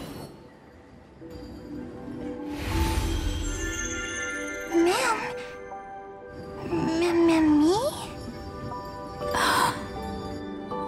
Do you feel better now? Hang in there, Deliverer. I finally get it now. The instants Droid had calculated aren't about the destruction. What they want to prove is how the cosmos would come back after being destroyed. If a new life is to be born, its seed has to be dead.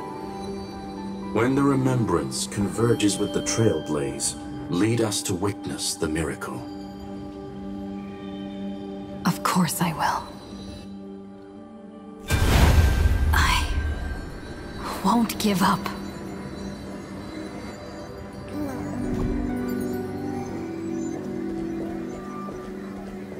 Nervous center, not responding. It's the same nonsense. Not responding. Look at this mess! World, my child. You'll see how beautiful. It's me, friend. Don't you recognize me? Or did I really change that much?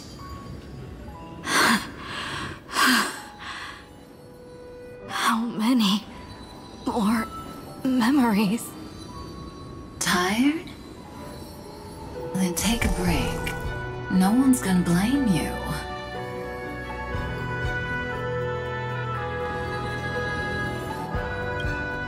You don't need me to give you words of encouragement. So, I just want to tell you one thing. I'll tell you the purpose of your stop at Amphoreus. On that trip, you will encounter a pure child of Anastraba. Teach her what love is.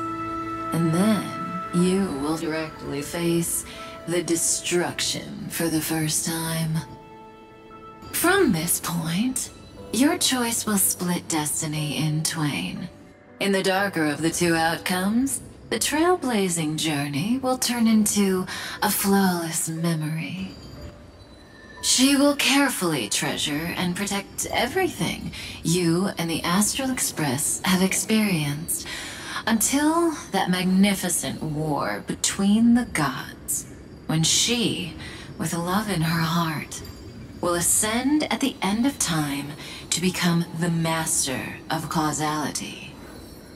The universe will be snuffed out in the destruction, and you and she will become the beginning and the end of the Eden of blessed insight.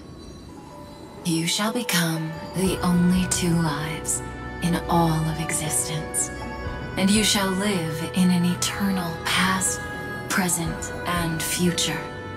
You shall sow as many seeds as the sands of Ganga, trim an awesome kea of leaves, and harvest a Nayuta of flowers. That is the cosmos's fourth kind of finality, the remembrance. But for now, you still have a chance to make a choice. You still have a long way to go on your trailblazing journey, child. I'll keep this brief. The journey has only just begun. Welt, our other companions, and I still have many secrets we've yet to share with you. So, aren't you curious? We kept these stories to ourselves because we believed we had a long future ahead of us. Even a cosmos-spanning crisis, once the dust has settled, is nothing more than a memory of the journey, a single point on our long road. There will come a day when we tell each other everything. So, for the sake of that day, don't give up.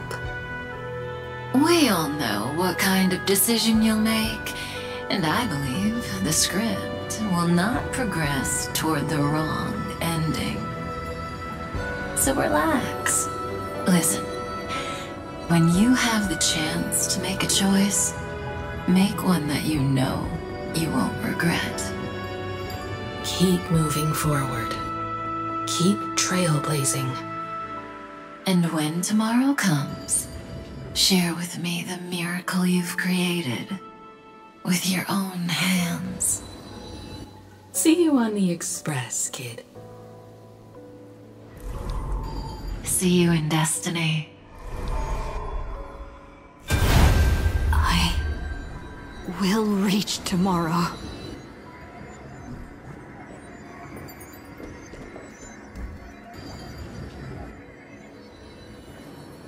The prophecy has arrived. The world beyond the sky was never alive. Gazing up at the sky. Look! There's a red light in the sky! Cyrene, wake up. Together, we will.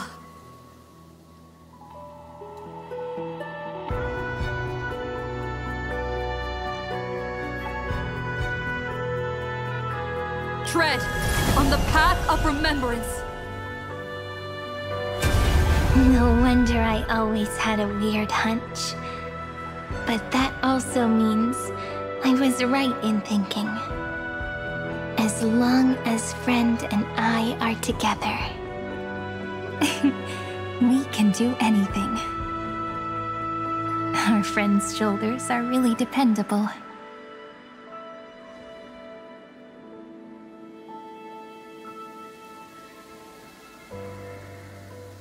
Now, countless consciousnesses are flowing in our hearts. Can you still move? It's time for us to complete the real Genesis.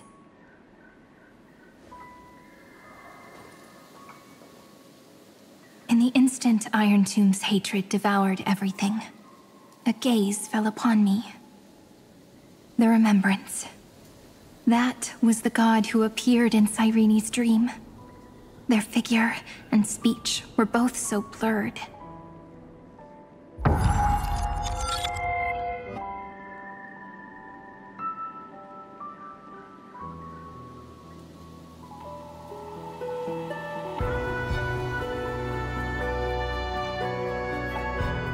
But while they gazed at me, I was able to collect all the memories stained by the destruction and write down this eternal page. And now, we will use this tranquility to cleanse Iron Tomb's rage. Simple. Just like what it was doing to us all this time, but reversed. Did you forget? I'm Amphoreus' heart. For everyone who's a factor, their power isn't tied solely to Iron Tomb anymore. It has other places to go. Let 30 million cycles of memories be condensed upon us, and let the scepter reach the answer it had before it was distorted.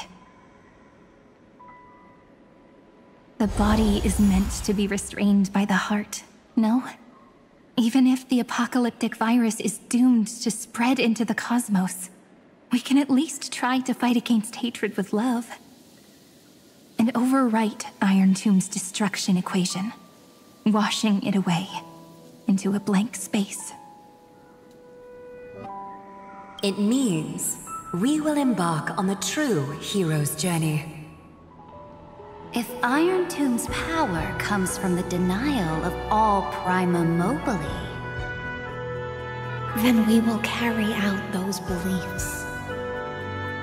Here we argue.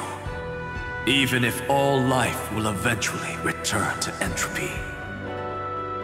Life will still try its hardest to find a way. It will try its hardest to resist destruction. In the nights shrouded by the black tide, we are the kindling that makes the fire burn bright. And once the fire is strong enough, the hunter will become the hunted. As of now, the number of flame chasers in the memory is 30 million times 12. And 400 million core flames await their return.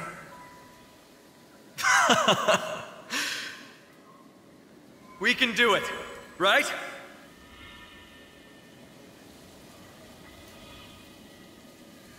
That's right. So trust us, partner. Everyone, let's head out together. And we'll burn this horrible ending to ashes!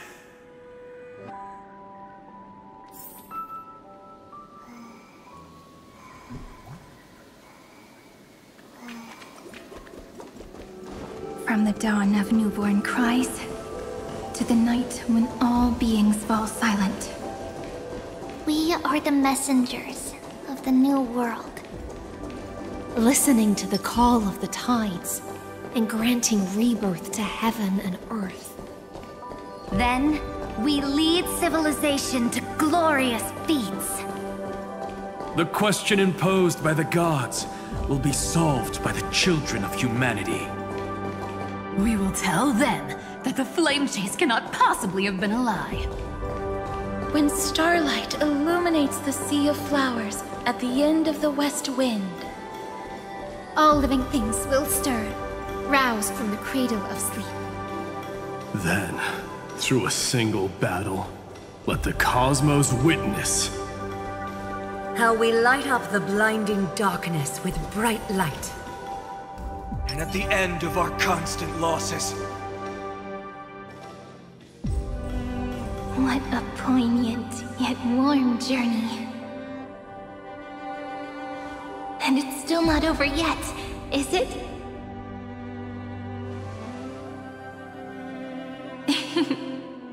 We finally meet. To meet the hero within, in a corner of memories at the Saga's epilogue, and under such a romantic sky, I really don't have any more regrets.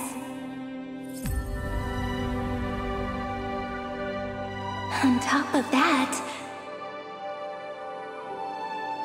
the little seed had grown into such a big tree.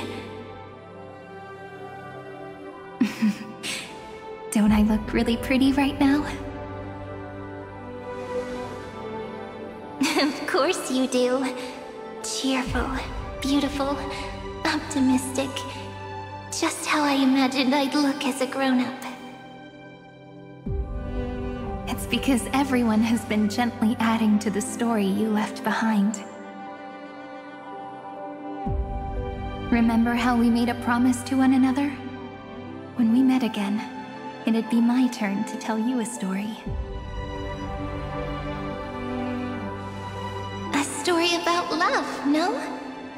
I've been looking forward to that.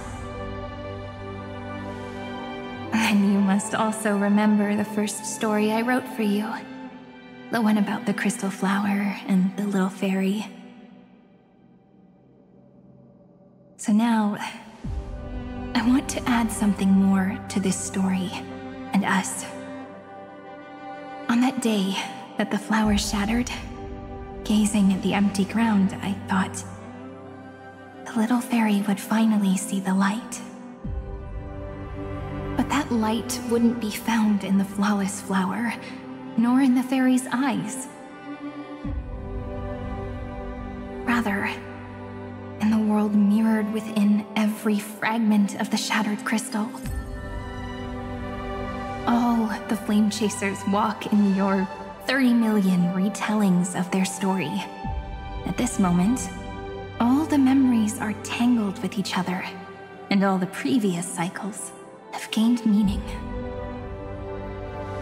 People will come to understand that time and time again, when they stood at the crossroads of fate, they would never have chosen otherwise. In the experiments of erudition, and in the breeding ground of destruction, it is entropy increasing, a merciless truth, an evil instinct. But under the pen of remembrance in the Trailblaze,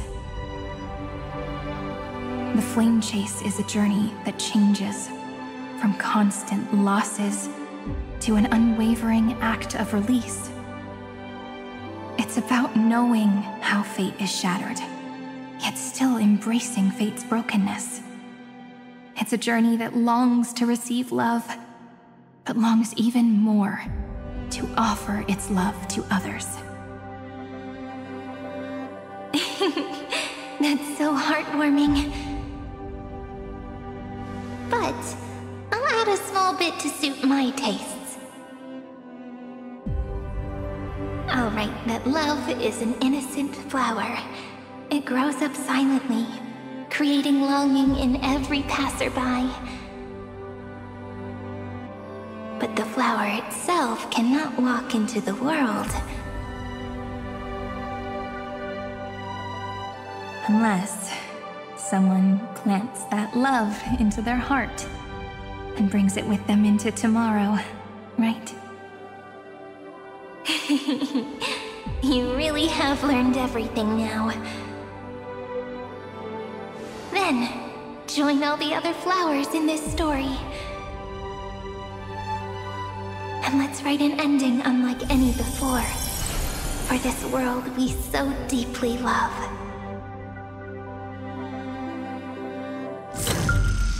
Why did you set out?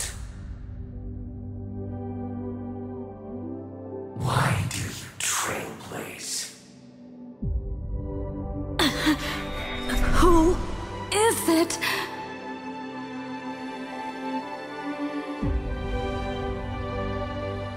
Don't be afraid. Take my hand if you feel nervous. Honestly, I've always thought you were really incredible.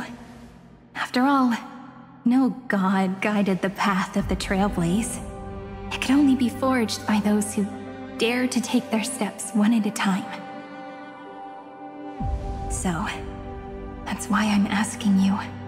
Step up as a senior and show everyone in Amphoreus how it's done.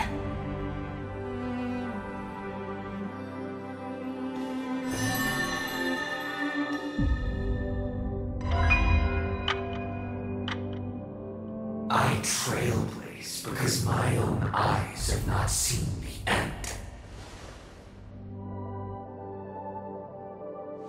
But I'm different. I chose to trailblaze because I am already on this road.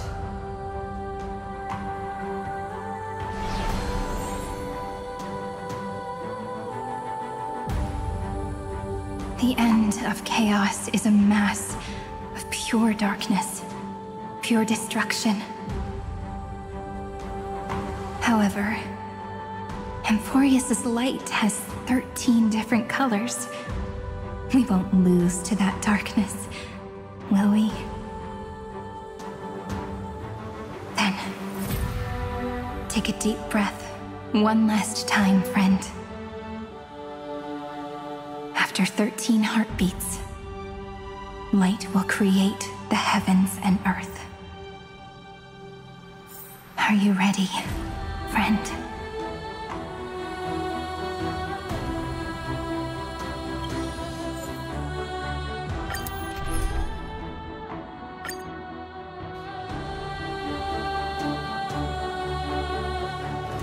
Seek the 13 factors of life, and let them converge into the primordial chaos. Using the remembrance of the past, we will trailblaze tomorrow's destiny. Infusing a world-bearing love into destruction. And inscribe the opening stroke of Genesis.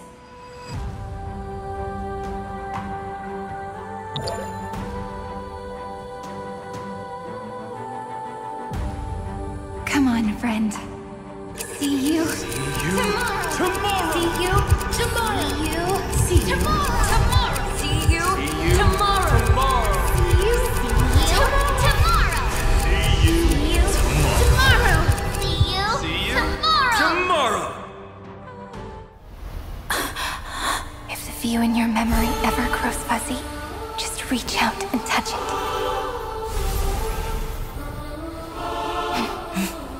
Then, restore its power to nourish the spirit. My friend, on the next page we write together, there's only one thing we need to do. Let's give this long, painful, nearly hopeless tale a truly gentle ending.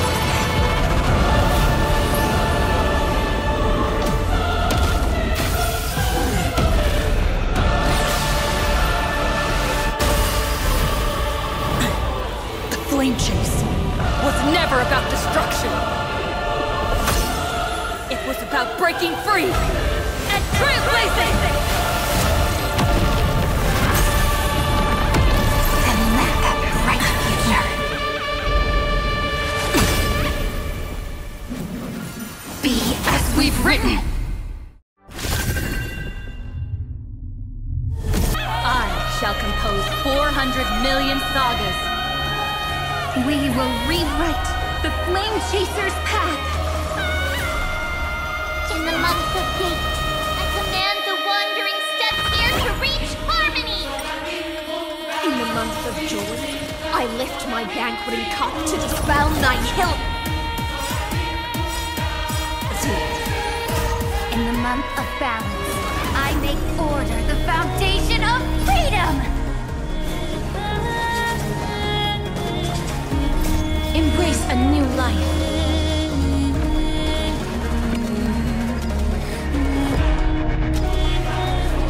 May death protect us!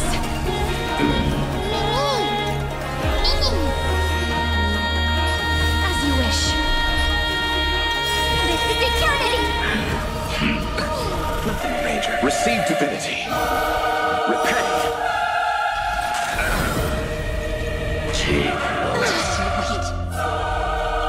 We're all here. In life and death, sprout new buds. Trillions of memories will turn into stars and light up the cosmos. In the month of weaving, I extend golden threads to weave beauty. In the month of reaping, I enlighten the foolish with luminary erudition! In the month of fortune, I scatter elation throughout the dawning day! I'm still here. Let's create a miracle. Take the answer.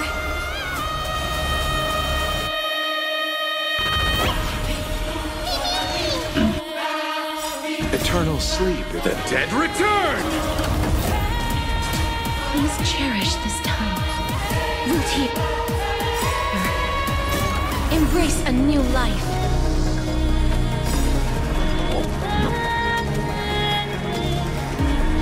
May death protect us!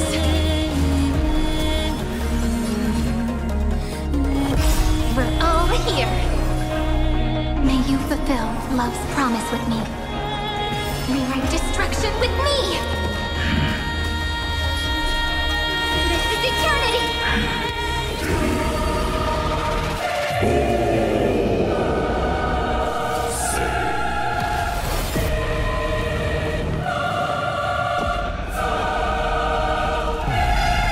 You chose the wrong enemy.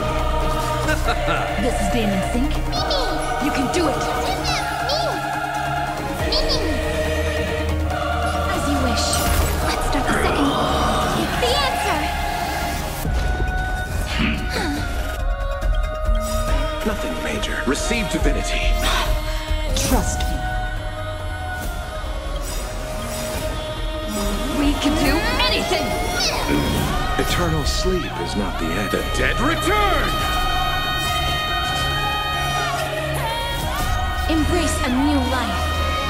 A romantic ending will be penned by every beating heart.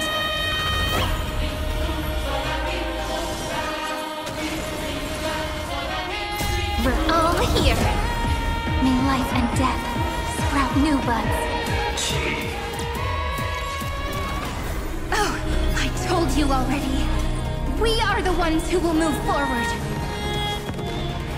In the month of strife, I become the glory of the eternal hunt. In the month of mourning, I bid death to no longer be equilibrium's end.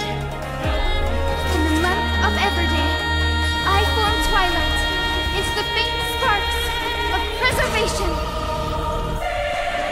I underestimated you.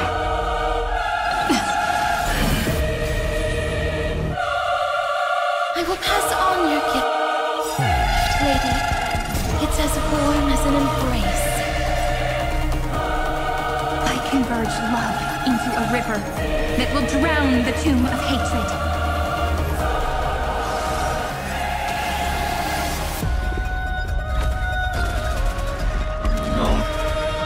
In the month of cultivation, I turn into the ridges and peaks of permanence. Remembrance into countless stars in the sky! In the month of freedom, I impart destruction onto the shackles of destiny! Root here.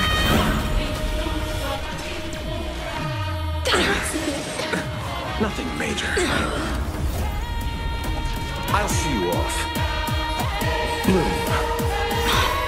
Breaks over. This is eternity! Receive divinity.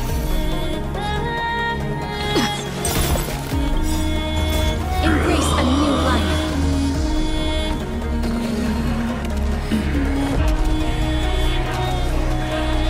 May death protect us! Hail, son. Headless giants. If you never had a chance to be the master of your own destiny, why not give us that choice?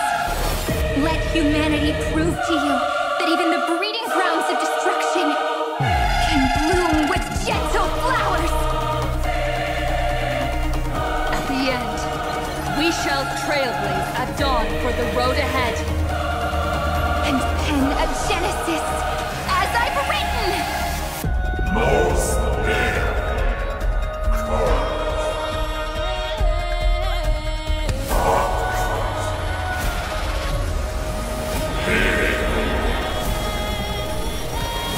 No.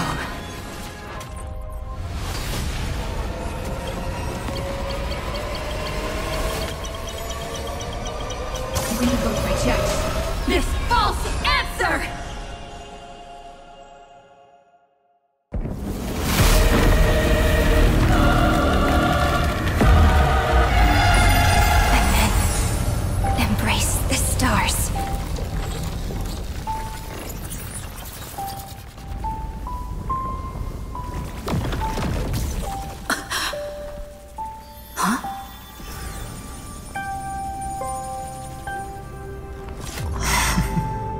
To end the destruction with destruction.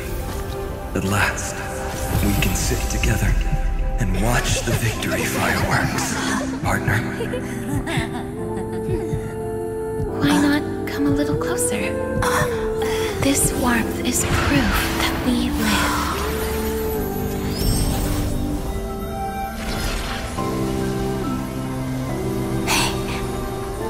Stay strong. Eyes forward, always.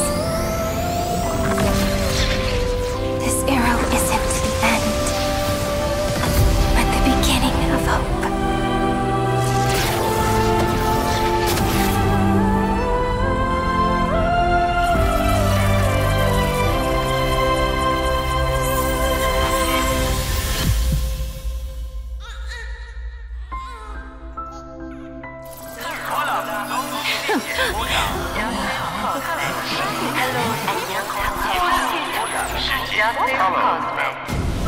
The conclusion is irrefutable.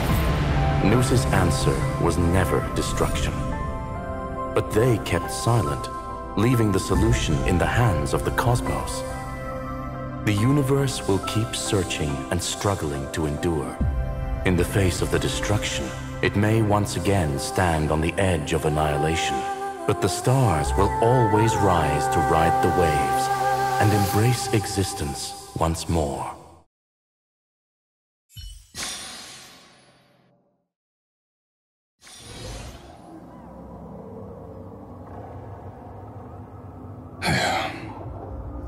It's over, Lycurgus. Yes, another failure. How is Madame Herta? She's fine. The IPC's keeping her under observation. She'll recover soon enough. To bind a mortal body to a scepter and stare straight at an eon. I respect her for that. I still remember the terror of witnessing a single gaze crushing the entire world. No wonder you chose the destruction. Question: is all this worth it? There's no point in debating. This is Xandar I Kuwabara's fate. The prime mover of the universe. The first genius. And the first to fail. Correction. I was asking Lycurgus. I don't know how to measure the worth of curiosity being satisfied. But in its presence, all the bitter fruits I've sown seem to turn sweet. But your harvest was watered in blood. Answer me. Is all this worth it? It doesn't matter to me. Let me tell you a story. Back when he was a student, Xandar's first experiment was slipping poison into his mentor's pipe, just to see how it would affect the lungs. And? There was no conclusion. His conscience got the better of him. Even so, the truth came out.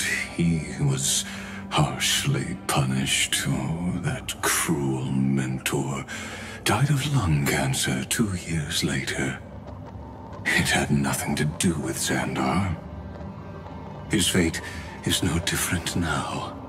Sentiment clashed with reason, and Lycurgus was born from the latter. But whichever side we take, in the end, curiosity claims us all. You've handed yourself a death sentence. And yet, Iron Tomb's fall still isn't sealed, right? Fu Li, the key variable, still hasn't made their move. As the Theoros, Lycurgus has reached the end of his road. If you can, take my body to the fallen Adlevin. There, you'll find a formula. It is Xandar's final gift to you. If the day ever comes when you must destroy the erudition with your own hands, it'll come to your aid. A foolish last wish. I won't grant it. You will. Not for yourself, but for your conscience.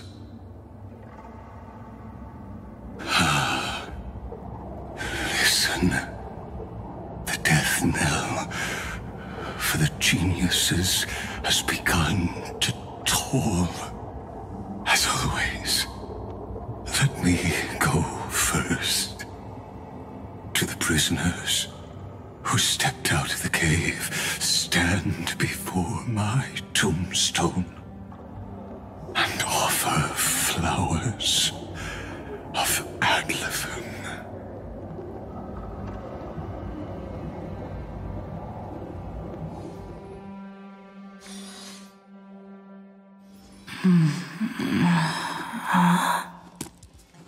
Here, I'm back on the Express.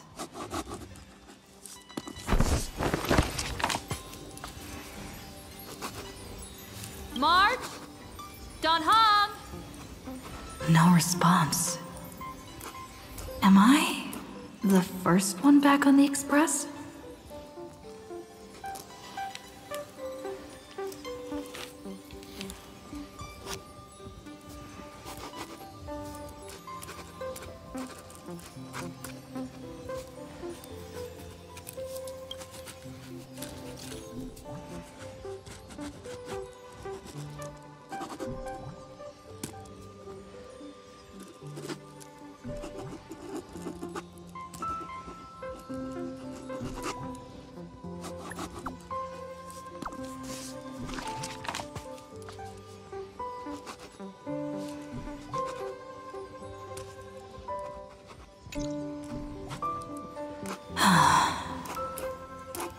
Nobody's here. I'm getting worried. Did we really win? Why does it feel so unreal? Looks like they are waking up. Hey, I told you not to talk. Someone's in the bathroom. An intruder. Better be careful and check it out. Oh no, she's coming this way. Quick, hide in here. Huh?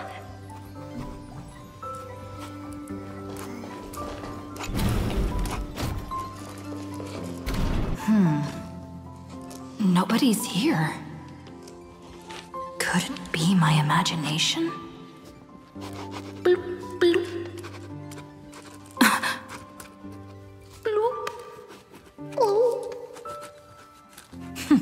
Caught you.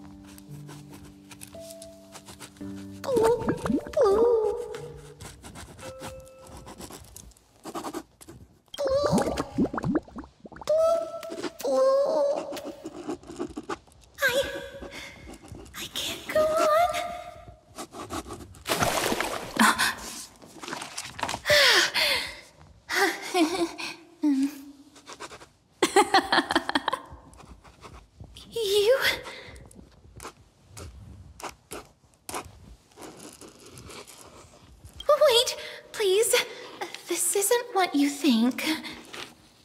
Ugh, I told you to keep quiet. You really can't keep your cool, huh, Princess Homebody?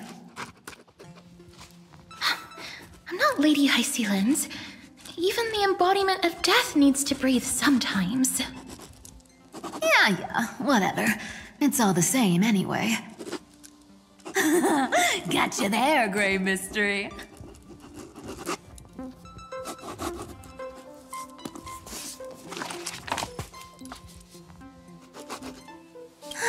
So composed, Grey Mystery. It looks like that big battle really helped you grow up, didn't it? Speaking of which, your Astral Express is quite luxurious. I hear you travel to different worlds. Must have collected quite a few interesting treasures.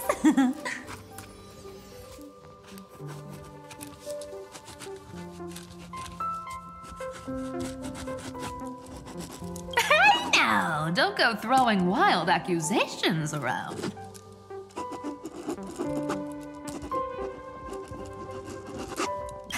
Hey, I was just thinking out loud. I wasn't actually gonna do anything. Don't be so tense. Who knows? One moment we were shouting about love and justice, fighting Iron Tomb's virus. And next thing I know, we're all on this express. No idea how that happened. It's not just Miss Cypher and me. Everyone's been in this car for a while now. Miss, why don't you go say hi to them?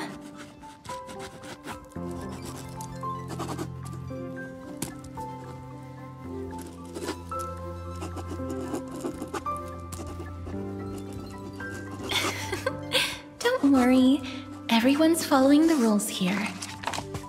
If you're worried, feel free to check everything out yourself, miss.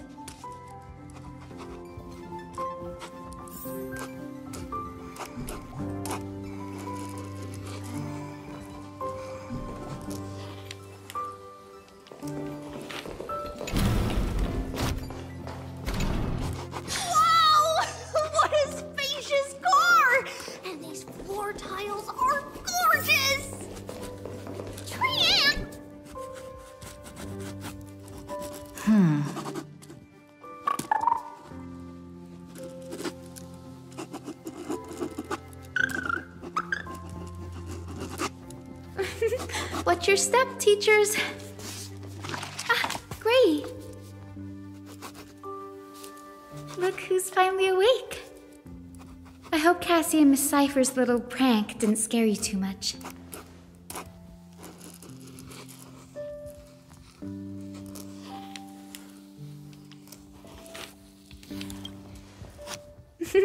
As expected of you. When we woke up, the entire express was completely empty. Not a single soul in sight. Such a shame.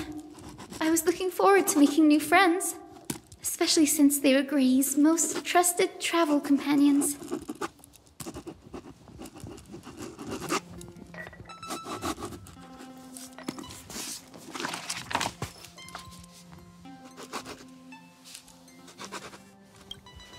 Don't worry. We beat Iron Tomb together, right? They must be on their way home. When they arrive, we can throw a party together. That's exactly the kind of thing Lord Finan has been dreaming about. He was just here chatting with everyone. Now, who knows where he's run off to? Lord Finan's always been quite the restless one. But you're used to that by now, right? Have another drink, my Demouse. Sure. Those three have been chatting over there for quite a while now. Why don't you go say hi to them, Bree?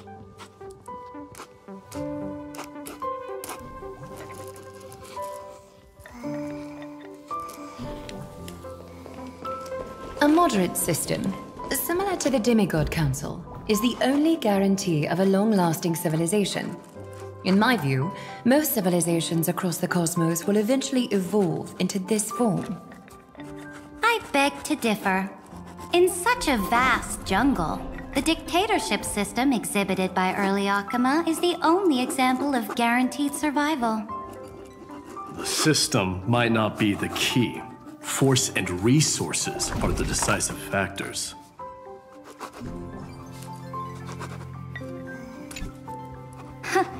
Look who's here. If it isn't the master of the Astral Express. It's good to see you. Glad to see you're safe and sound.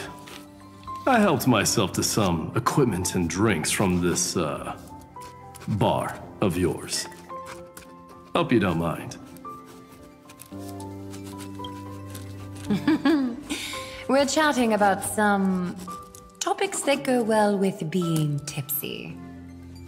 Now that you are here, why don't we let someone who's truly worldly enlighten us? Looks like you came at just the right time. I do not mind. What form of government have most civilizations across this vast cosmos survived with to this day?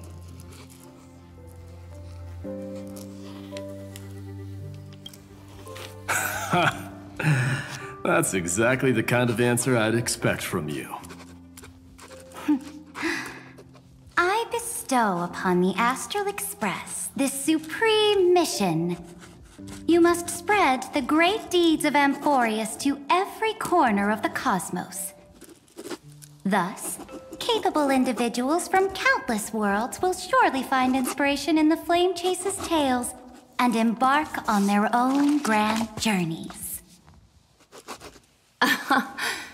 It's hard to say if that'd be a blessing or a curse for the cosmos. I can imagine our conversations here will only get more unrestrained. Don't let our rare moments of joy hold you back. This banquet on the Express truly lacks manners. You may leave. I permit it. That man just left. Wouldn't even stay for another drink. He needs to show more respect. If you're looking for him, try your luck in the car above.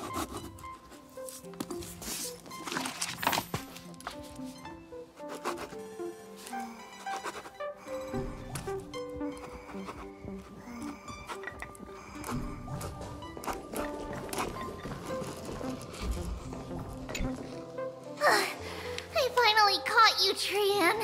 Running so fast in someone else's home. How rude of you. All according to plan. Trian lured you here on purpose. Look, there are several adorable outfits here. Trian wants you to try them on so Trian can draw you looking all cute. Oh my!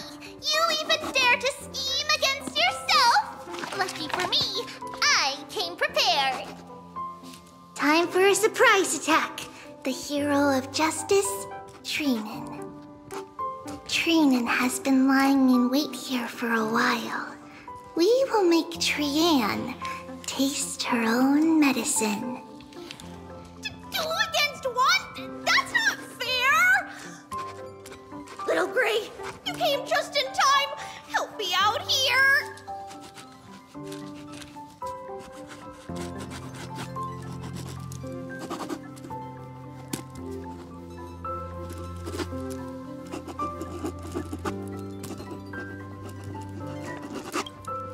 Trian, good luck. Even Little Gray saying that. Darn it! Trian won't give in!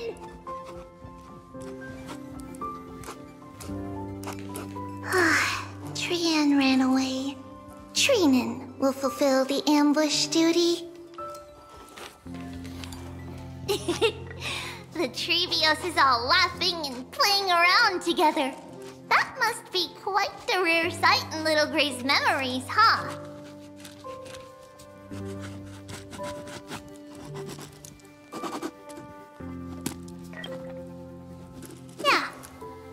everyone will be alright. Look, every hero has put down their burden and returned to their innocent, childlike selves. After all, just thinking about how warm and bright little Grace tomorrow will be fills us with genuine joy and lets us breathe a sigh of relief. So, today, why don't you let Treevee enjoy some rare moments of childhood too? Wait up! Trianne, don't you dare run away!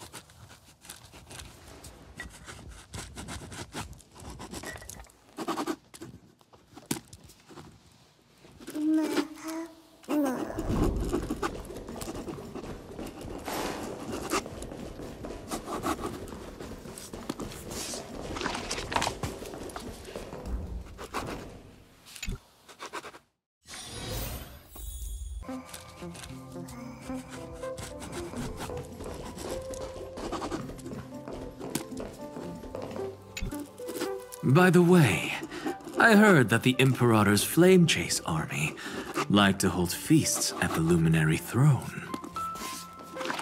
That's true. However, sometimes Dux Carminum and I feel it's a bit inappropriate to drink so freely before the throne of the most revered Titan in the Grove. Inappropriate? What's inappropriate about it? I only wish I were born earlier. I would have partied like that from the month of Gate all the way to the month of Fortune.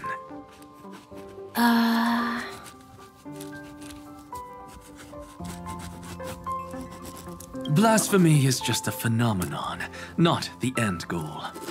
I'm sure there are plenty of people across the stars who question these so-called eons or paths. Didn't I spend some time in that Lycurgus's head? I sure learned quite a bit about blasphemy from that experience. Humans create gods, and gods shape humans. Who's really the one trapped? The creator or the believer? Professor Anaxagoras, let me just check one thing.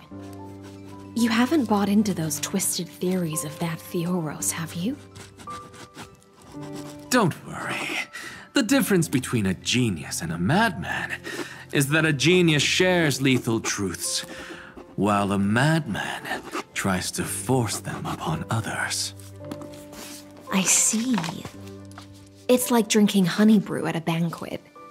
Likeable folks invite others to raise their cups together, while the unlikable ones force others to drink with them. Being able to break down complex information into common sense like that. You're quite the scholar yourself.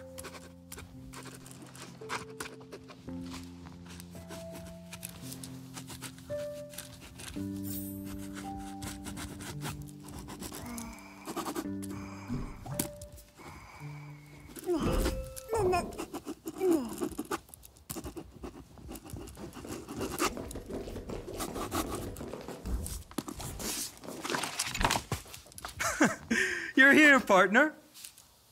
That celebration party I've been mentioning to you has finally become a reality.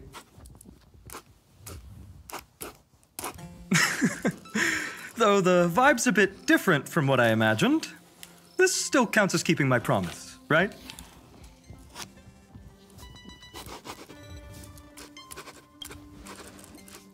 What you speak of has indeed already come to pass. We triumphed over Iron Tomb, drew its fire unto ourselves, and purified its embers. Now the force that maintains our consciousness and form comes from elsewhere.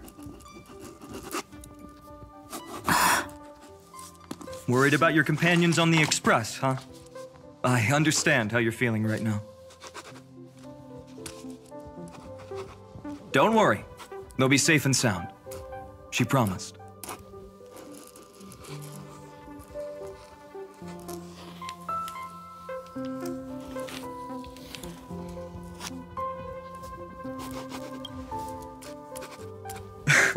Don't worry, she always shows up at just the right moment.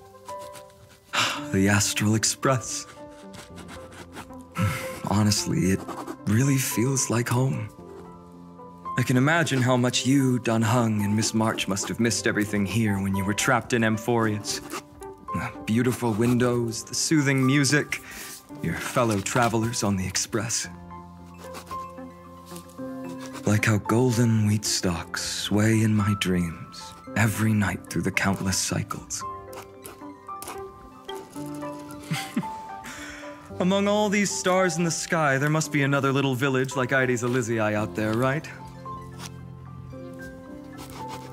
I think I've found my own wish, partner. Someone once told me that home is where you can be truly free and at ease. Maybe roaming the cosmos with you all is my strongest desire right now. All of us together, of course. The Shinjo Alliance, Penacony. I blame my poor imagination. I can't picture what those worlds look like at all from Dun Hung's descriptions. So I have to see it with my own eyes, right?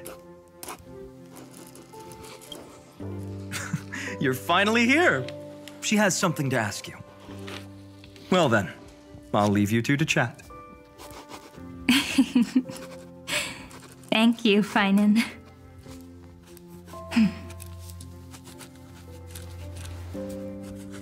After such a good sleep, you must be bursting with energy now, right, friend? Sorry about that. Since it's our first time visiting the Express, I was hoping everyone would behave.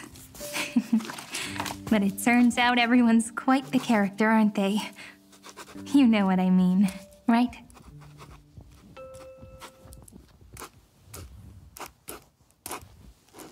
How about we take a look back at everything that's happened so far? Together, we triumphed over Iron Tomb. It tried to transform into trillions of viral clusters to infect the cosmos. But the heroes threw themselves into the golden flames, becoming arrows that purified the destruction. The fall of Iron Tomb also symbolizes the demise of Scepter Delta ME-13. Amphoreus, the home we sacrificed everything for, now exists only in the memories of the cosmos. So, this isn't real. Just a dream. An illusion. Oops. Wrong answer. Huh? In that instant when you broke through space-time with the Trailblaze, carrying all the world's memories back to reality, that world, once shackled by data, became a seed waiting to sprout in the cosmos. Did we really manage all that? Just as Kaslana's rage of 30 million cycles made the destruction shed a drop of golden blood. Perhaps we too have already left long trails on our respective paths.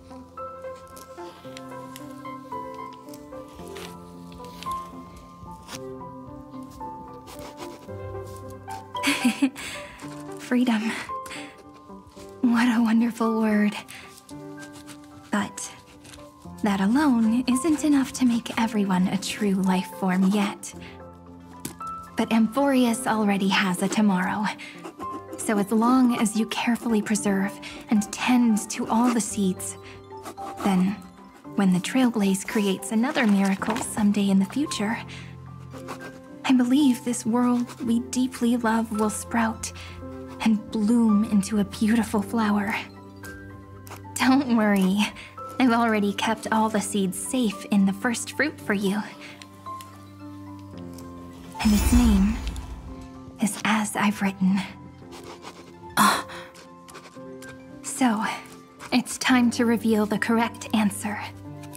This isn't a dream, nor a fantasy.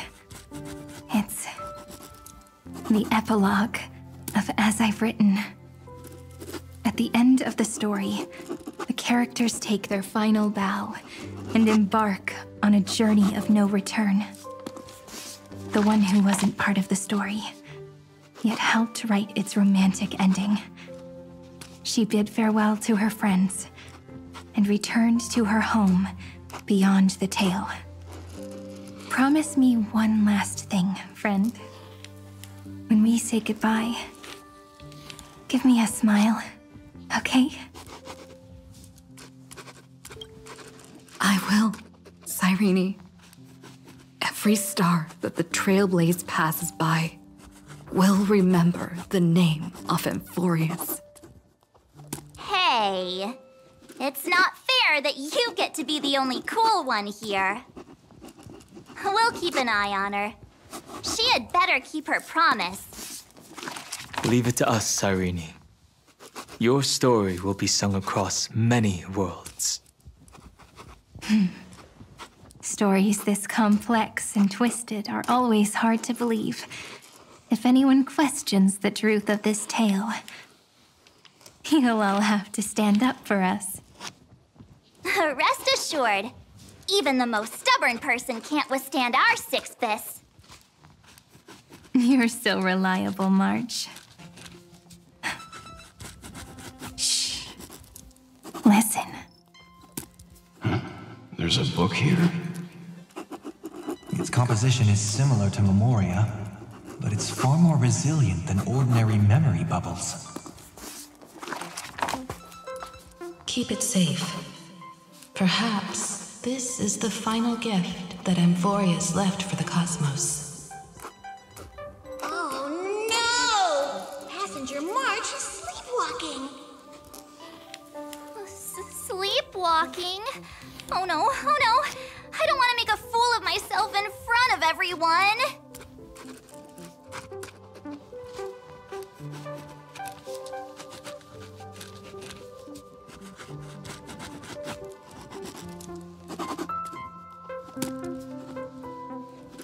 I can hear all those sneaky little plans brewing in your head. March, Dunhung, my friend.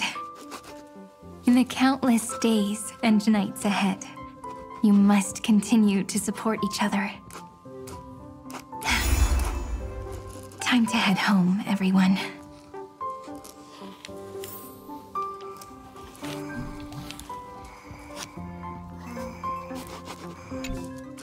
Leaving this place means, as I've written, will conclude here.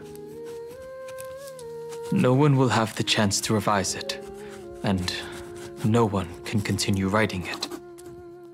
Don't leave any regrets. What magnificent words could possibly do justice to the finale of such an epic tale? I've been pondering this while you were sleeping. Now, I finally have the answer. Let's keep it simple and sweet. In our virtual extrapolations, we've lived through epochs longer than the lifespans of many stars. No language in this world, no written words, could ever carry the weight of this journey. In that case, let's not be bound by the minutiae of words. Those who understand its passion and romance will naturally be moved to tears by the final period placed at the end. And now, it's time to say goodbye to our readers. And so we reach the final page of As I've Written. Let's not leave behind any regrets, everyone. Everyone's here. Who wants to write the first line? Going first is the hardest job. I don't want to make a fool of myself. How about letting the great Imperator draft it for us? Are you all such cowards? Then I shall enlighten future generations, just like the 30 million cycles of flame chase. Without me, there is no world. Go think, observe, and conquer. What's wrong? Everyone's gone quiet. The great Imperator set the bar way too high. How are we supposed to follow that up? Where the Emperor leads, loyal subjects must follow. I guess only the Dux Gladiorum could possibly match that kind of overwhelming presence. Me? That suits me just fine. Once the deed is done, one should leave decisively, letting posterity judge right from wrong. Until we meet again in our next conquest, my dear dukes. The stars shall sing of the Imperator's great journey. I should have shared a drink with you all, Dux Goldweaver. Loosen up, High Sealants. Life is like the ocean. Tides rise and fall, and everything eventually dissolves into the waves. So, sing your heart out in every moment of your existence. Whether it's a feast or the nihility that awaits ahead, I will find its radiance and sing its praises. May the next feast be eternal. Miss High Sealand's toast is so poetic. Does everyone have to be so poetic? In my opinion, we should leave some real words of wisdom for future generations. Next up. Any volunteers? I'll do it. There's no dragging one's feet in the Kremnoan language. Does the Kremnoan language even... Haikith, don't interrupt. Kill the play, and games shall be born. Kill the strife, and glory shall descend. Not bad at all. But now I can rest easy. After all, the lines I prepared are way more profound than yours. Ha! If nothing else, you're certainly unmatched when it comes to singing your own praise. Farewell, everyone. If we meet again, I shall once more become your steadfast support. That's a promise I won't back down from. Mighty Mos, become king. What's up, Cass? It's nothing, Lady Trebios. I just finally realized something. Then speak your mind, and let your words be immortalized on the page, Cass. If your heart still has room to spare, share a bit of gentleness and softly cherish all the beautiful things around you. That's so beautifully said, Cassie. Thank you, Miss Hyacinth. My only small regret is that I couldn't fully embrace this world I loved so dearly. I hope those who read these words can fulfill this wish in my place. Everyone, let's meet again at the end of the West Wind. The place you reside is the gentle sea of flowers. Well then, it's my turn. Take it away with your performance, Anaxagoras. This time, you won't have to worry about being interrupted. Then I must thank you all for being such a captive audience. Now, with this golden opportunity, I shall reveal to the world my insights into the world's ultimate truth. Truth is a solvent that dissolves all things in the world, and thus cannot objectively exist. I have a brilliant proof for this in mind, but since we're nearing the end of the story, I shall not elaborate. Is this your final question for future generations? No. This is an established fact, not up for debate. I call it Anaxagoras' last theorem. Oh, you. Still as profound as ever, Professor. We've got time, you know. If you don't explain it clearly, future readers might not grasp your true meaning.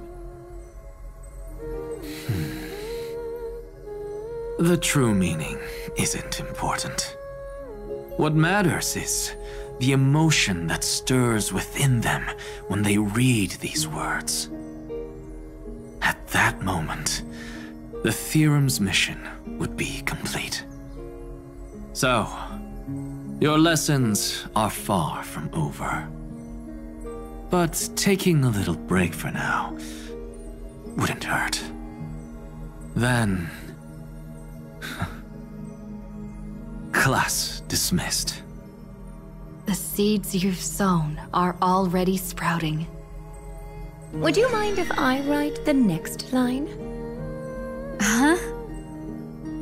I actually thought you should be the one doing the final wrap-up. But... we'd never turn down a request from you, Aggie. Teacher, Cyphera, thank you both. Trust and selflessness are the two most beautiful garments in the world. One to gift others, one to adorn yourself. One's golden and one's purple? Not being able to completely change your fashion sense is my only regret across 30 million cycles. After all this exhaustion, I just want to take a peaceful bath now. I'll see you all again at dawn. Thank you for your hard work all this while. Lady Aglaya just can't give up her favorite hobby, can she? So, I guess it's my turn now. There must be many others like Miss Hyacinth out there in the cosmos, helping and healing people everywhere. You've got to set a good example for them, right? Of course. Look up at the sky more often and smile more. Many stubborn ailments fear optimism, but it's the best medicine. It's so catchy. The kids will definitely love this message. When it comes to understanding children's hearts, Lady Trebios definitely knows best. Look, the Rainbow Bridge is already hanging in the sky. Shall we get going, little Ika? It's you who healed the sky. What's on your mind, Miss Cypher? I'm thinking. Should I leave behind a riddle? Some twisted, convoluted scheme that'll drive everyone in the universe mad trying to crack it. I see. You know what? Just go wild with it. No one's gonna judge you. Oh well, my brain's not working right now. Let me be genuinely sincere for once. Don't be afraid to fall. Just run. Destiny's just a slow-moving nymph. It can't catch you. So in the end, little Cyphy's message was the most straightforward one. Even if you combined 30 million of me, I probably wouldn't have read as many books as you did in one lifetime. I won't pretend to be cultured before Big Sis Treeby, Trinan, and Trian. Amphoreu's greatest trickery. Gotta bounce now. Meow! Homeward you come, distant wind. It's just us now, Snowy. Yeah, teacher. But maybe I should... No. Let me go first. After all shall bid farewell to one And that person alone will. I never would have guessed you had such a dark sense of humor, teacher. You still know so little about the complete Trivio, Snowy. Jokes aside, I want to leave these words at the end of the story.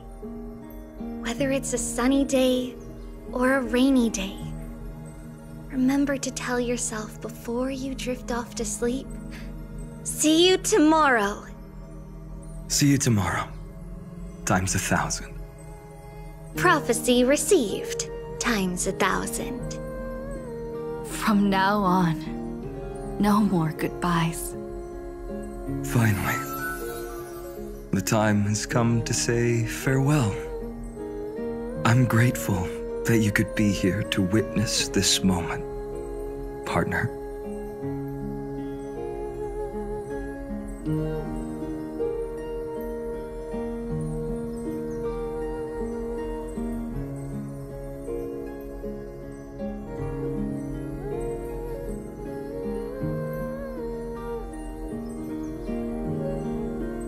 Of course.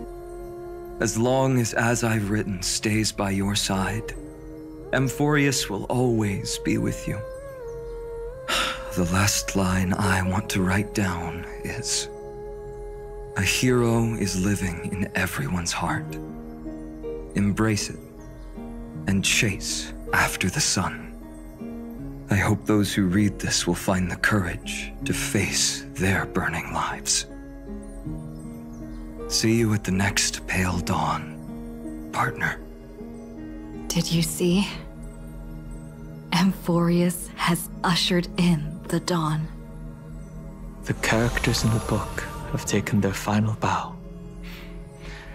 It's time for us to return to our own reality.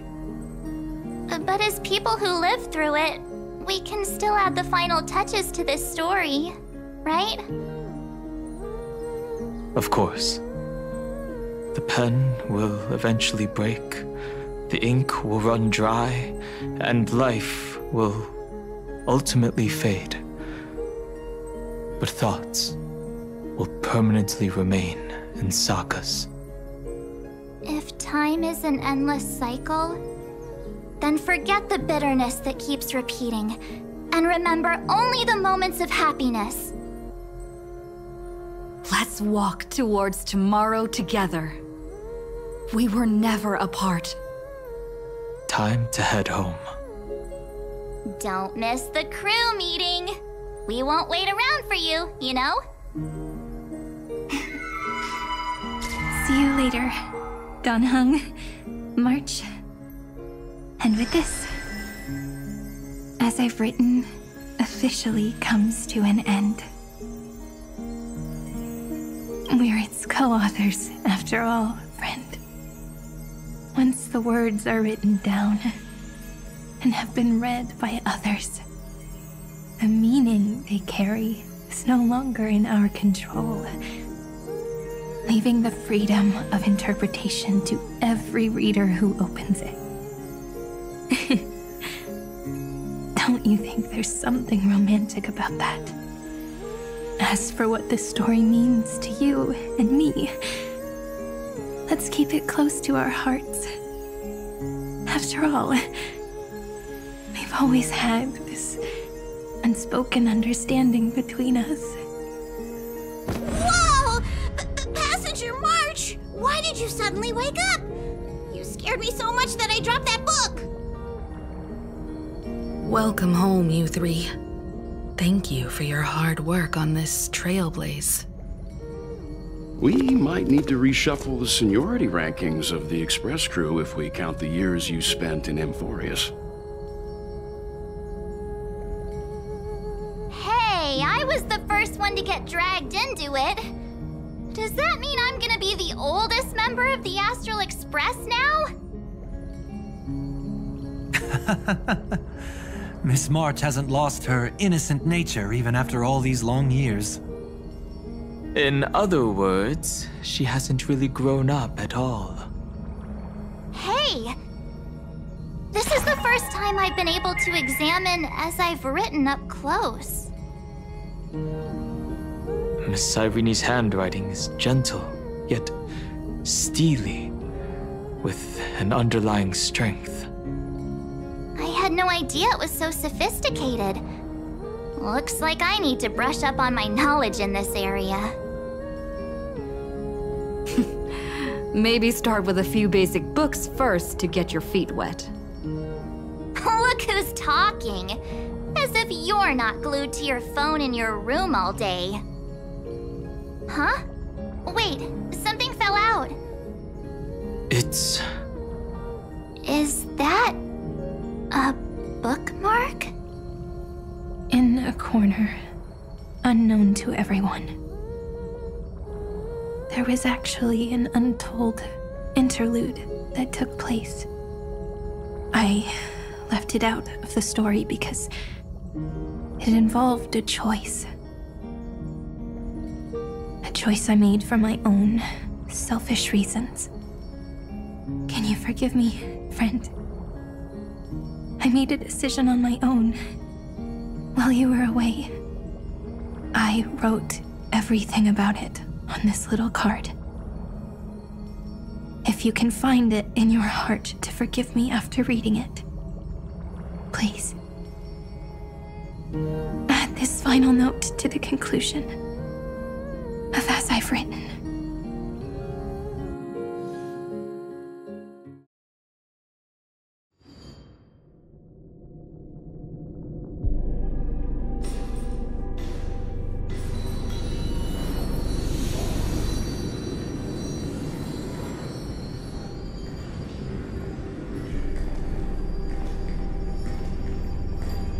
Memories swallowed by Iron Tomb.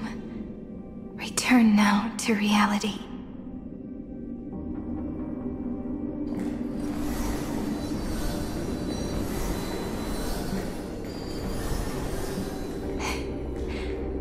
And don't lose your way.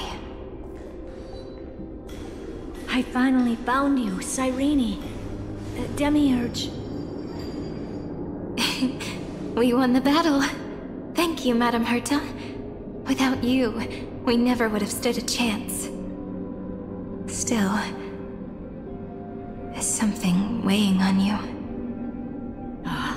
Right before I shut my eyes, inside the droid head's brain, I saw something unsettling. The fourth instant, this turning point in cosmic destiny, anchored by the erudition. It's not a single instant, but a process, a chain of events. So, this victory isn't the final piece of that chain? Far from it. This is only the beginning. The first toll of the death knell for the cosmos. That sorrowful look doesn't suit you, Madame Herta. Don't hold it in. Tell me. Not long ago, you crossed paths with the Eon of Remembrance again, didn't you? Yes. Even if the figure was hazy, I knew right away. That was the god from Cyrene's dreams. Causality has gone wrong, just as I thought. Causality? Let me put it in your favorite fairy tale terms. The universe began as a seed. It grew into a great tree. And the present is its branches and leaves. The erudition calculates how the future will sprout.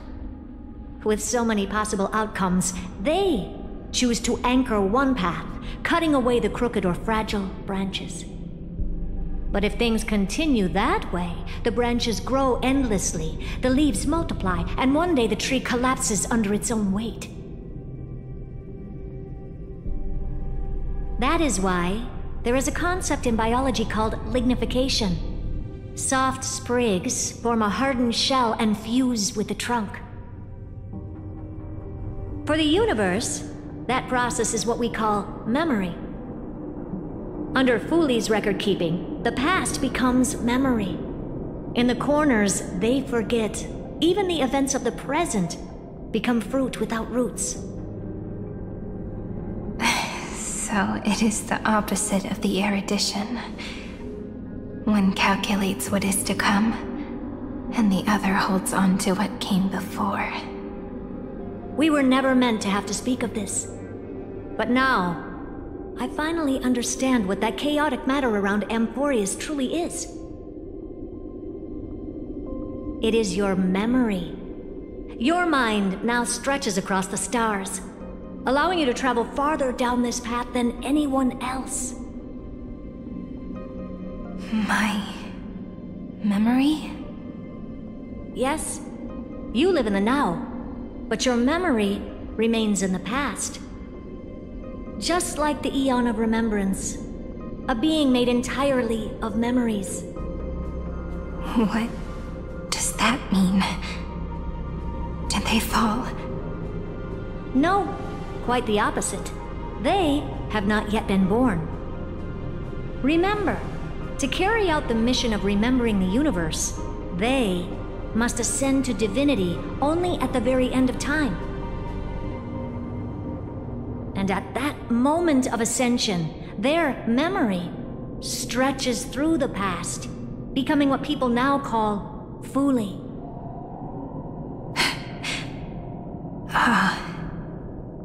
That is why they feel so distant, so cold. That crystalline form is just an empty shell.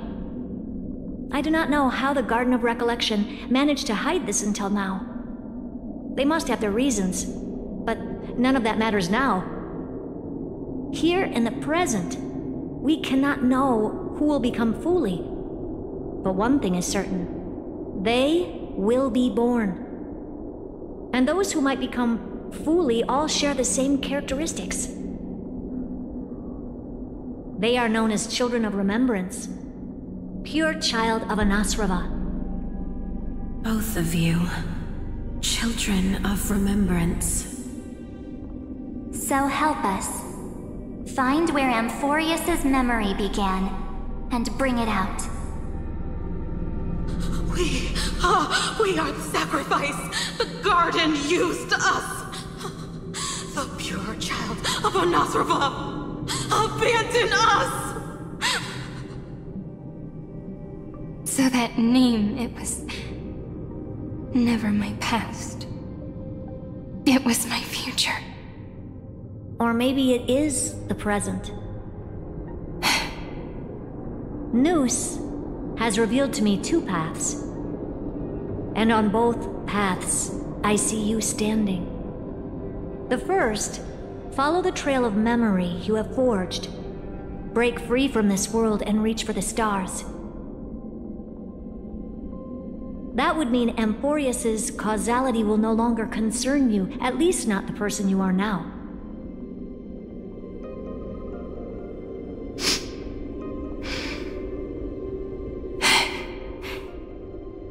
Go on.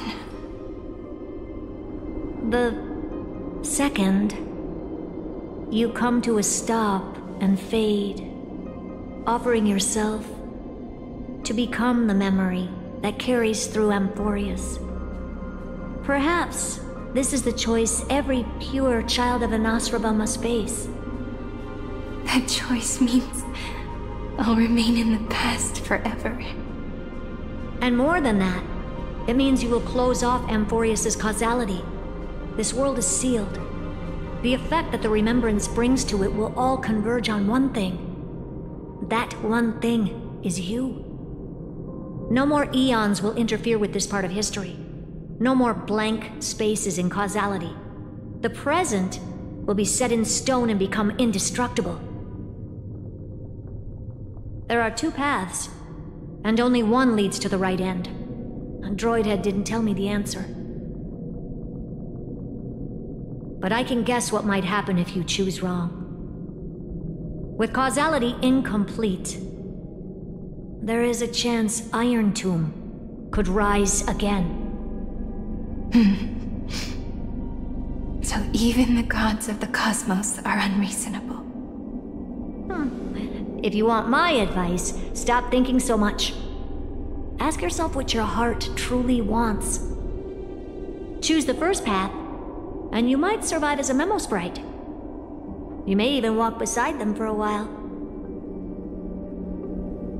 Even I can tell how much they mean to you, especially the little one. But if you take the second one, then you may have already lost the chance to say goodbye.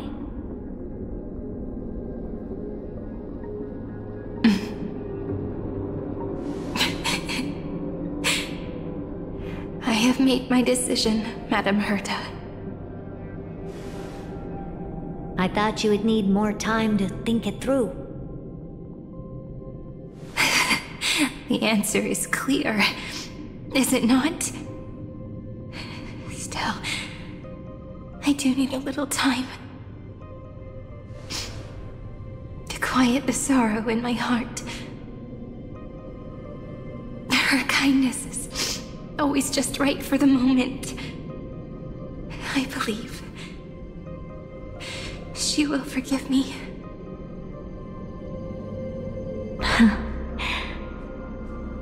I will say no more. I would rather not break the mood. But may I ask you one last thing? Of course. Why?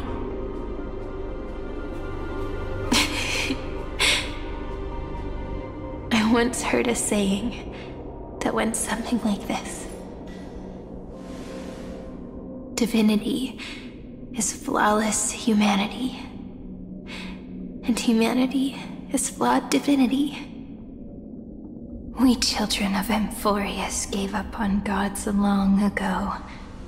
Those beings who love to play pranks on the universe. I believe in her much more than I believe in them. And I believe in who I am. As a human. Oh.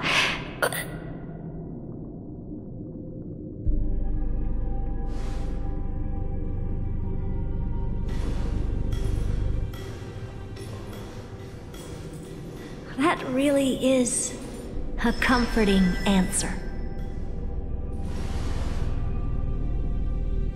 As for the one wish I still have trouble letting go of.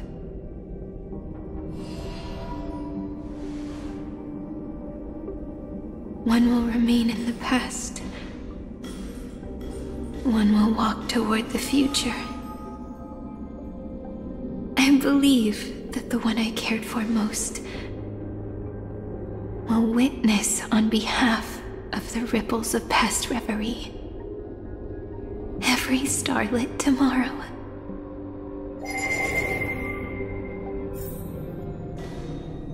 Moving backwards through remembrance.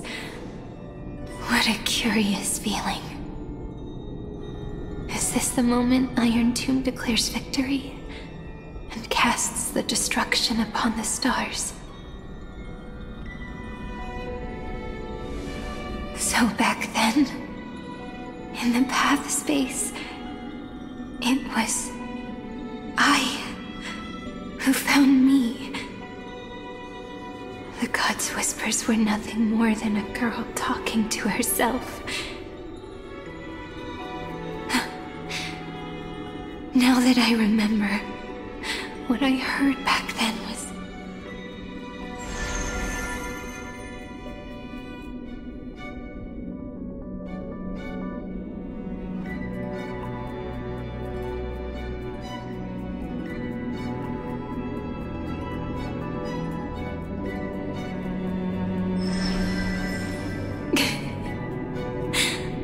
All I wanted to say was, don't give up. She will find you. Memory truly is amazing. Then let me wield this power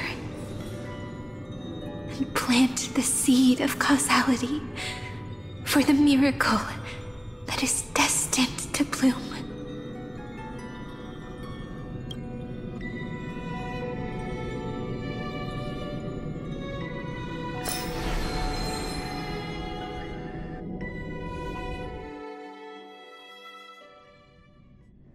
Even so, must we walk all the way to the very beginning of memory? It's such a long road. A bit lonely to walk alone. Then, would it be alright if I came with you? As long as it's Peach, even 30 million wouldn't be too many. One is enough. Take a deep breath, and then we can set off, alright? Follow the ripples of remembrance into the past. Reconnect every moment in which the gods made themselves known. Clearly, cause leads to effect. But now, the future gives new meaning to the past. Effect flows backward and nourishes cause. Maybe that is what makes memory so beautiful.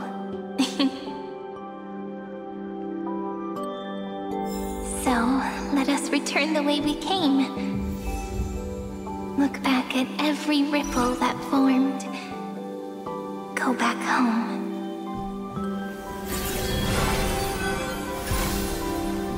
Time flows on, but memories will never fade into oblivion.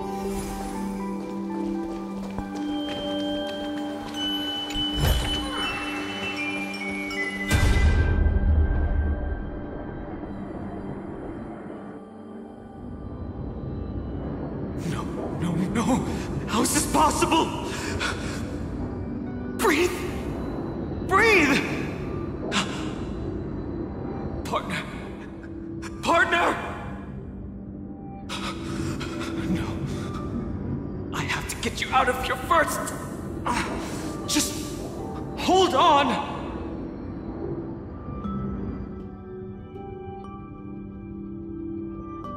Remember?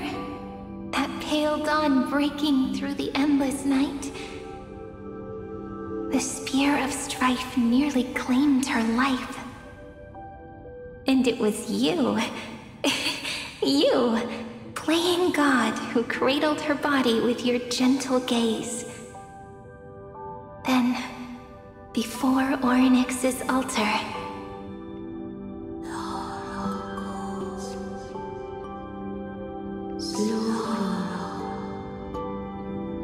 even the Titan of Time mistook you for someone else. I never imagined there was a hidden truth behind our first meeting. The first time was also the last time I saw you, friend.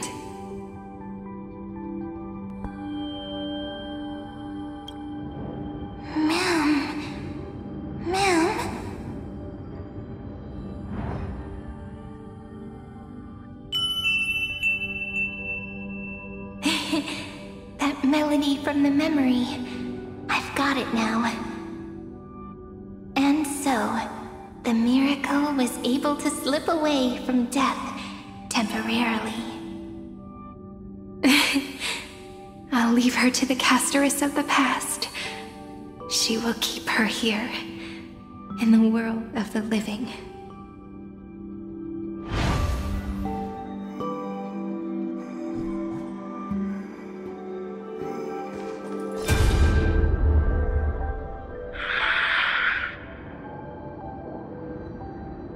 Darn it! What are these things? You're not taking me down. Not before I find a way to help her and Don Hung. If you've got a bone to pick, take it up with my six-phased ice. March wandered all across Amphoreus for 97 days straight, chasing one goal: to save her friends. And with her bow and arrows, she brought down every obstacle that stood in her way. So that's how it happened. My skill with the bow. I owe it all to March.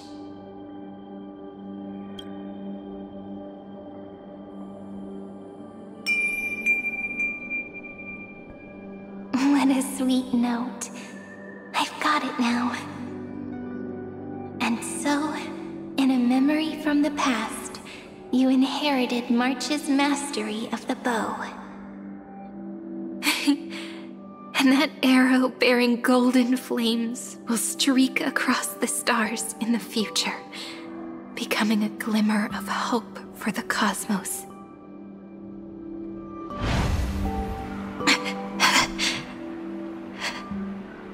Are you okay?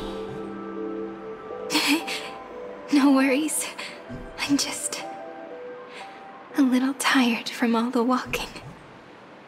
You really need to work out more.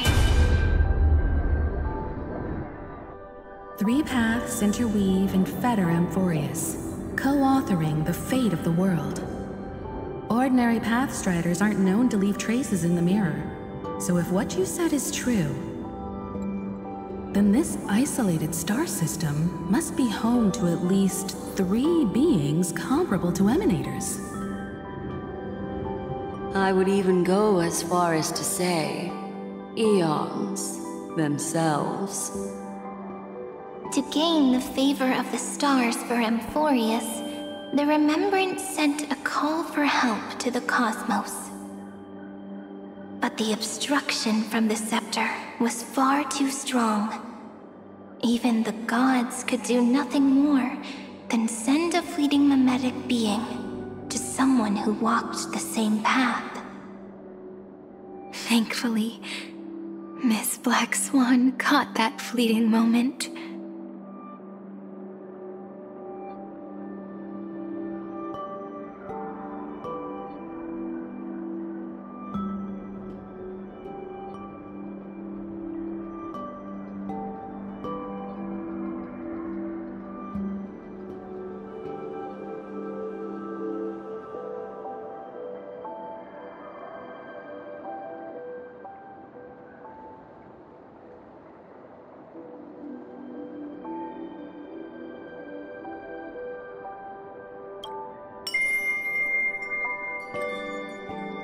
Though, that signal drew some unpleasant attention as well. Looking back now, it was all worth it. The cosmos showed us a kinder face. Thankfully, she has a different understanding of the Remembrance. Miss Evernight once said that the Remembrance wasn't looking after Amphoreus, but rather scheming and preparing to devour the paths. Her deduction was perfectly logical, but she failed to account for what the humans in this story could achieve. Maybe I have a scheme of my own. A scheme that will bring happiness to everyone. Please keep helping them. And the others in the future too, Miss Black Swan.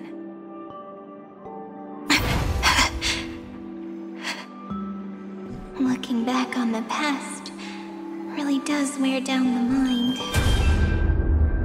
And wears out. You need to hold tight to this ceremonial blade. After I'm gone, it will take you back to the beginning of time. The start of a new story. I believe that in that story, or in countless stories, each alike yet unique, everyone, all the companions who sacrificed themselves, alongside the deliverer we once dreamed of as children, will reunite beneath a vast, endless sky. If we can never break free from this prison, I will stand my ground. Until the day someone shatters this endless cycle and writes the final chapter of Amphoreus' fate. In the blink of an eye, we have returned to the turning point of fate. With nothing but a fragile sliver of hope, we embraced 30 million cycles of futility and began the eternal recurrence. I still remember the first time I saw the god appear in a dream, looking at me from behind a thin veil of crystal. Back then, I wondered if they might be someone with ill intent. But now, I finally understand. She was always standing beside me, and she is so very beautiful.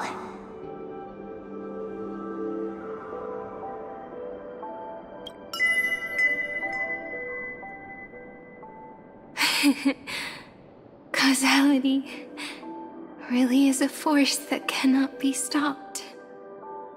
Even if I wanted to leave a few more words for Cyrene, it seems I no longer can. After all, you still have to leave behind your final consciousness and plant the very first seed. I remember what you once said. When a god sheds a tear, the thing reflected in the ripples must be the most beautiful thing in the world. But do you know what Amphoreus saw when its heart was born? The first thing it saw was a name.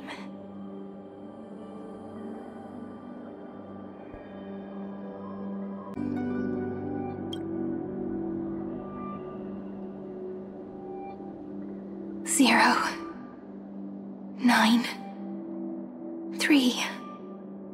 Looks like you figured it out. Sometimes, all it takes is a change in perspective to reveal something truly unexpected. Don't you agree? That's right.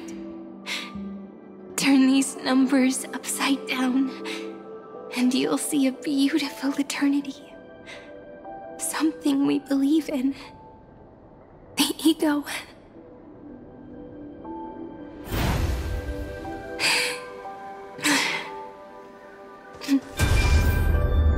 Looks like time's run. I want to protect everyone in the village. But can I really do that with the strength I have? I shouldn't think too much. Better finish the farm work Dad left me first. The hero within has been by our side since we were little. Finan has always been strong, but without that faint glimmer of hope lingering in his mind, would the weight of fate and endless recurrence finally break him? If only someone could place even a sliver of hope inside his heart, he would hold on and keep going. Yes, just a single spark. And he would guard that fragile light until it turned into a blazing sun.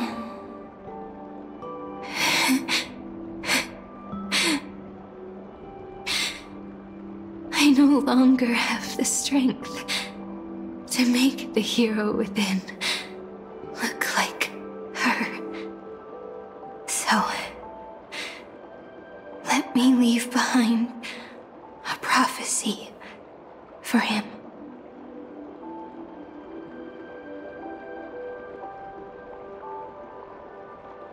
Take this wish with you. Be the hero who begins the mission of deliverance.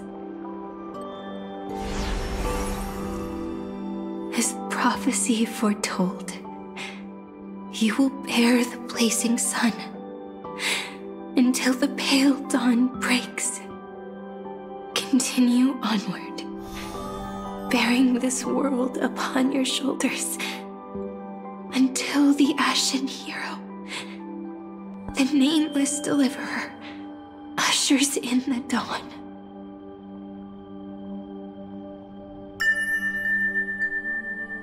Now, your eyes have seen through all of Amphoreus, from the end back to the beginning.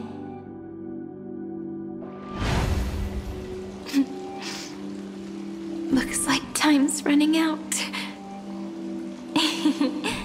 The first ripple was where it all began for me. 1, 2, 3, 4, 5, 6, 7. Scenes of past they were just musical notes scattered aimlessly throughout memory. But they had already become part of this world. No matter how Amphoreus came to be, right now it feels so gentle. As I return to where I came from, it wants to play for me once more that melody from when we first met. Behind this door, I can smell it. The scent of wheat fields. You're clever. I bet you figured it out long ago, didn't you? The end of this journey back, the final gap in Amphoreus. It leads to the place we both call home. We can finally go home. Are you ready? If you leave memory at the very beginning of the story and cast the first stone, that final gap in Amphoreus will close. The causal loop of Amphoreus will become a fixed point in the stars. And if I don't do that, then this world and the cosmos beyond the sky might still fall into the destruction. There's no way we would let something like that happen, right? Exactly. I remember that tree in Ide Silicii. It grew all alone, unable to go anywhere. It watched the sea in silence, dreaming of a faraway shore it could never reach.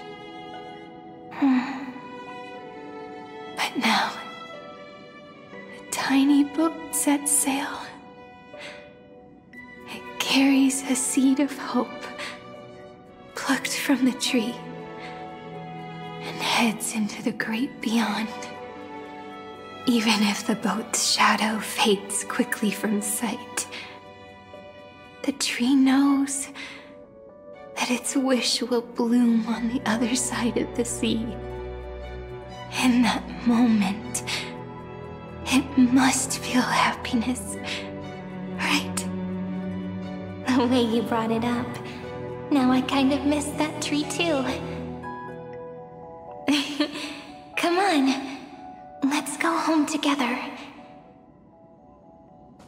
Take it with us, back to the sacrament courtyard. Let it become Remembrance's anchor, tying together the times we knew so well.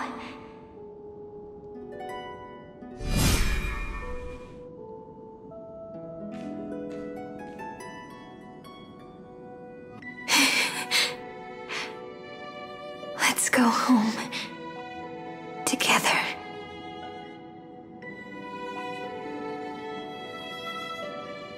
Oh, that final note. Right. It's been with me all this time. This is Do. It is also the first note. The one from the first time we met. And the one that stayed to the very end.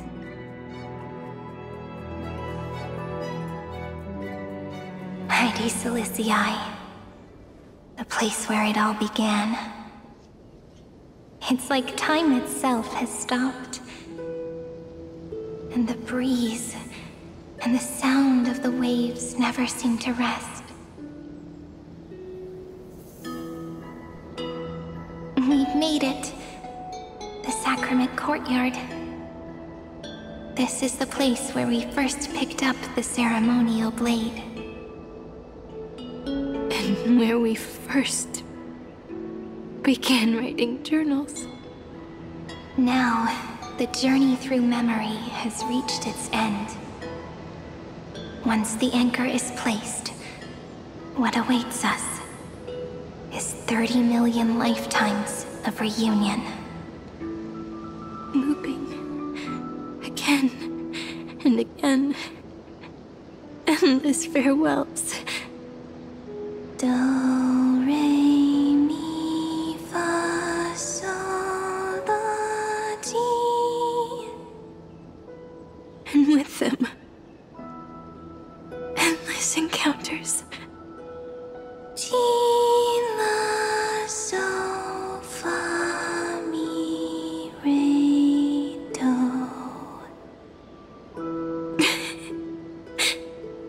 Such a happy scale. Whether it's for Cyrene, the Deliverer, or every sprouting branch of Amphoreus, I leave this tale of love here. May the river of time flow backward, bringing scenes of the future before our gaze. In the eternal land that no one remembers. The legend of the Trailblaze is about to begin.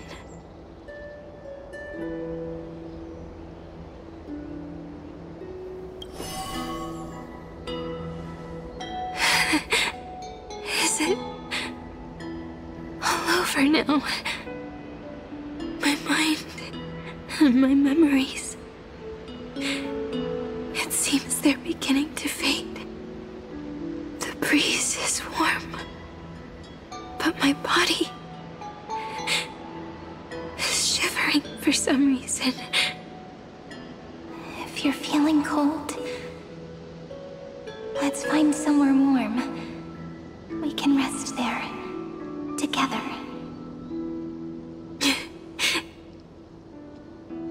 Somewhere warm. I know just the spot. 405.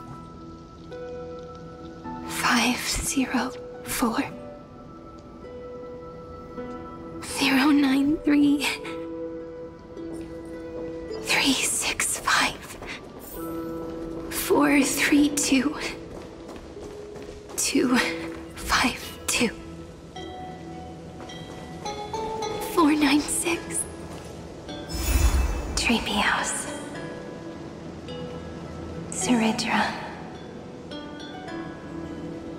March 7th. Danhone. Electra. Hyacinthia. Caslana. Anaxagoras. Aglaya. Midemos. Castorus. Cyphera. Cyrene. And you. Look. Everything is already as we've written.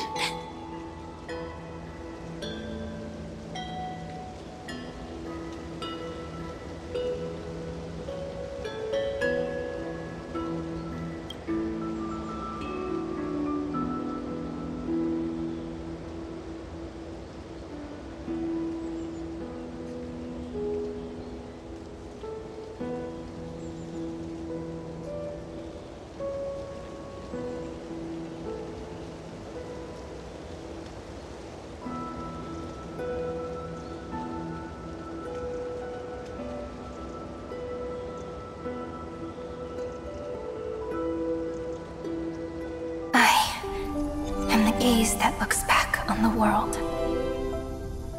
How fortunate we are. In this cycle of cause and effect, humanity never looks to the gods for guidance. The ones who pick up the pen and write miracles again and again are always ourselves.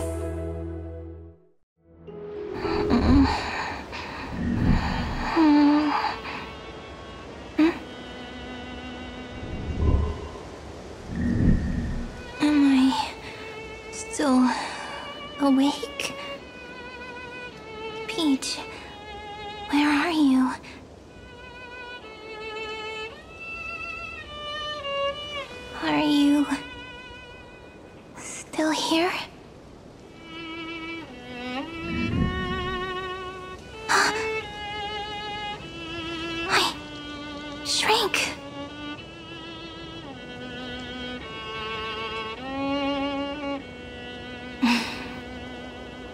So that's how it works. When memory drifts away with the breeze, love leaves behind a seed and turns into lament. Demiurge, Cyrene, Mem. Back again to the first, Philia 093. I always do have my charm. The final ripple nourished the great tree, and from it grew a single pink peach. We've been playing for so long, and you still haven't told me your name! I've told you so many times already. You're just forgetful. My name is Livia. Livia! If you forget again, I won't tell you next time. Livia, got it. Then you have to remember mine, too. I'm... Piso. I always remember.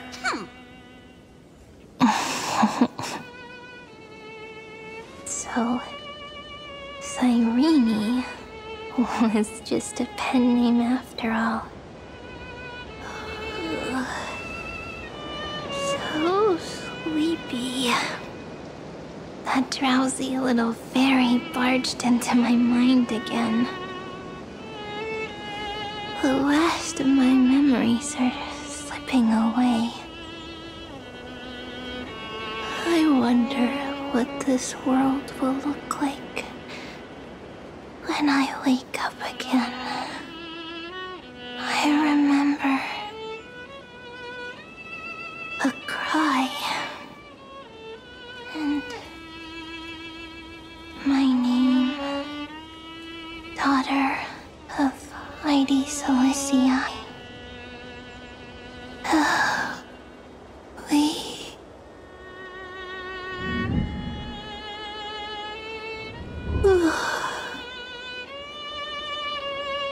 Shh. Never mind. The same seed, when planted in different soils, blooms into flowers that are alike, yet never the same. But what truly makes her beautiful is each and every soul in the world. No matter what form liking takes, it is still precious love, and I will accept it gratefully and return it with joy.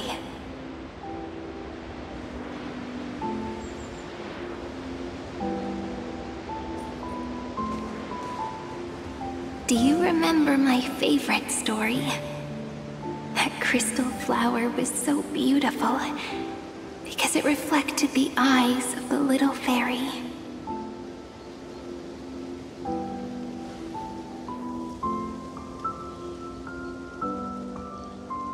The stars across the cosmos will know I am the fairy who wrote, as I've written, together with you. And in your heart, I know I will always be given the name I love most. The one you gave me. After all, we've always been in sync. Hey, don't rush! Slow down. Let the words settle. We have plenty of time. In Amphoreu's month of mourning, all conflicts across the land come to rest. On the 11th day and night of the month of mourning, the dead will part, the living will embrace, the snow will fall, and bonfires will rise to warm every heart aching with lament. It may sound heavy, right? But on this day, laughter always rises louder than tears. Because people understand that parting is for the next reunion, and sorrow is so we may love more deeply. That is why this day is her favorite of the year. Under the same sky, across 8 phases of the moon, 13 heroes composed an epic together. 1 plus 8 plus 13 equals 2 11s. Would it feel more fitting if the rest were written in Miss Cyrene's voice? Agreed. Then, we'll add 1. A 1 like none that has come before. A 1 that blazes new trails. I make this wish. On the 12th day of the 11th month, 13 heroes will take every core flame ignited across 30 million lifetimes and scatter them among the stars. Later, when the people who know this story gaze upon the cosmos, they will discover that the countless stars in the sky now glow pink.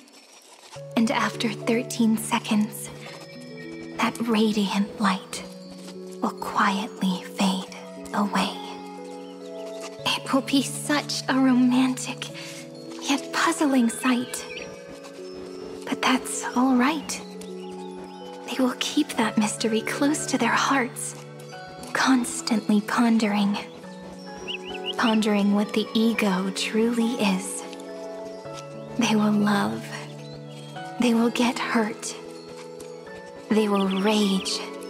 And in 30 million moments of helplessness, they will stitch their shattered hearts back together, again and again. But remember this well. Losses are a constant on the flame chase journey. There may be pain along the way, but you and I will never be alone. They will come to understand what it means to lose, and in the end, they will choose to let go. They will offer their hearts to this world, to every companion they walk beside. And they will take in the hearts of others and pass them onward. For every soul that exists in this world, there is a different ego, a different prime mover of life. There will never be just one answer, not even for love. But when people gaze into the night sky and love what is fading with the same resolve they have to praise the stars, I want that soft, gentle pink in the sky to tell them love will always be answered. This is a story about love, and a story about how to answer it. Whether it is one we have already written, or one you are yet to write, it will be a romantic story, like none that has come before. You think so too, right? And a romantic story deserves an ending that is free and complete. When every clue and thread has found its end, and the weight of the pen is no longer constrained. Pour the spirit of trailblazing into it, and end this tale with the most pure and romantic period.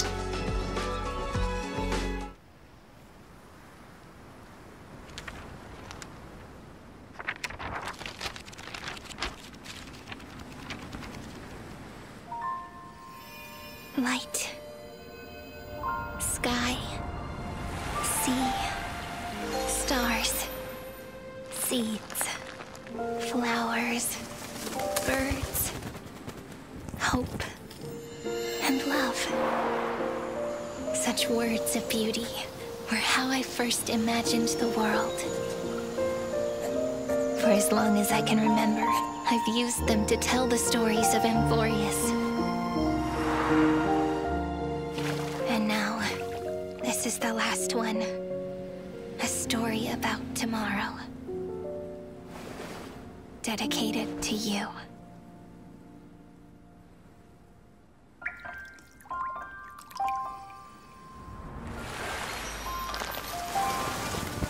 Once upon a time, morning glow, scattered light, shone on you and I, and fading poems, frozen rhymes, are traces on the breeze, whispers of past reverie.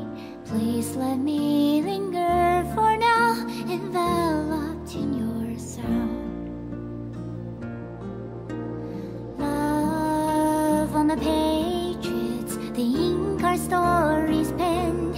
No matter how it ends, I'll do it all again.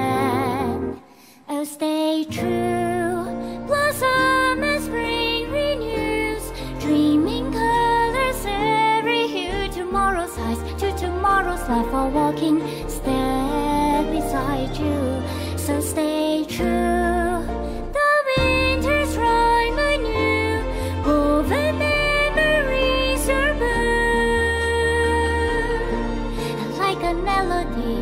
Sing a song of reverie.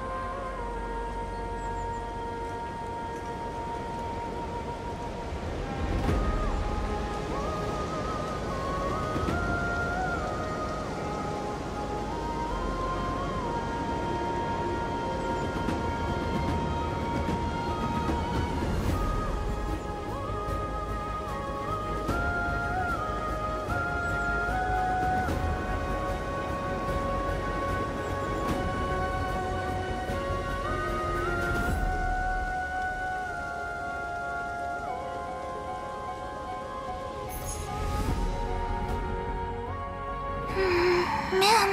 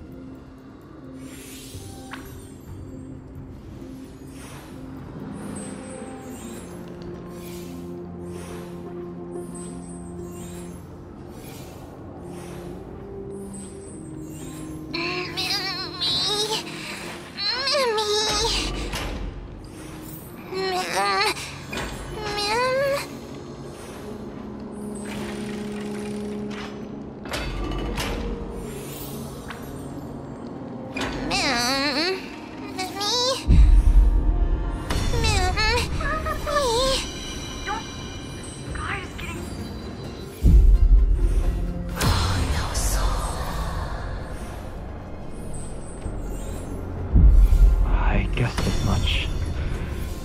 It's no longer working.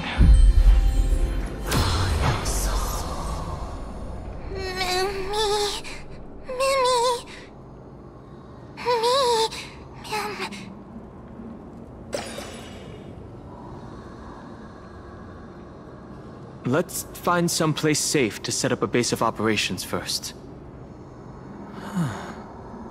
This statue and the buildings we've seen so far point to a civilization here on Amphoreuss.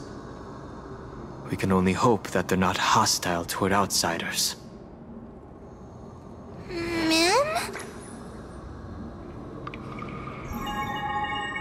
I've reunited with you so many times, and every time feels like the first time we met. Each time, love breaks through the stubborn cycles and takes flight toward a pink tomorrow.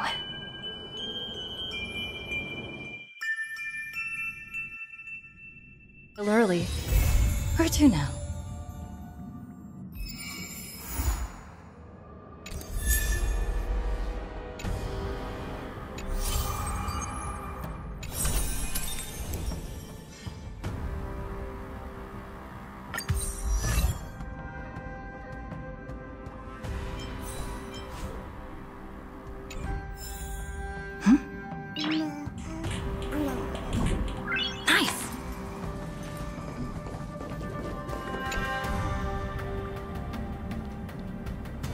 You mean you just waved a probe around in deep space and found our pal and Don Hung? That little thing's really that impressive, ninja girl? This is a ninja tech device, blessed by the Great One, that senses the ultra-low frequency electric waves of the human body. Oh, that's a whole lot of pretty wubba-boo. But since we found him, let's drop the act. You played it well. Who do you think you are? Brother Hanu? Thinking you could pass as a Galaxy Ranger? Lord Cowboy Ninja, you have turned on me for no reason. Don't tell me the traitorous monkey ninja bewitched you. Are you walking the path of heretics now? Enough. My name is Silvergun Shura. Ugh. This is why I hate putting over-the-top characters into the script. You and this mysterious ninja girl. Both of you are impossible to play. Director Sparkle doesn't care for madmen. Cut the chatter. What's your real reason for being here? Come on. What bad intentions could a masked fool possibly have? Just here to watch a show. Shuffle a few cards. My two prized actors were drifting through space for ages, and you all couldn't find them. What choice did I have but to come myself? Otherwise, who's going to share the stage with me? You don't even care about the Iron Tomb disaster threatening the whole universe. It seems the fool's wisdom isn't all that deep. Ranger, don't think waving some righteous flag gives you the right to throw sidelong jabs. And don't act like you've got no motives of your own. You're hoping this war involving the gods might be the key to freeing that broken-legged wolf. Who else knows about that? Just me. Do you believe it? Relax. I'm not interested in disturbing that living legend. I just couldn't resist messing with you when I saw you come back empty-handed. You little... Fine. Since you saved our pal and Don Hong, get out of here. But remember what you said. Leave the boss alone. Or else. You don't have to worry at all. In Director Sparkle's next script, gray hair gets the spotlight.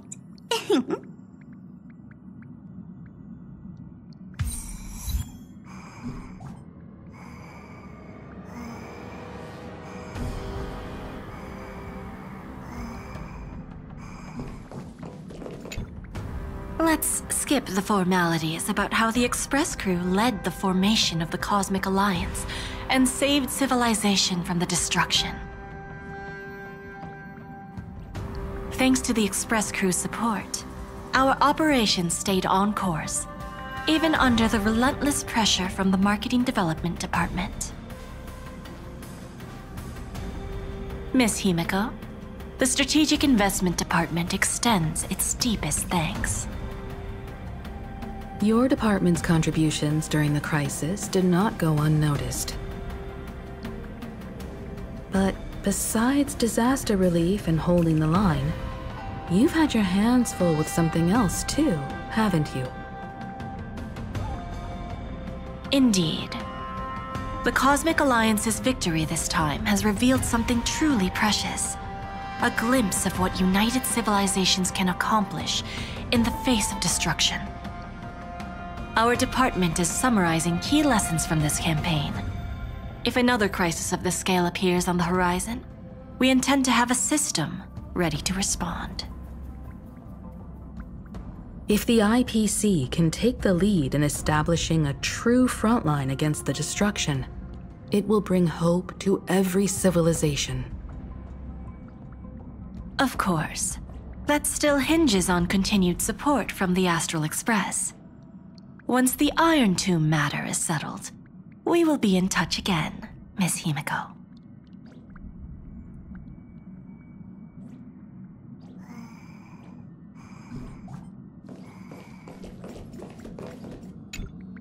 General Jing Yuan, it's been too long. Did Miss Fuxuan return safely?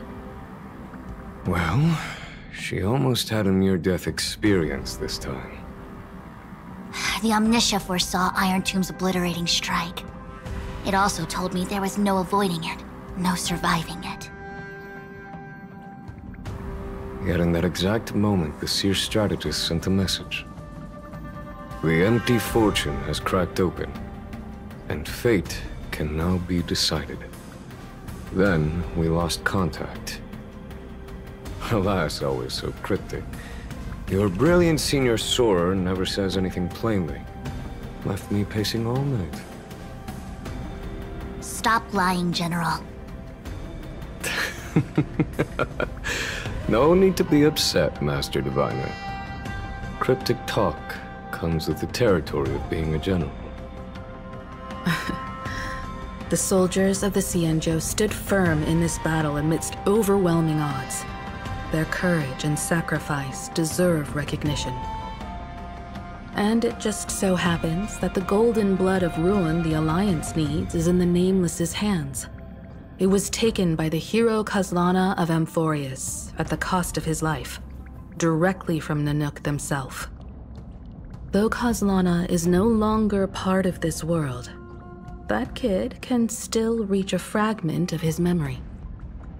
Perhaps Kazlana would be willing to entrust the golden blood to an ally who went to great lengths for Amphoreuss. In that case, very well. On behalf of the Xianzhou Alliance, I offer our deepest respect to the world of Amphoreuss and her brave, noble heroes. To strike an eon as a mortal, even for but a fleeting instant, this deed alone deserves to be etched into the stars and remembered forever.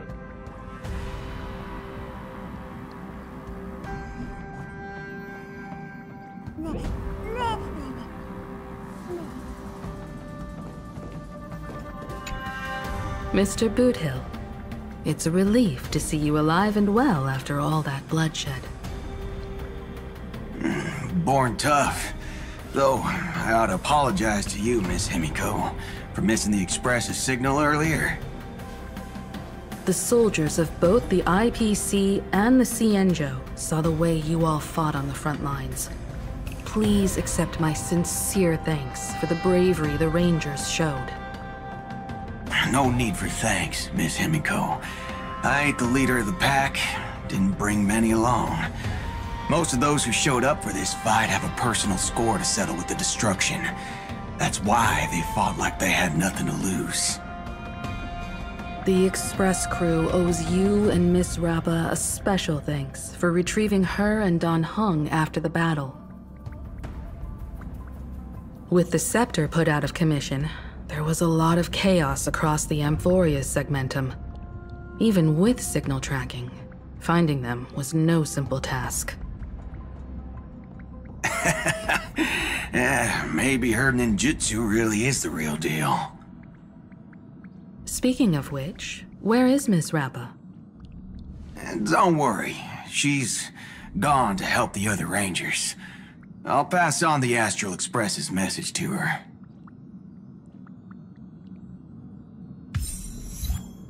Thanks for watching.